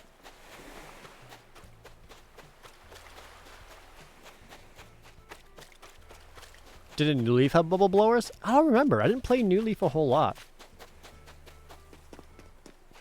Like, New Leaf kind of came out around a time where I played it a little bit, but I wasn't able to commit a lot of time to it. Because I was playing something else. I forget Wish. But yeah, for whatever reason, New Leaf didn't do a whole lot.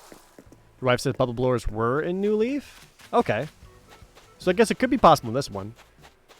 But would it be a pipe bubble blower?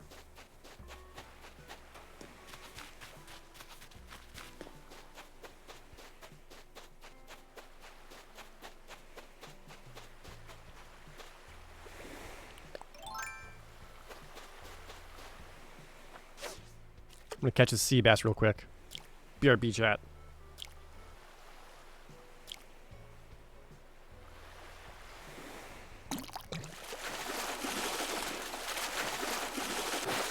Oh, just kidding! It's an oarfish! Money fish? Mm.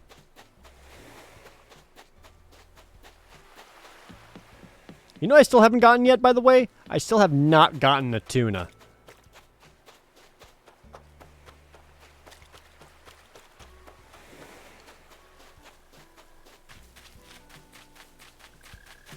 I was able to get the, got the blue marlin. But not the tuna.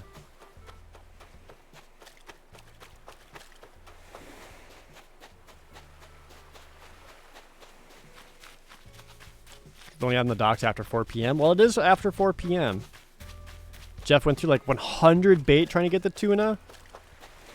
I saw him like trading people to get bait because crafting it takes so long.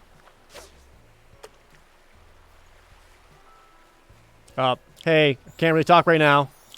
I can't talk right now. 1 second. Yeah. Be impressed. Thank you. Oh, it's a bar knife jaw. Heck yeah. I was gonna help you out with one of the more useful reactions today, but I'm kind of stumped. Wait, do you know how to do apologetic? Oh, you just taught me apologetic. Finally. Here, chat. This is for, hold on. Hold on. Hold on. Get out of here. There we go. Okay, chat. This is basically for everything ever.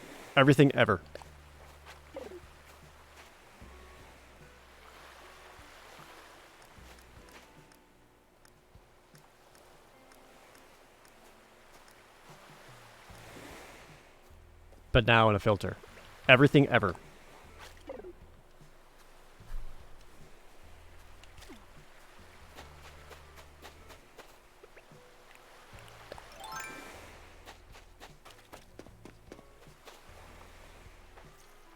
How could this happen to me?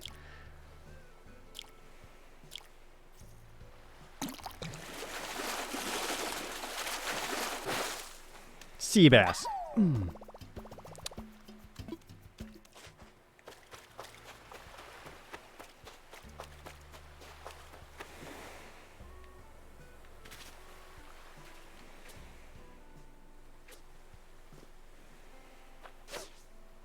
I haven't gotten another barrel eye in some time.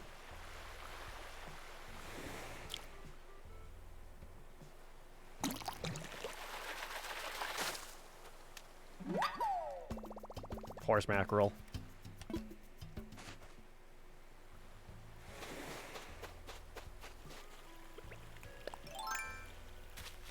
Do you get fishing skill stats? No, this isn't a game about stats or building up anything like that.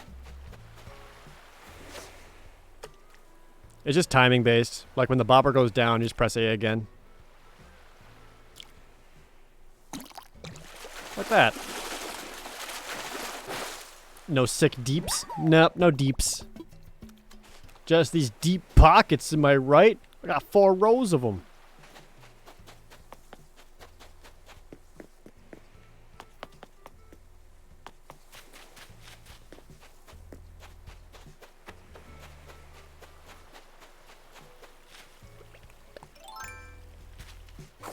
The only stat that matters is if you're maintaining a 6-foot distance from other people and washing your hands consistently throughout the day and not touching your face.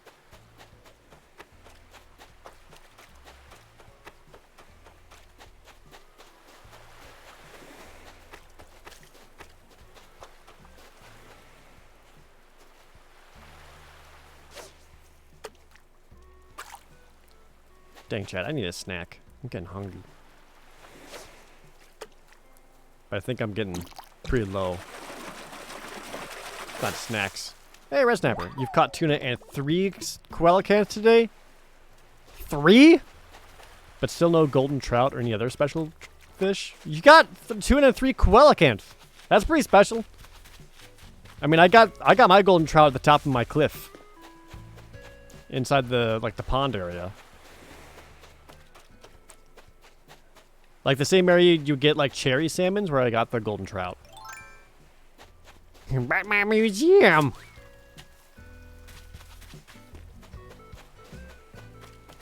I'll give you some peanut butter cookies. Oh, that's what I should do. I actually bought a thing to bake some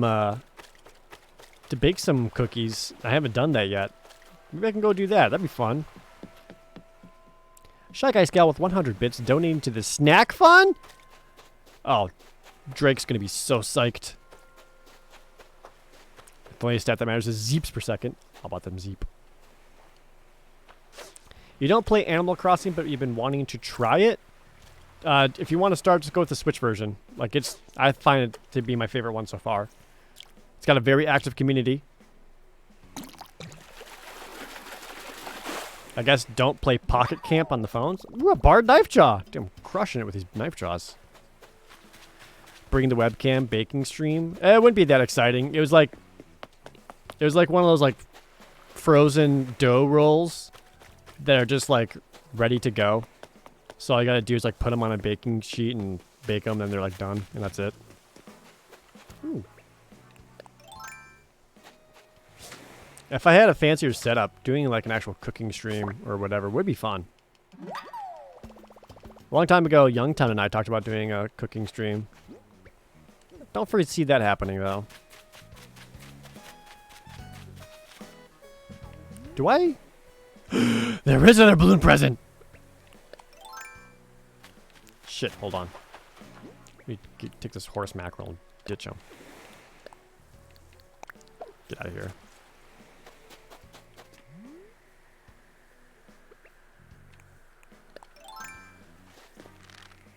Oh! Almost missed it. Hell yeah, dude. Yeah! Papa Bear! Hold on, is this thing massive? Hell yeah. Oops, chat, I found Katrina face.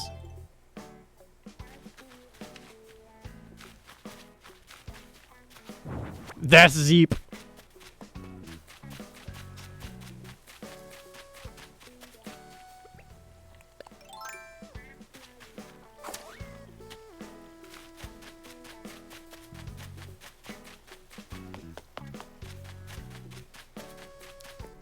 Alright. Oh, I did drop a little bit of frames. Uh-oh. Uh-oh, internet. Is the weather bad out?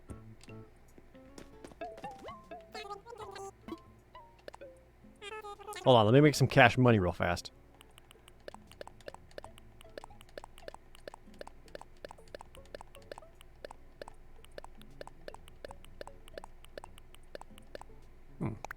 Profit. 43,000? Thank God. I still feel like I need more than that for turnips. That's a good start.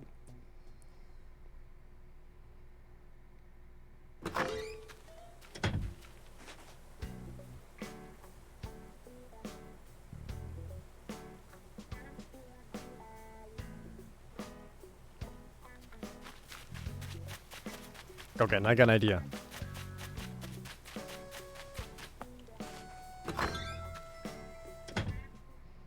Yeah, that's kind of what I was leaning towards. I feel like having 100,000 on me, just a cool 100K, would be a decent start, a decent amount to buy turnips with.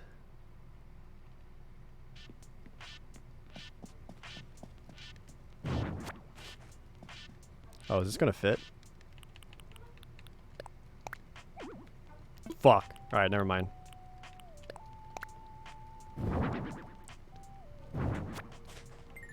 I was just gonna shove the Papa Bear back there. Maybe I still can, hold on.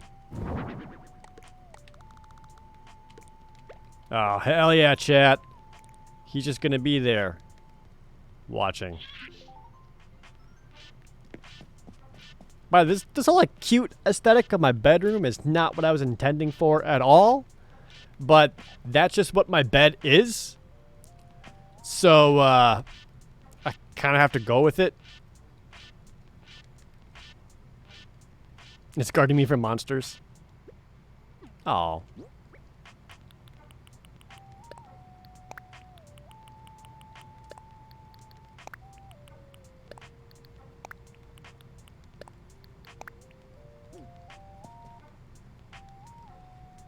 Yeah, at the moment, my house is pretty cute.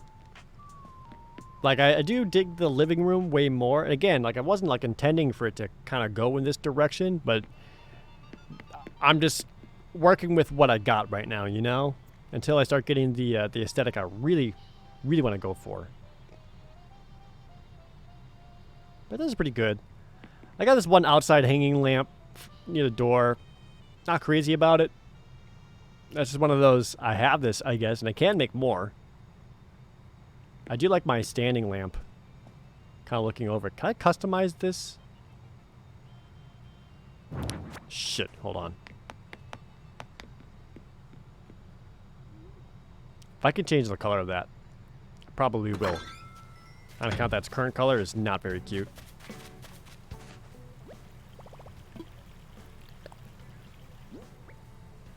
Nope. Alright, rip. Putting it back then. How will the new room be placed? It'll go off to the either left or right, and it'll just be like a small, like, just a small room, kind of like the bedroom sized.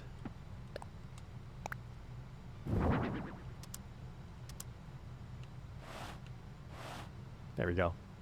I really do like how much this game has, like, lighting effects in it. It's nice. Yeah, I bet the lamp probably comes in different colors, but this is just the one I have right now.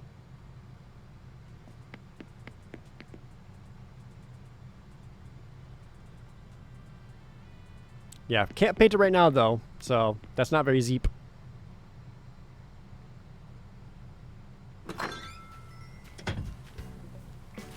I did put like this one flower back here because I thought that looked nice.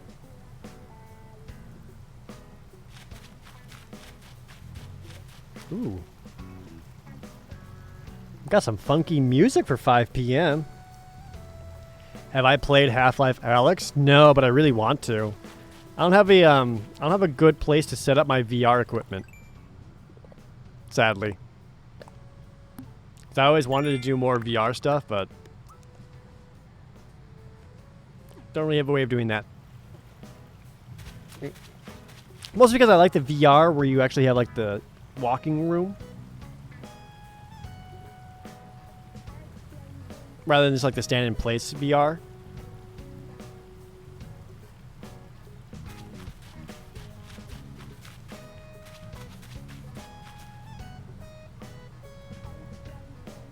I did, up at a friend's house, I got to use one of those want to say it's Oculus Quests, where you don't need the PC at all, and like all you need is it's like a wireless headset and just the controllers, and that's it, and it just works, and that was super cool. And that's one of the things. I have like one of the earlier Vives, so the Vive is not wireless. Like having a wireless one of those would help a lot.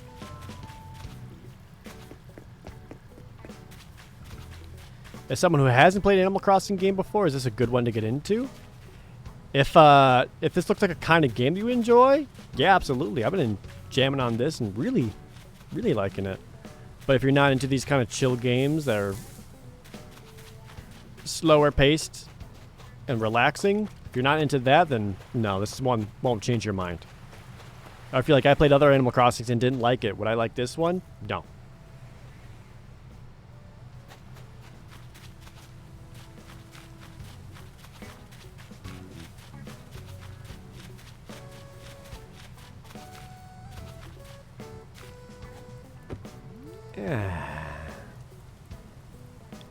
Beach nap. Look how nice that sunset's looking.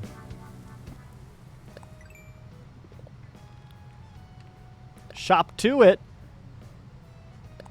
Bought 20 things on Nook Shopping.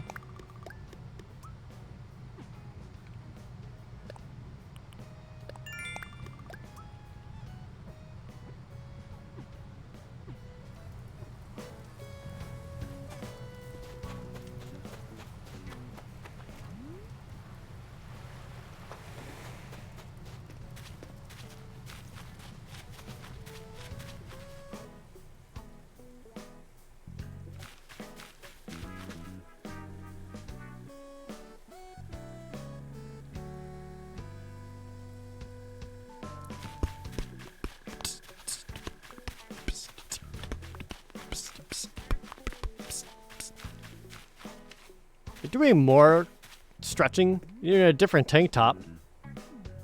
Dang, Twiggy.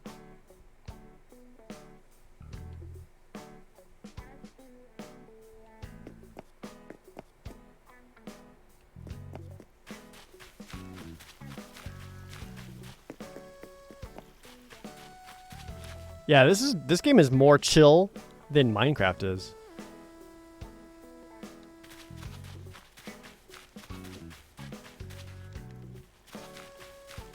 All right, I think I'm gonna be wrapping up the stream here, chat.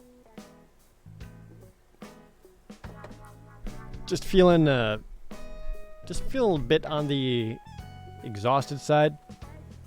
Been going for almost 5 hours.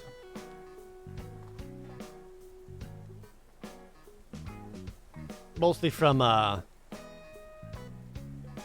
today was a big day, took a lot out of me. I need a nap. I'm also just like need a snack really badly.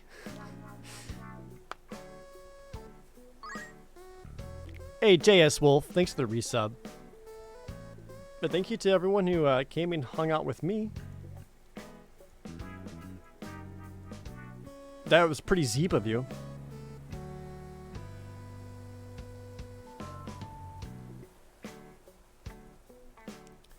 Let's see, so I definitely need to get some. I need to get a snack, maybe nap a little bit. I also gotta work on the next video. I know I got this new one coming out, but I'm on a time crunch. I gotta get this next one out ready and out like pretty fast. Oh, JS Wolf dropping a sub bomb of 6 for Final Fantasy 6. Thank you so much. So we'll wrap things up. We'll do a raid over to Jeff, since Jeff is currently playing some Animal Crossing as well. So go ahead and hit him with that Projared raid emote. If you don't have the raid emote, just say Zeep.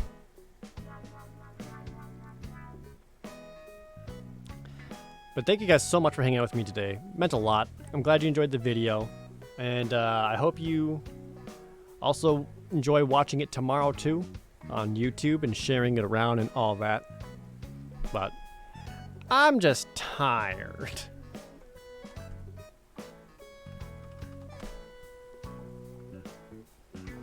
But that's all for me, chat. have yourselves a good one. Be sure to come on by tomorrow for Big Sunday. Maybe Animal Crossing, maybe Doom. We'll have to see.